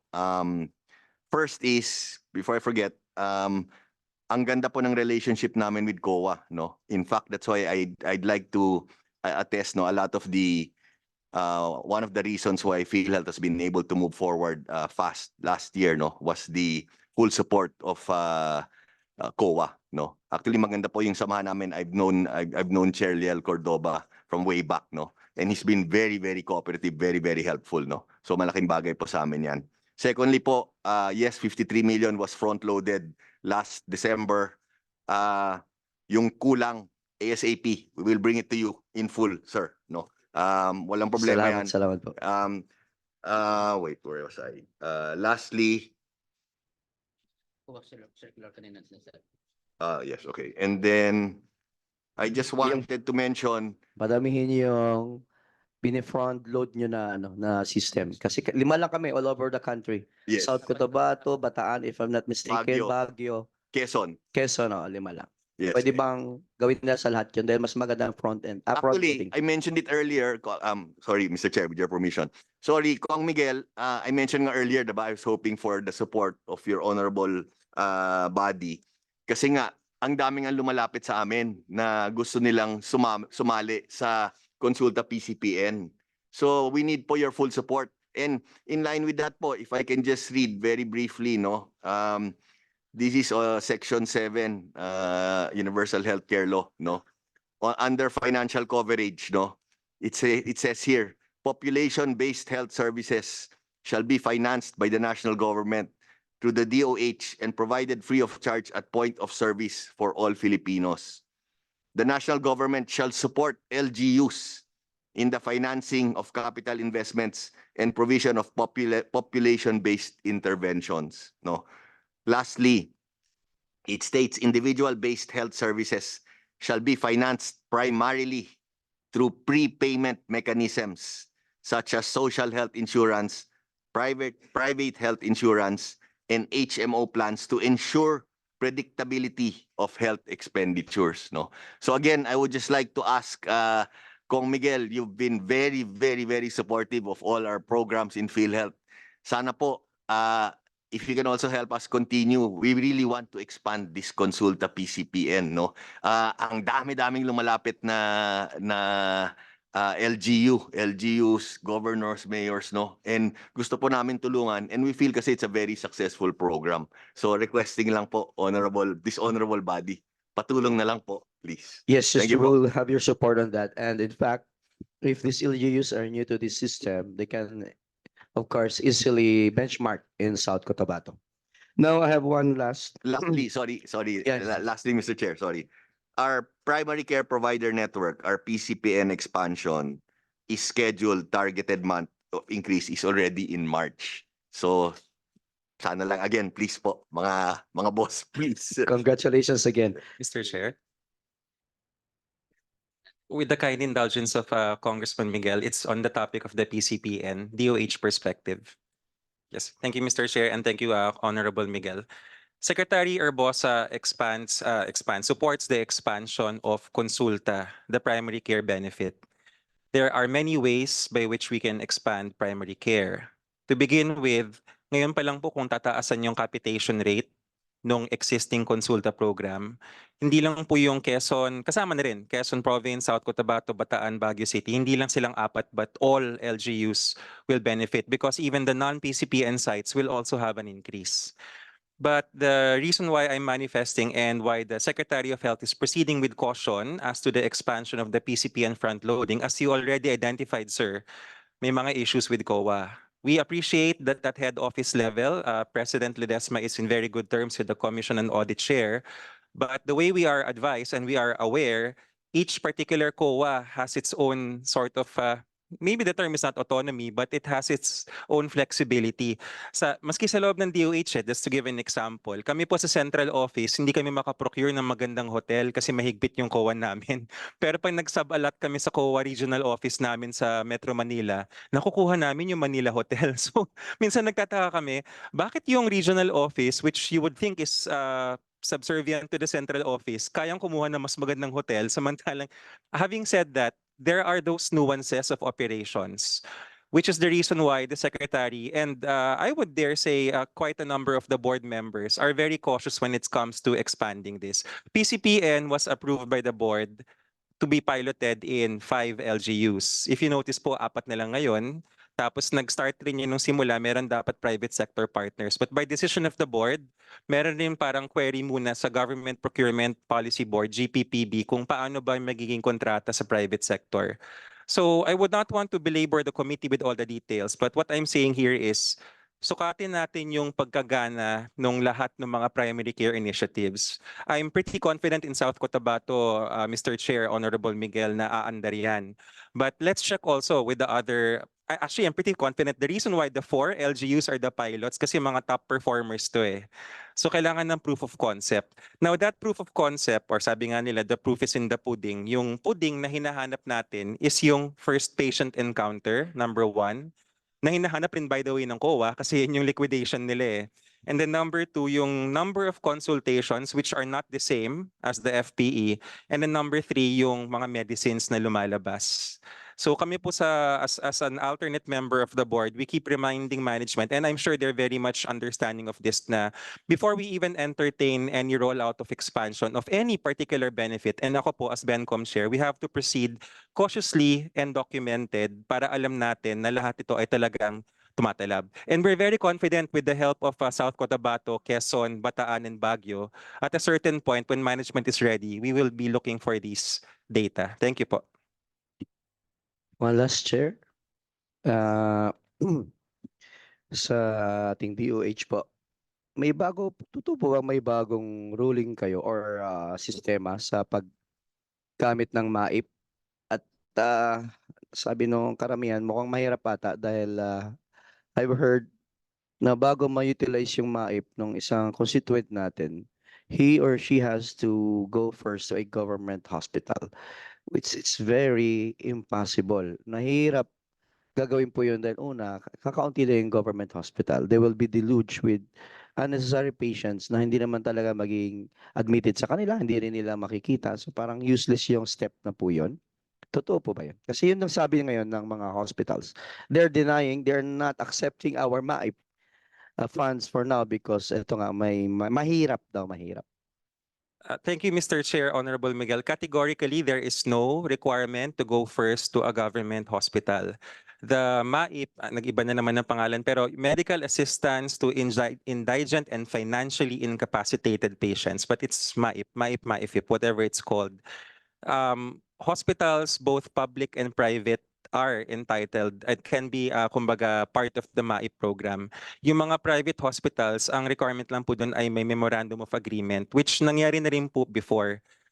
To my knowledge, I'll check again, but I'm 95% certain wala pong ganyan. Kasi the MAIP program was actually, kumbaga, well, it was unfairly said na ginagamit daw siya for People's Initiative, and just to categorically say hindi rin po pwede yun dahil ang isang MAIP beneficiary ay by definition may sakit na sa loob ng ospital. So parang hindi siya, kasi nagkaroon ng misconception na nilalako siya sa kalye, sa barangay na pirma kayo sa People's Initiative. Sabi namin, hindi pwede yun kasi una sa lahat kailangan may sakit, but that's off topic. Having said that, Mr. Chair, there is no requirement na para bang the way I understand it, sir, na parang punta muna sa government, tapos pag nag-certify lang siya pupunta. Hindi po, pwede siyang dumiretso sa private. If the private hospital has a MOA with the Department of Health, the regional, then pwede po siyang mabigyan ng MAIP. I think, Doc, you have to review really because it's a common knowledge to all hospitals na meron talagang ganong direktiba. In fact, it's not only that. Ang sabi po, the MAIP, I say, bigyan natin ng 50,000 itong patient. Ngayon daw, kalahati dapat daw doon sa hospital bill and half would go to the professional fee of the doctor. So, yun po ang dalawang bagong ano po ngayon. Paki-double check lang po kasi yun po ang nangyayari ngayon. Ngayon nangyayari. So, yun ang problema. No, siyempre yung about PI. Nasabi mo na din. I categorically say, hindi talaga po totoo yan na nangyari na nilalako yung MAIP. Thank you po. Mr. Chair, I have no more further questions. Thank you. Thank you, Honorable Miguel. Yes, Honorable Lee. Mr. Chair, if you will allow me for some clarificatory questions. Hindi pa nasagot, Press Monday, yung tanong ko kanina no, about dun sa mga doctor specialist na hindi nag-accept ng PhilHealth, no? And in relations to that, no, kasi nalaman ko rin na itong binanggit nyo kanina, Press, na 30% for medical and 40% for surgical, no? Pero ang nangyayari kasi ganito, no? Hindi yan automatic actually, no? Halimbawa, 100,000 yung PF, 30% or 40%, no? Nagdidepende kasi kung ang doktor sabihin niya 200,000 ang PF ko, pero ang limit ng PhilHealth ay ganito lang, so lumiliit siya. Tama po ba? And then, there are so many doctors na ayaw tanggapin because of that limitation sa professional fee, no? So, kaya nangyayari, nagiging out-of-pocket cost ito ng pasyente. Napakalaki ng nagiging out-of-pocket. Kasi, ulitin ko, no, sa pagkakaintindi ko, pag sinabi ng doctor 100,000, hindi siya automatic 30% babayaran ng PhilHealth. Kasi malamang, doon sa 100,000, 50,000 lang ang maximum coverage ng PhilHealth. So, paano po ang ginagawa nito, no? Okay. Yes, please. Thank you. President Thank you, Chair Gato. Very good comments and insights, Kong Lee, no? Kong Wilbert. If I can allow COO to address your insights and questions. Attorney Santos. Mr. Chairperson, Honorable Representative Lee, just to lay down the foundation for the discussion, Mr. Chairperson, PhilHealth accredits doctors and professionals, and as a sign, as a documentary proof of that relationship, the doctors and facilities submit a performance commitment. So in that performance commitment, one of the provisions is that the facility and the doctor must not refuse PhilHealth patients. So when that performance commitment is violated, Mr. Chairperson, Honorable Representative Lee, PhilHealth runs against these facilities and doctors. So with that, PhilHealth prevents the practice of doctors refusing PhilHealth patients, Mr. Chairperson, Honorable Representative Lee. As to the 30% professional fee or the 40% professional fee for Surgical. surgeons who perform procedures, this is already part of the all case rates that we reimburse to the facilities. So it's the facility now who has the obligation and duty to reimburse the same to the professionals. So what PhilHealth does is to reimburse fully the amount based on the all case rates, and it is up to the hospital or the facility to give the allotted professional fee to the doctors. So there lies sometimes the delay, Mr. Chairperson, Honorable Representative Lee. Thank you, sir. Mr. Honorable Chair, Lee, yeah, if I may, yes, help clarify yeah, the go ahead. question of Thank you, Honorable Lee. Mr. Chair. My experience when I was a practicing otolaryngologist, wala naman umaayaw sa PhilHealth na doktor. Ang mga doctor, especially I mean those who mostly specialists, yung HMO, yung some doctors do not accept HMO for two reasons. Either they are not accredited by the HMO or the doctor doesn't agree with the rate, the professional fee rate of the That's right. HMO. And then thirdly, doctors who are not accredited by PhilHealth cannot avail of the PhilHealth benefit. So yung specialist or general practitioner. So I think that is where your question lies. Yung mga more on the HMO, not the PhilHealth the benefit. Mr. Chair, actually, Press Monday, hindi po ganyan na nangyayari sa grounds actually, talaga. Hindi gano'n na nangyayari kasi mayroon akong specific patient na meron siyang cancer, hindi siya nakapagpagamot, no? Bone cancer actually ito, bone cancer, may question pa nga ako iba dyan. No? So dumating siya sa hospital ng December dahil masakit lang yung tuhod niya. No? And I can provide you pictures for that. Hindi siya tinanggap dahil doon sa hospital. Yun ang next question ko, yung mga diagnostic scan. No? So mga diagnostic. He's an indigent patient. So kailangan siyang i-CT scan, kailangan siyang i-MRI or yung mga PET scan na tinatawag. Okay? So hindi siya nakapagpagamot. Alright? So, na-delay until nalaman ng office ko dahil nakapag-message siya sa messenger. So, pinapuntahan ko siya. It was already March. Okay? So, pagdating namin doon, nalaman ko na number one issue, wala pa rin siyang pera and pa-schedule na actually siya doon sa specific hospital na yon. Pero ang schedule ay May or June pa. That was December, ang schedule ng scan or May or June. No? That's another issue of course. No? Nung nalaman ko nung March, pinuntahan namin, dinala ko kaagad sa hospital, tinawagan ko, pina-scan namin. It was already on an advanced stage. Ang bilis. Yung tuhod na masakit lang, lumaki na ng lumaki. Na kailangan na siyang putulin. So, dito na ngayon pumasok yung pagputol. Okay? So, yung specialist na sanay sa paggawa ng ganyan, I'm not a doctor so I'm not familiar kung ano yung tawag, yung procedure, but I'm telling you this in layman's term, no? Kasi yun ang pagkakaintindi ko.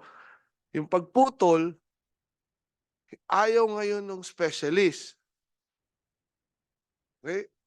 Because number one, yung fee niya, ay hindi ay more than dun sa covered daw ng PhilHealth, no, na maibibigay ng PhilHealth, no, na sabi ni Mr. Chair, with your due indulgence, na pwede sanang i-cover ng HMO or whatever, or MAIP o whatever na pwedeng magbigay doon. Ayaw, wala naman silang HMO. Wala rin silang makilalang magbibigay na MAIP. Ayaw rin ng mga doctors, professional doctors, especially natanggapin yung MAIP. Yung guarantee letters, no? Yung guarantee letters. So ito yung tinatanong ko ngayon, no? With the due indulgence, with the indulgence of our chairman, and I beg to disagree, Mr. Chair, nangyayari po sa grounds na maraming doktor ayaw tanggapin, and the patients, especially indigent patients, napipilitan sila tanggapin or kung sino lang yung doktor na gustong gumawa na or gumamot at tumingin sa kanila. Despite, sad to say, the oath of Hippocrates or whatever, oath of doctors, no? So, yun yung pino-point out ko dito, no? I'm not blaming PhilHealth. I don't know if it's a flaw or mali ng batas or whatever, no, or process or system. We're here to help each other find a solution kung paano po ito magagawa ng paraan, no? Kasi ganyan po nangyayari talaga. And to tell you, ito pong pasyente na to, pinaputol namin ang paa, no? Pinaputol namin, no? We find ways na pinagawa namin, no? Doon sa specialist, we spend money.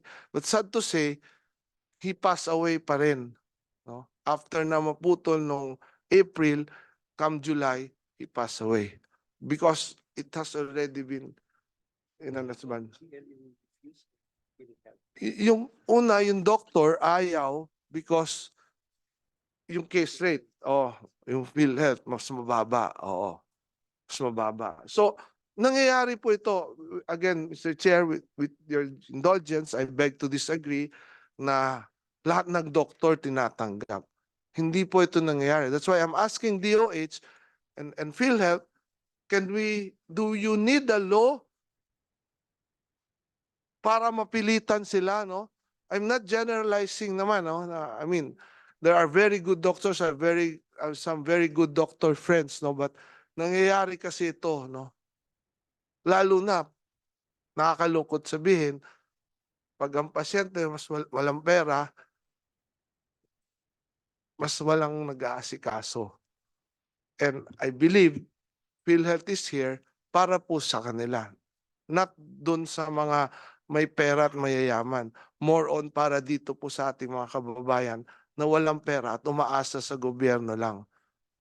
Dahil yun naman talaga ang primary responsibility ng kahit anong pamahalaan, kahit anong gobyerno, and even PhilHealth, no, next to food, kalusugan.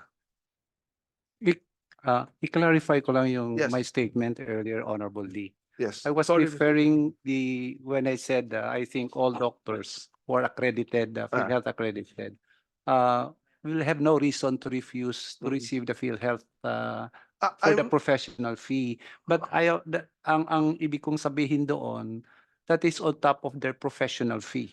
Like if my professional fee for the procedure is 100,000, but the PhilHealth professional fee is say 20,000, the patient has to pay 80,000. So I will not refuse the 20,000 from PhilHealth, pero kasi mayroon din mga doktor na okay na sa kanila yung 20,000 na lang. Huwag ka nang i-waive na nila yung ng 80,000. Then meron mga doktor na hindi namin, I mean, sa kanila, ayaw nila yung 20,000 lang. Yes. They want that additional 80,000. Kaya hindi tinatanggap. Kaya hindi tinatanggap. So I think that is the that was my point earlier, Honorable Lee. So tama, Chair. sorry Yeah. Mr. Chair, no, for my wrong interpretation of what you have Mr. said. Chair. No? My apology. But I think that's the reason, no? Maybe PhilHealth can look into this kung paano ba ito, no? Unlimited ba dapat ang doctor's fee? Sasagutin dapat na kung magkano ang gusto nila or paano? Mr. Chair, Thank you. Honorable Lee, we offer our help to you if we have patients. We'll facilitate that they will be treated immediately and probably they can just use the PhilHealth, the case rate. We have so many hospitals here in NCR. They're really good specialists also. Yes. Thank you. And Thank you, we my facilitate dear your colleague. patient for Thank them. you. Look, before Mandy, look, I'm very passionate about this talaga, no? Mr. Chair and honorable colleague here. Kasi I'm not I'm not in government no before pumasok ako rito. So in fact, during the first 2 months, I was asking myself, ano bang ginagawa ko rito, no?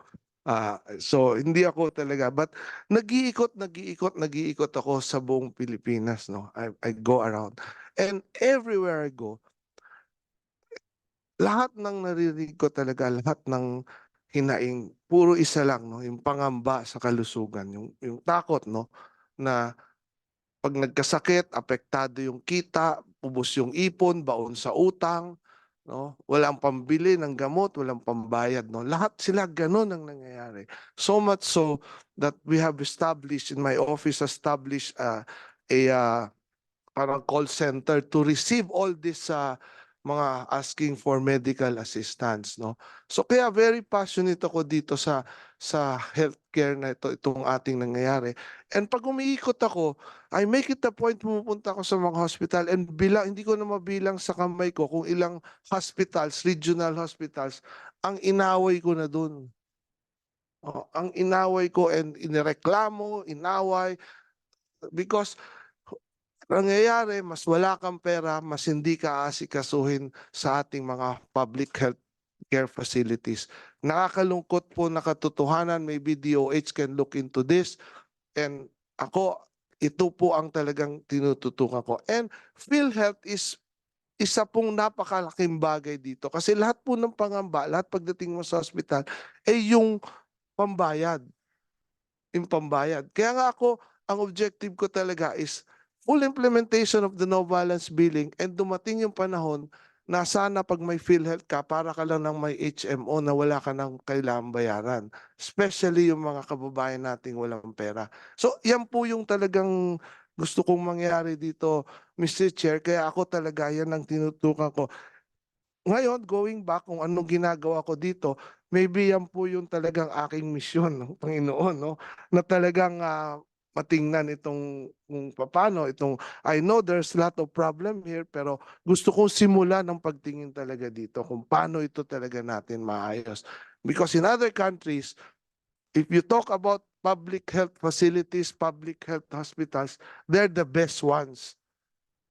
No? Pag pumunta ka sa ibang bansa, sa Singapore and everything, papatingin ako, sad to say, because my father died of medical negligence or malpractice, whatever you call that, because wala raw tayong medical malpractice law here in the Philippines. For some reasons na baka raw tumaas yung mga health insurance and everything, which I'm looking into it actually. I'm very passionate about this. I myself, nagpapagamot ako. Hindi ako nagtitiwala dito dahil sa mga ganito, no? With all due respect to the doctors here, no? Pero yun po ang nangyayari. Pag pumunta ka sa ibang bansa, sa Singapore example, you go to SGH, which is the best hospital there, rather than go to the private hospitals in Singapore. Dito sa atin, baliktad ang nangyayari. Baliktad ang Mr. Chair. nangyayari. Sorry about my because yun po talaga yung aking I just want to inform our colleague, Honorable Lee, that in fact, magaganda din po ang government hospital po dito. You go to PGH, they are highly specialized hospital. You go to East Avenue, Heart Center, and even to in Mindanao, the SPMC. Mas mataas po yung antas ng mga operasyon sa puso and all other specialties doon po. So yun ang direksyon with the regionalization. Meron tayong specialized centers with our newly passed na bill. So yun po ang direksyon talagang in the end, dadating tayo doon na magaganda ang hospital natin sa provincial government hospital. And for the record na lang po, kung may pasyente kayong ENT, Sa 618 po, mayroon ako clinic doon, libre sa Thank you. doktor. Thank you. Libre ako, wala pong bayad doon para sa Mr. Chair. Again, Express Monday with your due indulgence. Yes, maybe maganda ang ating success rate, operations rate and everything sa ating, especially heart center. We have the best doctors in our heart center, no? But if you talk about facilities, if you talk about equipments, you can go anytime to PGH, you can go patients in the hallway, lakas ng ulan, nakapila sa labas, wala man lang masilungan and everything. There's so many. Makikita mo na mo problema na sila sa mahal nila sa buhay, nag-iisip pa kung saan kukuha ng pambayad, saan kukuha ng gamot na hindi raw available sa ating hospitals. And I believe that PhilHealth can do a lot or can be one of the pinakamalaking pwedeng gamitin para mabago po itong mga ating mga public health facilities. Because PhilHealth has so much money. Mr. Chair. Thank you, Honorable Lee. Thank you, Mr. Yes, Chair. President Nandi. Thank you, Mr. Chair. Thank you again, Honorable Lee, Honorable Miguel. Alam mo, Mr. Chair, kami sa PhilHealth, every time we hear that there's a congressional hearing upcoming, very excited po kami, no? Because every time we attend hearings like this, we look forward it, all of us, no? We look forward it kasi ang dami naming natututunan eh. And we really like the exchange, no? The exchange of ideas. Eh ngayon lang, ang ganda ng pagka-explain ni yung real life issue that happened, which was explained by Honorable Kong Wilbert, no? Number one, definitely we will look into it, Kong. We will find a solution. And if I can humbly ask you, no, well, of course, thank you for that. We will look into it, but please continue informing us and suggesting. Yes. We need all the inputs we can. Alam mo, napakalaking PhilHealth, diba? There's so much involved, no? And we really want to move programs and policies forward, no? Now, more than ever, no? So, to this honorable committee, thank you very much for all the suggestions and the inputs. We will look closely into it, no?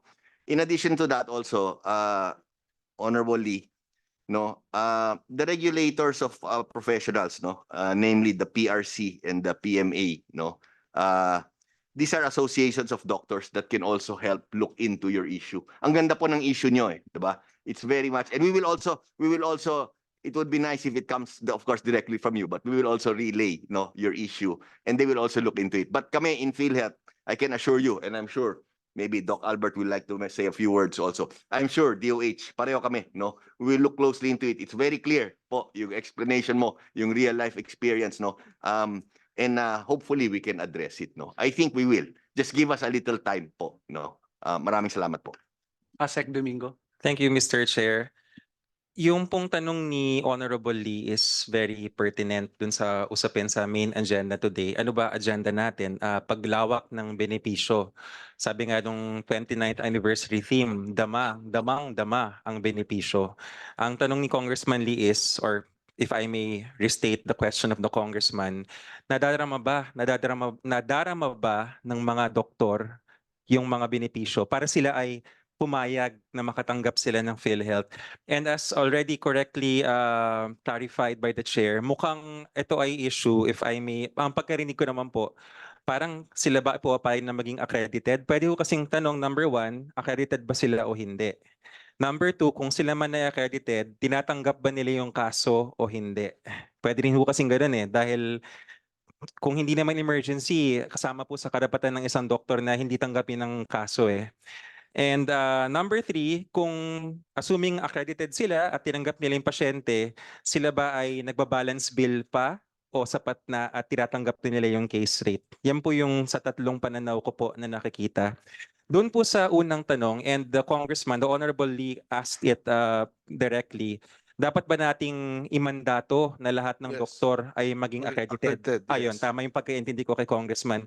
Sir, with all due respect, medyo hesitant po ang DOH na magsabi ng yes sa tanong na yun. Paliwanag ko kung bakit.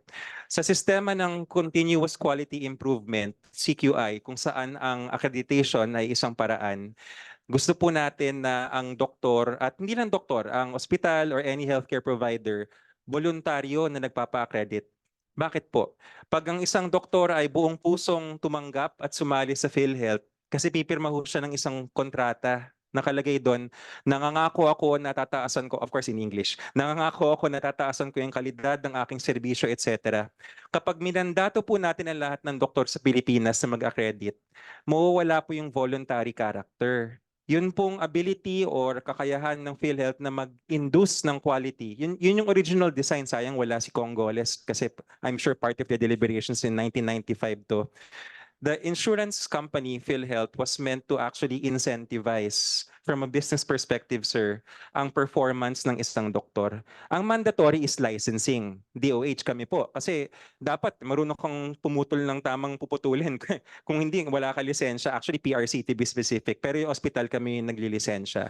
Ngayon po sa PhilHealth, kung pipilitin silang lahat or kaming lahat, kasama na po ako, na magpa-license, magkakaroon ng mga issues. One is, tatama rin na kami na maging high quality. Kasi anyway, mandatory makakakuha ako ng pera. Dahil hindi na to voluntary everyone starts accepting. All I have to do is submit the requirements kung ito ay mandatory, etc. Number two, this is all speculation, sir, no? It's possible na sasabihin ng PhilHealth merong accreditation fee, which I understand meron talaga. Tapos hindi lahat ng doktor, lalo na po yung mga batang doktor na kakagraduate pa lang, hindi kayang bayaran po kaagad yung accreditation fee. In which case magkakaproblema tayo kasi kahit i-mandate siya ng batas, hindi naman mababayaran. But having said that, sir, may paraan. Yun pong pinag-uusapan natin ngayon and under the auspices of Congressman Lee, na buti nga nakinig kami sa PhilHealth at sa DOH na nagtaas na ng 30% at may tataas pa. These are extrinsic incentives. Ang mas mataas na bayad, narinig po natin kanina, pinapaliwanag ni Dr. Gato at ni Dr. Miguel na, and ako rin po bilang isang doktor, ayaw namin yung HMO in general. Hindi naman lahat. May mga okay na HMO. Pero karamihan sa kanila, kakarampot. Maniwala kayo sa hindi, 50, 100 piso kada kaso ang binabayad. So talagang hindi siya tinatanggap ng maraming doktor. Except yung iba na parang wala ng choice. So anyway, that's a different story. Pag ang PhilHealth, sumunod kay Congressman Lee at sa ibang congressman na pinataas nga yung mga benepisyo niya. At number two, hindi lang yon pero mabilis makakabayad sa mga doktor, we will not need to mandate doctors because as our doctor congressmen know, especially in the areas where PhilHealth is top performing, doktor na mismo yung nagtataas ng kamay, I want to be part of that. Kasi maganda yung rate at maganda yung bayad. So yun po yung perspective namin doon. And it's actually under the overall broad subject of strategic purchasing na we need to make sure na malinaw yung hatian na ikaw ay doktor na nagbibigay ng serbisyo na dapat maganda at kami sa PhilHealth or sila sa PhilHealth to be specific ay strategic purchaser na nangongontrata at sinisiguradong maayos po yung bayaran.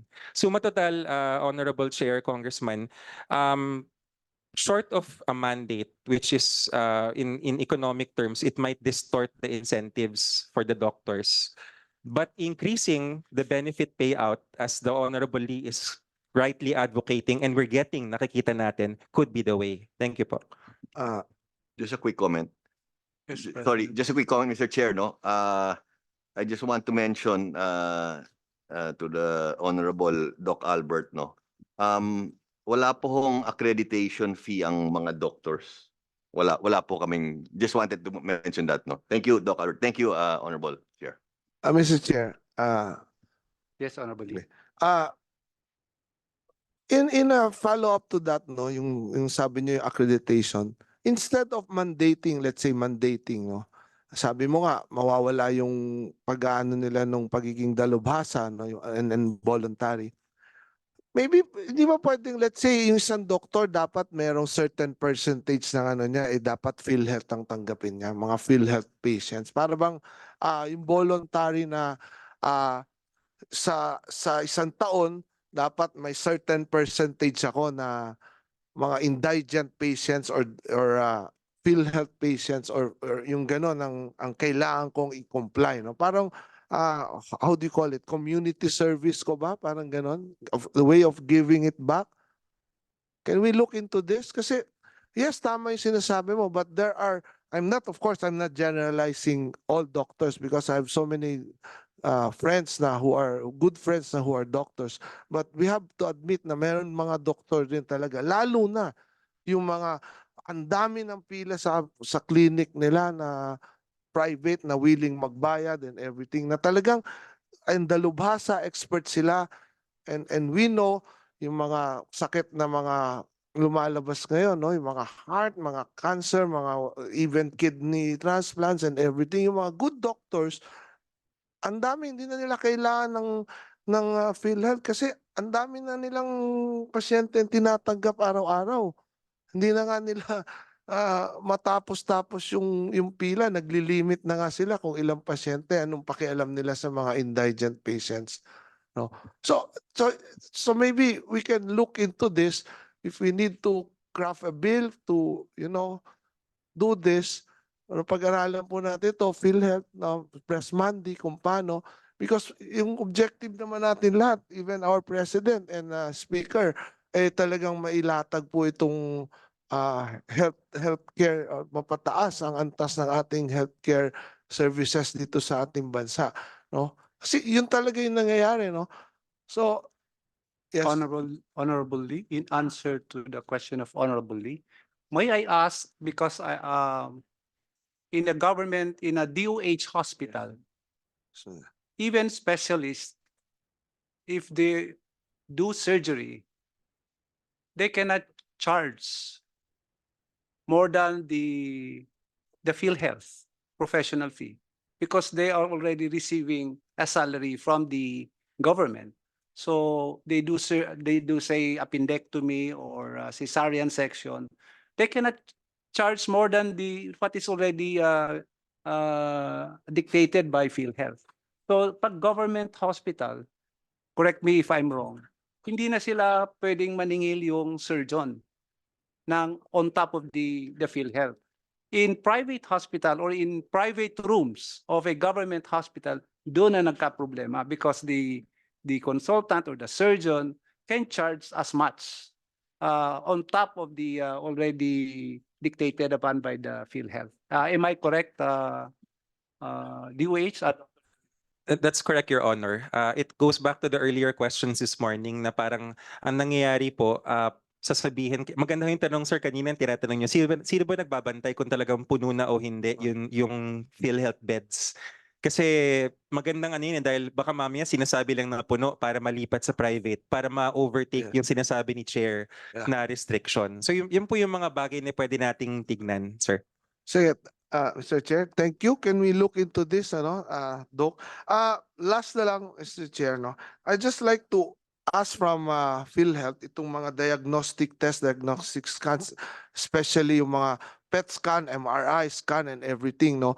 I believe marami sa mga ganito hindi pa kasama sa PhilHealth, no? Especially yung mga advanced na mga PET scan, yung mga PSMA, CT scan. So can we also study this and look into this na maisama ito? Because ito po ang unang-una para sa pag-determine ng cancer kung anong stage ka na. Mr. Chair, with the indulgence of President Ledesma, kasi actually DOH po yung first step. Pagka meron po tayong bagong teknolohiya, bagong gamot, or bagong paraan ng paggamot na gusto nating pabayaran sa PhilHealth, according to our laws, the first step is for the DOH to generate clinical practice guidelines. Nakalagay po yan sa UHC law natin. After naming magawa po yun, dun pa lang sa clinical practice guidelines, ano mangyayari? Tatanungin namin, for example, ang mga ENT. Ano ba ang latest state of the art na, kunyari lang po, no, hindi naman ako ENT eh. Talaga bang fine needle biopsy pa ba? May iba bang ginagawa para makitaan ng thyroid na cancer, etc. Pag sinabi ng society sa DOH, ito yung clinical practice guideline, mag-a-approve ngayon po yung DOH. Hindi pa ho PhilHealth. Ipapasa to sa Health Technology Assessment Council, yung HTAC, which is now with the Department of Science and Technology. Yung HTAC po will say, yun bang bagong karayom na sinabi, balik tayo sa halimbawa, yung bagong karayom na teknolohiya na yun ba ay mas cost-effective kumpara sa ginagawa ngayon? Kung ang sagot po ay yes, ipapasa na ngayon sa PhilHealth. Tapos pagdating po sa PhilHealth, which I will pass on to President Ledesma, sila ngayon magsasabi, kaya ba ng pondo o hindi, yung tinatawag na actuarial study. Let me rephrase, Mr. Chair. No? Let me rephrase, okay. Let me now ask, yun bang PET scan and example, PET scan and PSMA, cover na ba yan ng PhilHealth ngayon? President Mandy. We will actually, as of today, currently hindi pa po. Pero Yes. we will study and look into it So po. my question to DOH now, PET scan has been around for the last 20 years. And it has been, yun po yung ginagamit to determine first kung nag-spread na ba yung cancer sa katawan mo, PSMA for prostate cancer, kung nag-spread na ba yan sa ibang parte ng iyong katawan. If you're saying that DOH ang unang-una nito, pag may bagong teknolohiya, DOH agad ang magsasabi sa PhilHealth, then what is happening now? For example lang, itong PET scan, which has been around since hindi ko na maalala kung kailan, 20 years or more. Bakit hanggang ngayon, hindi ito na isasama sa PhilHealth na coverage? Pinababayaan na lang ba natin yung ating mga kababayan na mamatay? Let me pose this question to DOH. Because you've been saying, kayo ang una. Yes, okay, hindi kasalanan ni PhilHealth. Ano nangyayari? Bakit hindi ninyo ito sinasama? And there are so many other new technologies, new medicines, new whatever. And tandaan ninyo, ang ating mga kababayang walang pera, kung ang mayaman nga nababangkrap pag nagkakasakit, paano na itong mga walang pera hindi mayaman? Bakit po pinahayaan ito ng DOH? Are we saying now na itong healthcare, itong health services na pinoprovide ng ating gobyerno ay wala man lang compassion? Wala man lang tayong pakialam sa ating mga kababayan? And I've been pushing for this. Mr. Chair? Yes, Dr. Domingo. Napakaganda po yung adhikain ni Congressman Lino na parang naramdaman ko yung passion, no, kasi talagang hindi pwedeng pinapabayaan. At tama po yan. Yan po yung tungkulin namin mga doktor at ng DOH. In fact, ang maganda ho kasi na tanong is para saan ba gagamitin yung PET scan? Alright? Meron kasing mga teknolohiya na kahit nga hindi kasing high-tech ng PET scan, pwede nating ibigay at binigay na po ng DOH at ng PhilHealth. For example, yung pong sinasabi ni President Mandy na nag-preside ako over a benefits committee meeting, pinag-usapan po namin Z-benefits for breast cancer. Nakatingin po ako dun sa slides ngayon na in-approve namin doon. Actually, wala dun yung PET scan, but the standard of care for metastasis is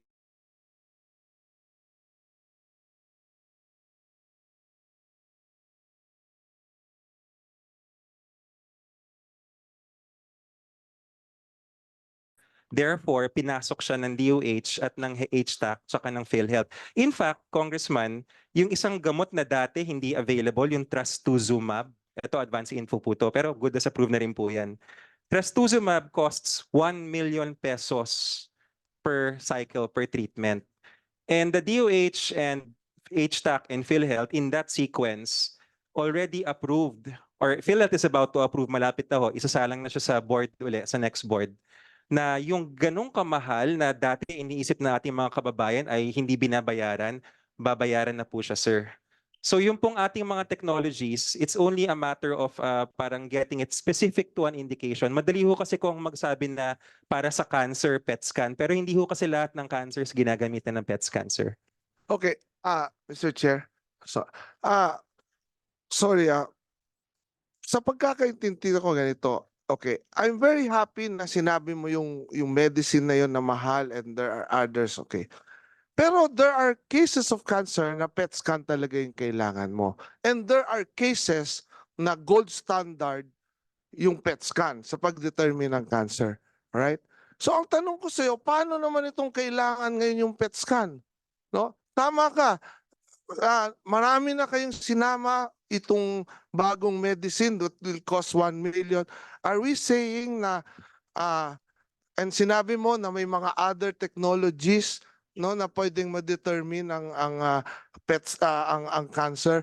Pero gusto mo ba sabihin dito na hindi natin ibibigay kung ano yung gold standard sa ating mga kababayan? Are we saying that itong mga kababayan nating walang pera, they are second-rated class of citizen na kaya ng mga, kung kaya ng mayayaman, ito bang ating mga kababayan second-rate citizen lang na hindi natin ibibigay? Hindi ba dapat lahat ng klase ng pag-determine, whether may ibang technology, whether may ibang way ng pag-determine ng sakit na yan, basta itong makina na to, hindi ba dapat obligasyon natin na ilagay pa rin yan kahit na may way na ganyan?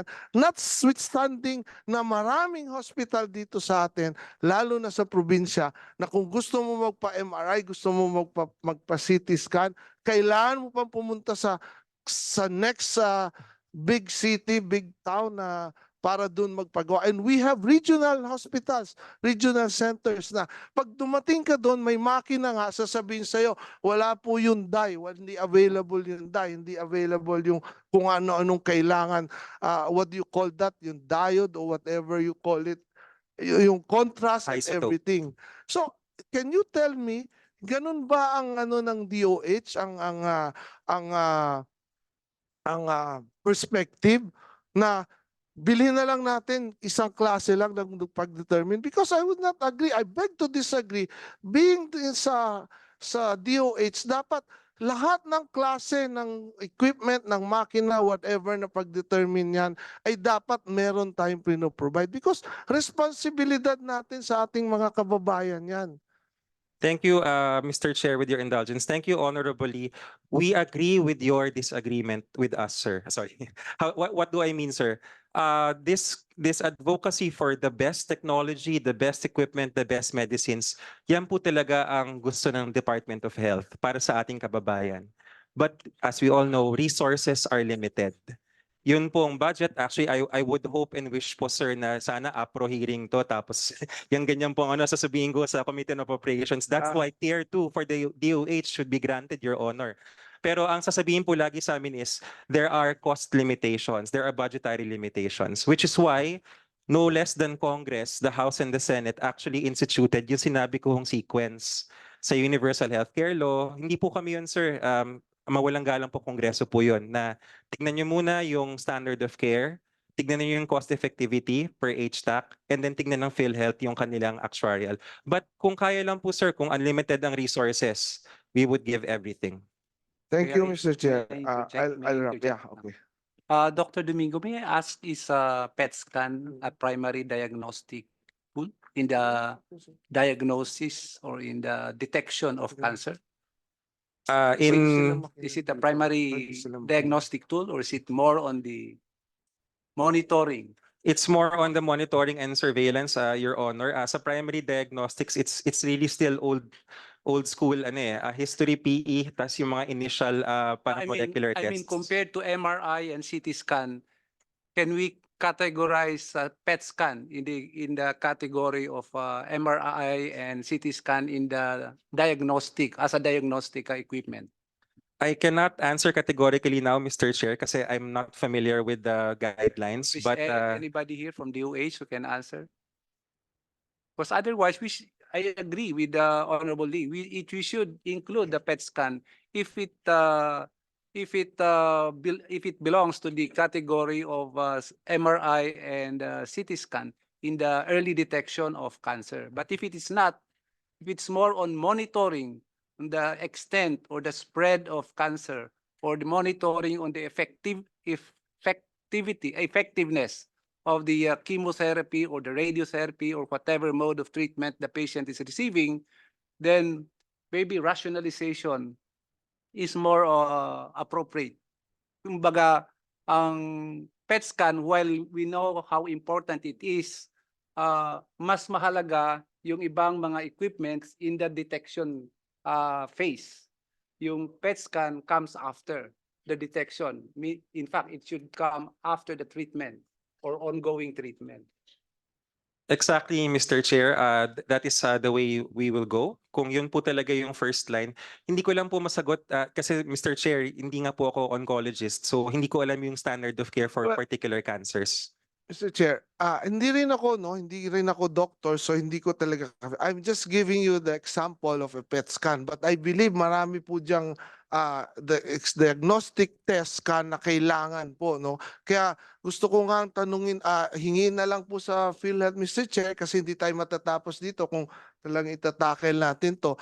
Ano-ano ba yung mga specific lahat na listahan, and then maybe in the next, I can file a House resolution to look into this para mapag-usapan kung ano talaga, no, yung mga dapat sana unahin ng DOH din na mabili o whatever. Example lang po yung binibigay ko kasi sa experience ko ang dami talaga pong kailangan na wala po ang ating mga public health facilities, and I am sorry na open up ko po ito dahil napag-uusapan na rin lang itong pong mga kasama sa PhilHealth, no? Pero yan po yung gusto nating susunod na na gawin, no? And I thank the good chairman and our my colleague here, Kong Miguel, for your indulgence, no? Isang-isa na lang, Sir Mandy, just a manifestation, yung sinabi kanina ni Kong Goles, yung tungkol sa HMO and PhilHealth being nasa charter ba ng PhilHealth na to work complementary with HMO, di ba? Because I'm not in agreement if PhilHealth will be the regulatory agencies for HMO kasi medyo parang magkakaroon ng conflict yan. Kasi ang gusto ko mangyari, mag-compete sila, no? And mag-focus yung PhilHealth sa kanilang mandato para talagang mapalaki at mapalawak yung mga benepisyo para dumating nga yung panahon na talagang pag may PhilHealth ka, mayaman man o mahirap, para ka ring may HMO card, no? So again, Mr. Chair, I'd like to thank the body and I'd like to, okay, sige. So, sorry, very quickly lang, last two comments, no? First, on your request, immediately po, we'll furnish you a complete list, no? And again, we're very grateful to this honorable committee, no? Honorably. We welcome all the comments, all the suggestions. Like I said, we're all in this together, eh, diba? Tsaka magtulong-tulungan tayo, no? So please continue that. Again, positive or negative, good or bad, we welcome it, no? And secondly, on the HMO, I'm not sure, but my understanding from Kong Tony earlier was, I think what he mentioned was he wants PhilHealth as an HMO and the HMOs to work hand in hand, no? Parang yung linya hindi ganyan, yung linya horizontal, no? Hindi vertical. That's my understanding, no? So again, in line with that, definitely, no? Definitely. Yan yung batas eh. Susundan namin yan, no? Thank you very much, Kong. Thank you very much, Chair. Thank you, Mr. Chair. Yeah. Thank you, Honorable. Again, I'd like to thank PhilHealth, no, through Press Mandy, no, sa pagtugon, no, sa pagpapalawag sa call natin, no. At least today, Valentine's Day, natupad na yung 30% na talagang ipinaglaman natin ng ilang buwan, no. Sabi ko nga, sikat ka na sa social media and sa media, Press Mandy, dahil inaaraw-araw ko talaga to. And asahan ninyo, hindi ko ito tatantanan, no. Dahil ang gusto kong mangyari, yung pangamba ng ating mga kababayan, doble-dobleng black eye, doble-dobleng problema, may sakit na yung mahal mo, iniisip mo pa saan magbabayad. So gusto natin mabawasan kung hindi man totally ito mawala, yung kanilang pangamba pagdating sa kalusugan. Hindi po tayo pwede maging manhid sa pangangailangan nila, lalo na pagdating sa kalusugan.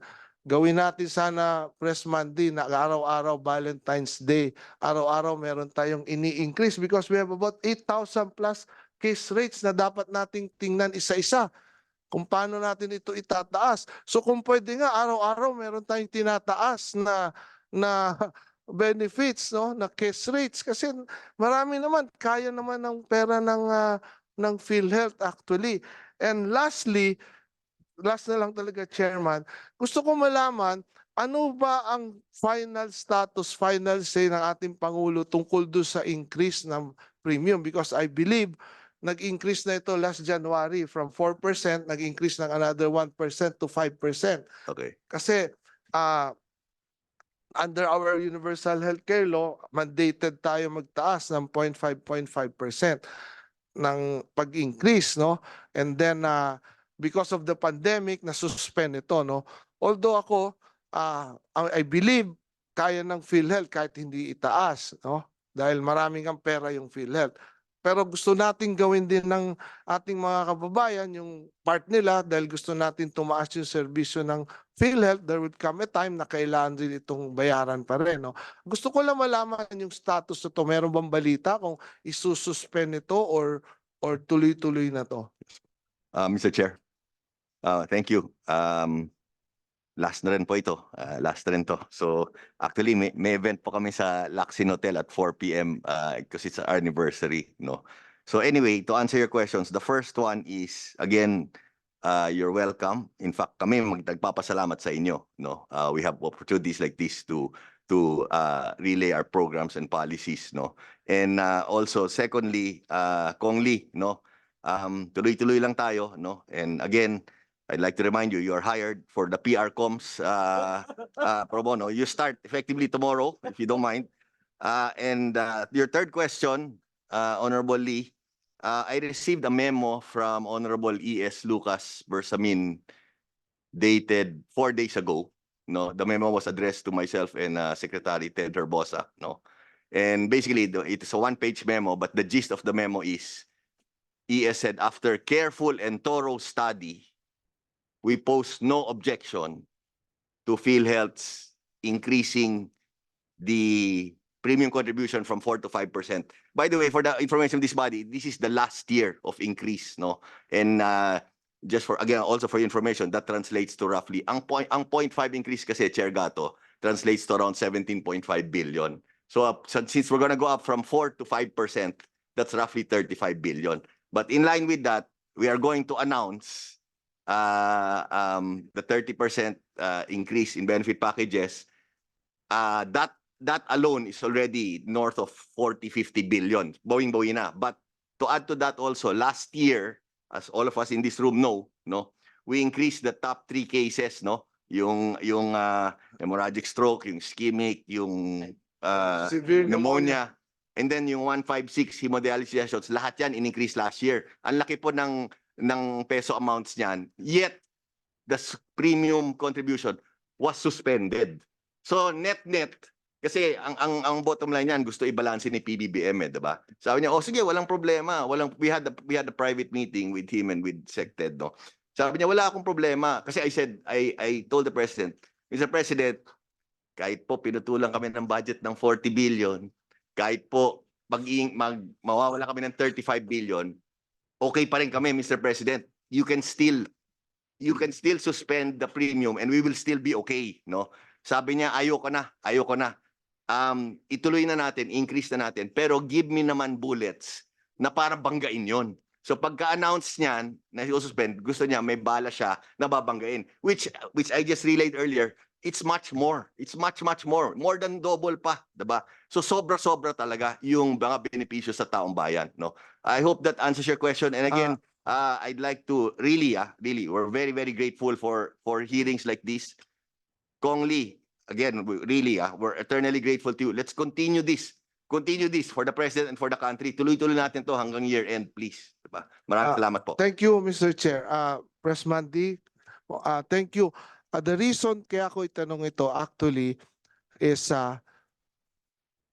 nagkakaroon kayo ng additional 35 billion, if I'm not mistaken, sabi nyo, because of the 1% increase, di ba? Yes po, but that's in the law po. Hindi namin yan. Yes, Talagang plansyado yan po. So we will be expecting na tataas uli ang net income ng PhilHealth. So we will be expecting na mas maraming benefits, no, ang maitataas, mapapalawak, no. Kaya ako tinanong ito because my purpose is gusto ko lumabas na may dagdag na pera na naman yung PhilHealth because of the 1% increase, no. Yun ang point ko doon, no. So gusto ko sana, Press Mandy, sabi ko nga kanina, araw-araw sana meron tayong itaas na mga benefits para sa ganito. 110% agree.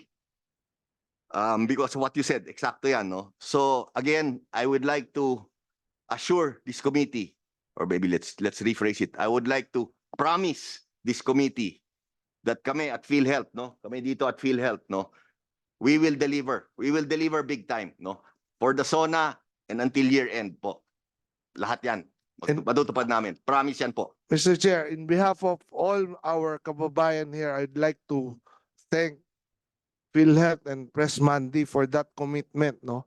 Talagang hindi ko to titigilan, babantayan ko ito, Talagang yung gagawin natin, increase natin lahat para winner tayo lahat.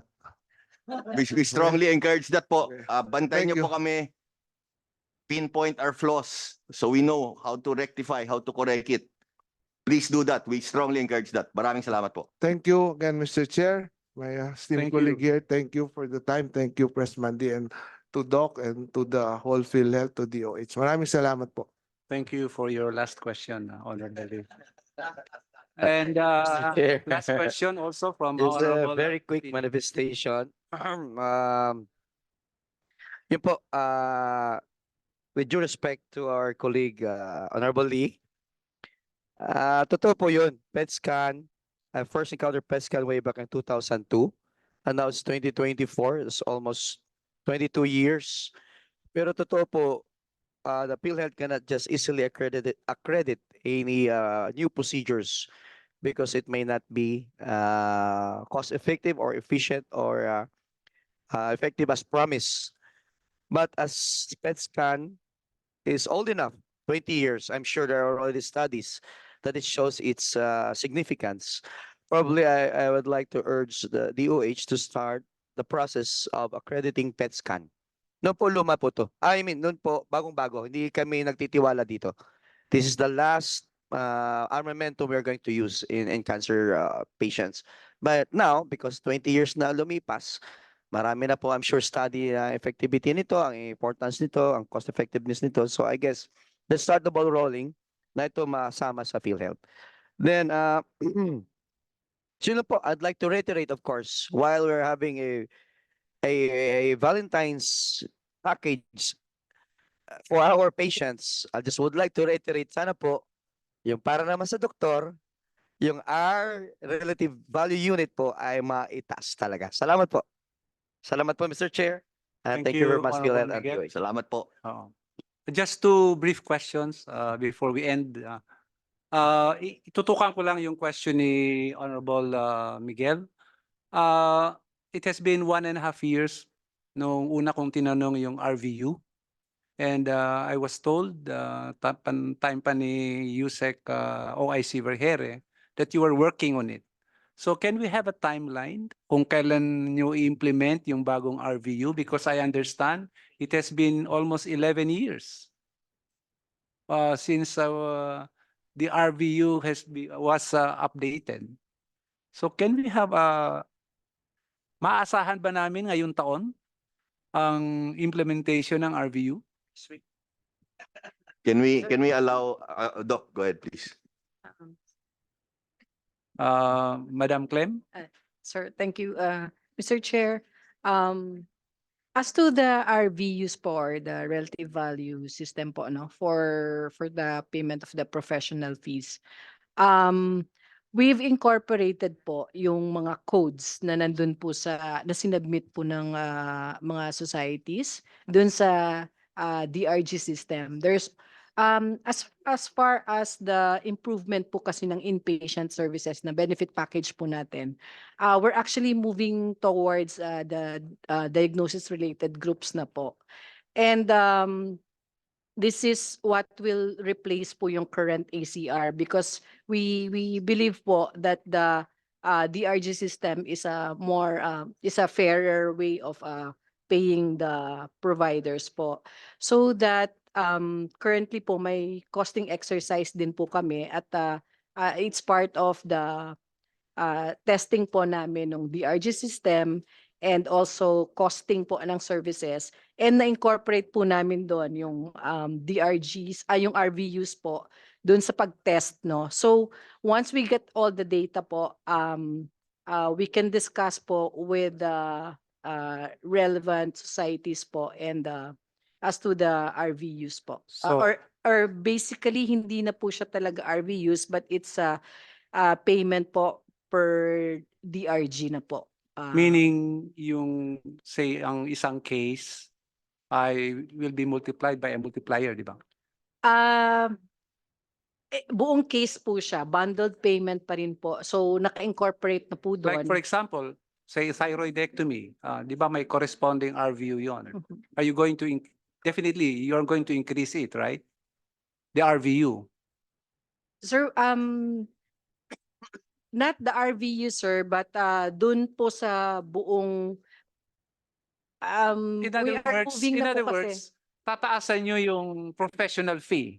You are working on the increase in the professional fees of the doctors. It's part of the study, sir, na Yes, we, so of course, we want to pay. But may we know it's a kung different kailan system po. matapos at kung kailan namin aasahan na ma-implement Mhm. yung increase in the professional fees of doctors. Do Sir, we for- or can we expect it this year? Well, does it take years? O bako kasi ang tagal na. Mhm. Kaya nga yun ang complaint din ng mga doctors. Of course, we care for our patients, but we also have to look into the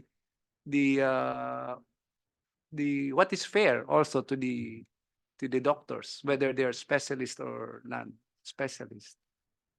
Sir, as to the first step it is this increase in the ACR because it's also part the So professional. when are you going to implement this ECR or whatever term you are calling the As a increase in the professional fee? Bottom line is the increased adjustment of the professional fees.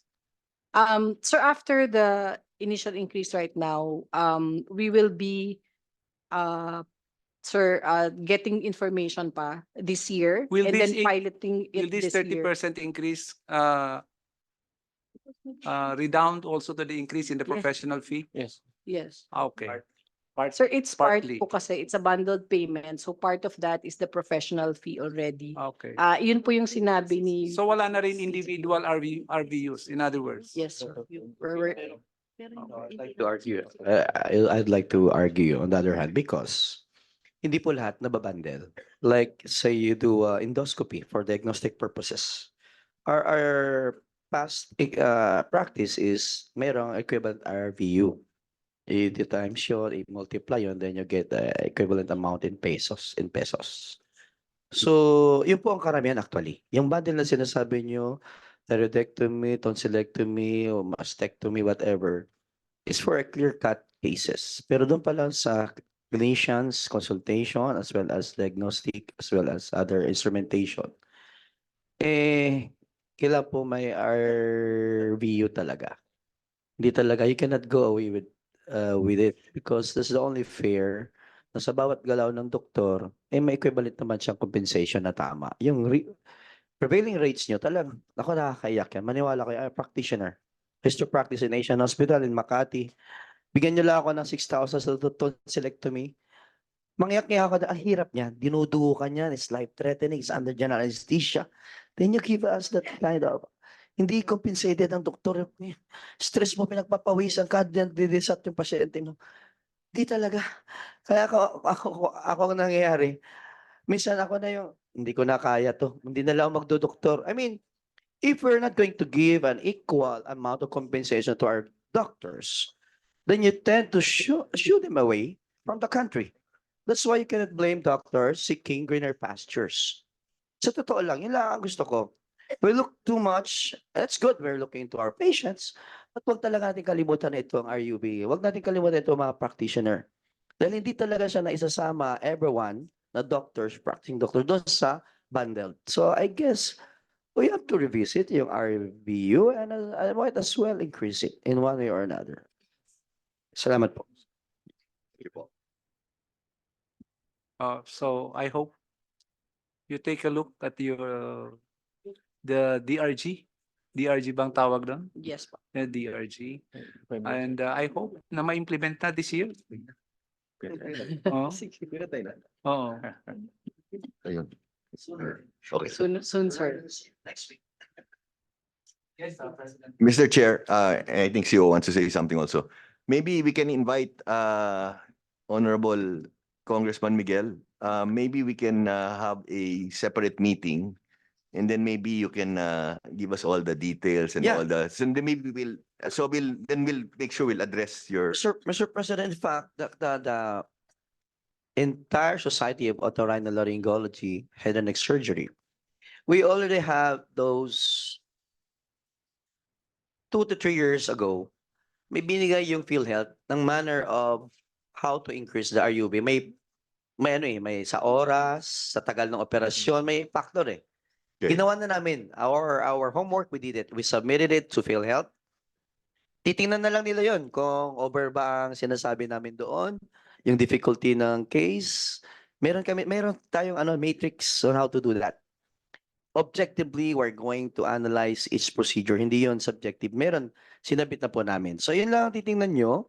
Then you can either say, okay, hindi, justify, we'll talk. Pero doon na kami sa proseso na pag-increase. So Ginawa na po definitely- namin yung aming part. Definitely, sir, we will look into it. Promise. Promise po yan. Thank you. Thank you, sir. If I may, Mr. Chairperson, Honorable Representative Miguel, just to be clear, at present, we are not implementing the RVU. What we do is we apply the all case rates. So for example, for a certain procedure, the case rates has a certain amount and 40% of that will be the professional fees. So if we increase the case rates, consequently, the 40% also increases. But again, Mr. Chairperson, Honorable Representative Miguel, the 30% increase is just temporary. It's just a transitionary increase. We are not there yet. Through the leadership of our President and CEO, our direction is really to increase more than 30%, even more than 100%, as we have increased recently 150% to 180%.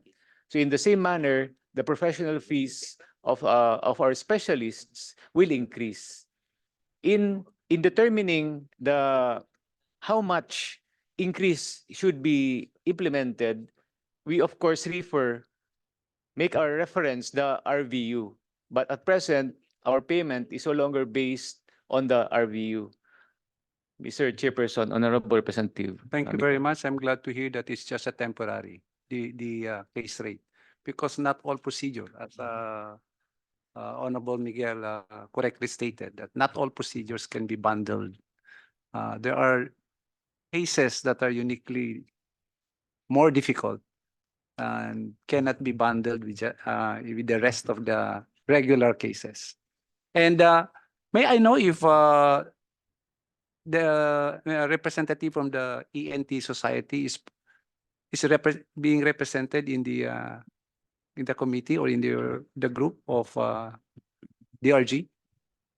Yes, sir. In the mapping of the RVUs to the other system of coding of the procedures, all specialty societies po were included po. Thank you, because before 2.5 years ago, ENT was never represented in the RVU determination.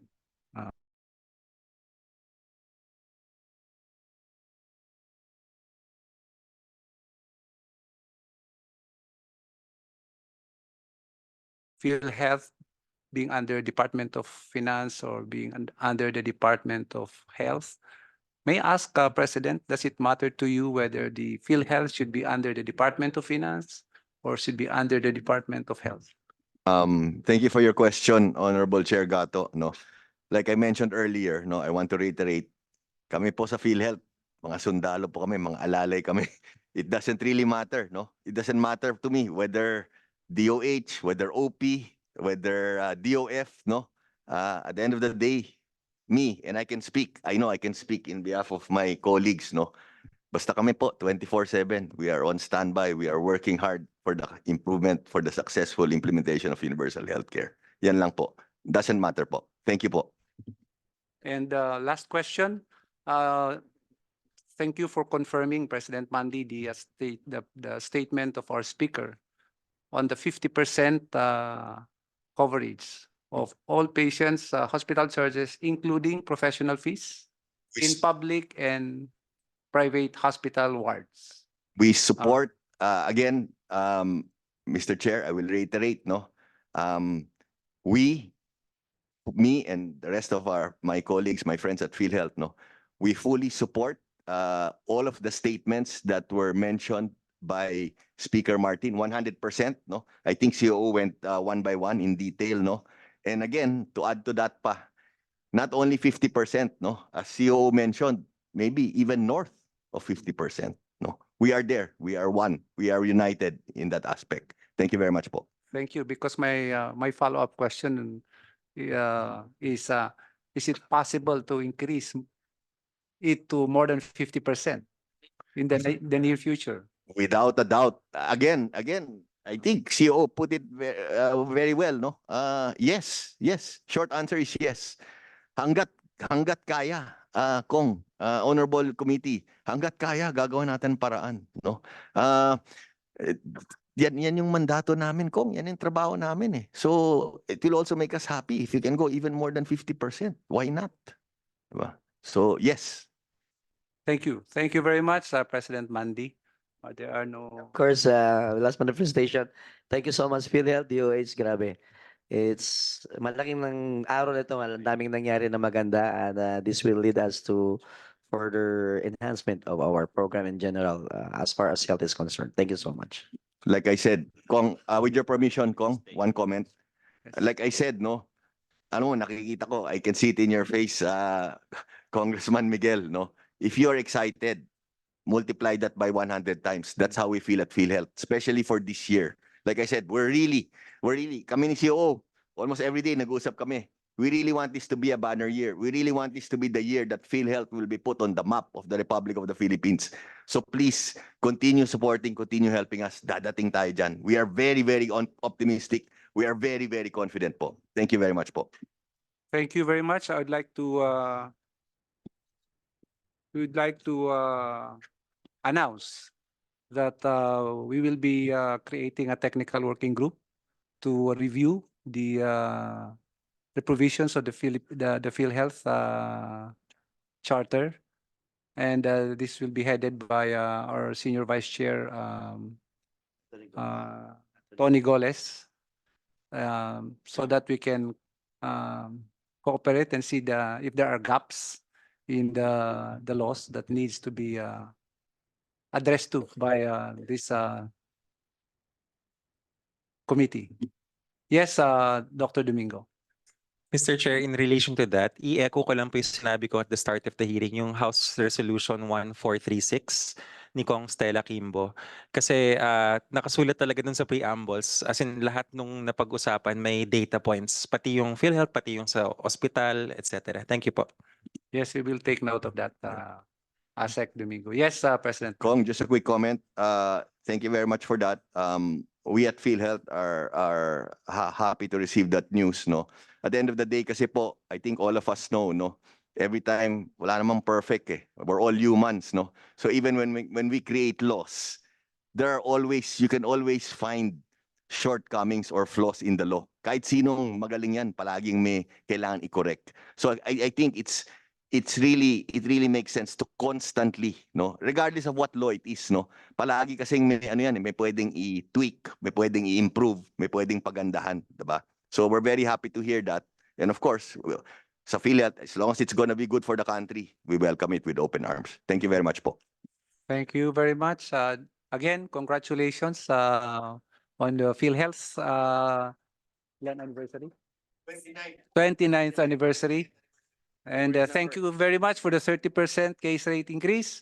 Thank you very much for the 50% increase in the coverage of our patients. Umpisa pa lang yan po. It's just the beginning po. You're welcome po. Maraming salamat. Thank you, members. Isa na lang ang naiwan. And thank you, PhilHealth family. Happy Valentine's. Mr. Chair, move to adjourn our committee hearing. I second the motion. So, Thank you, Mr. there's Chair. a motion to adjourn. Duly seconded. The meeting of the Committee on Health is hereby adjourned. Maraming salamat.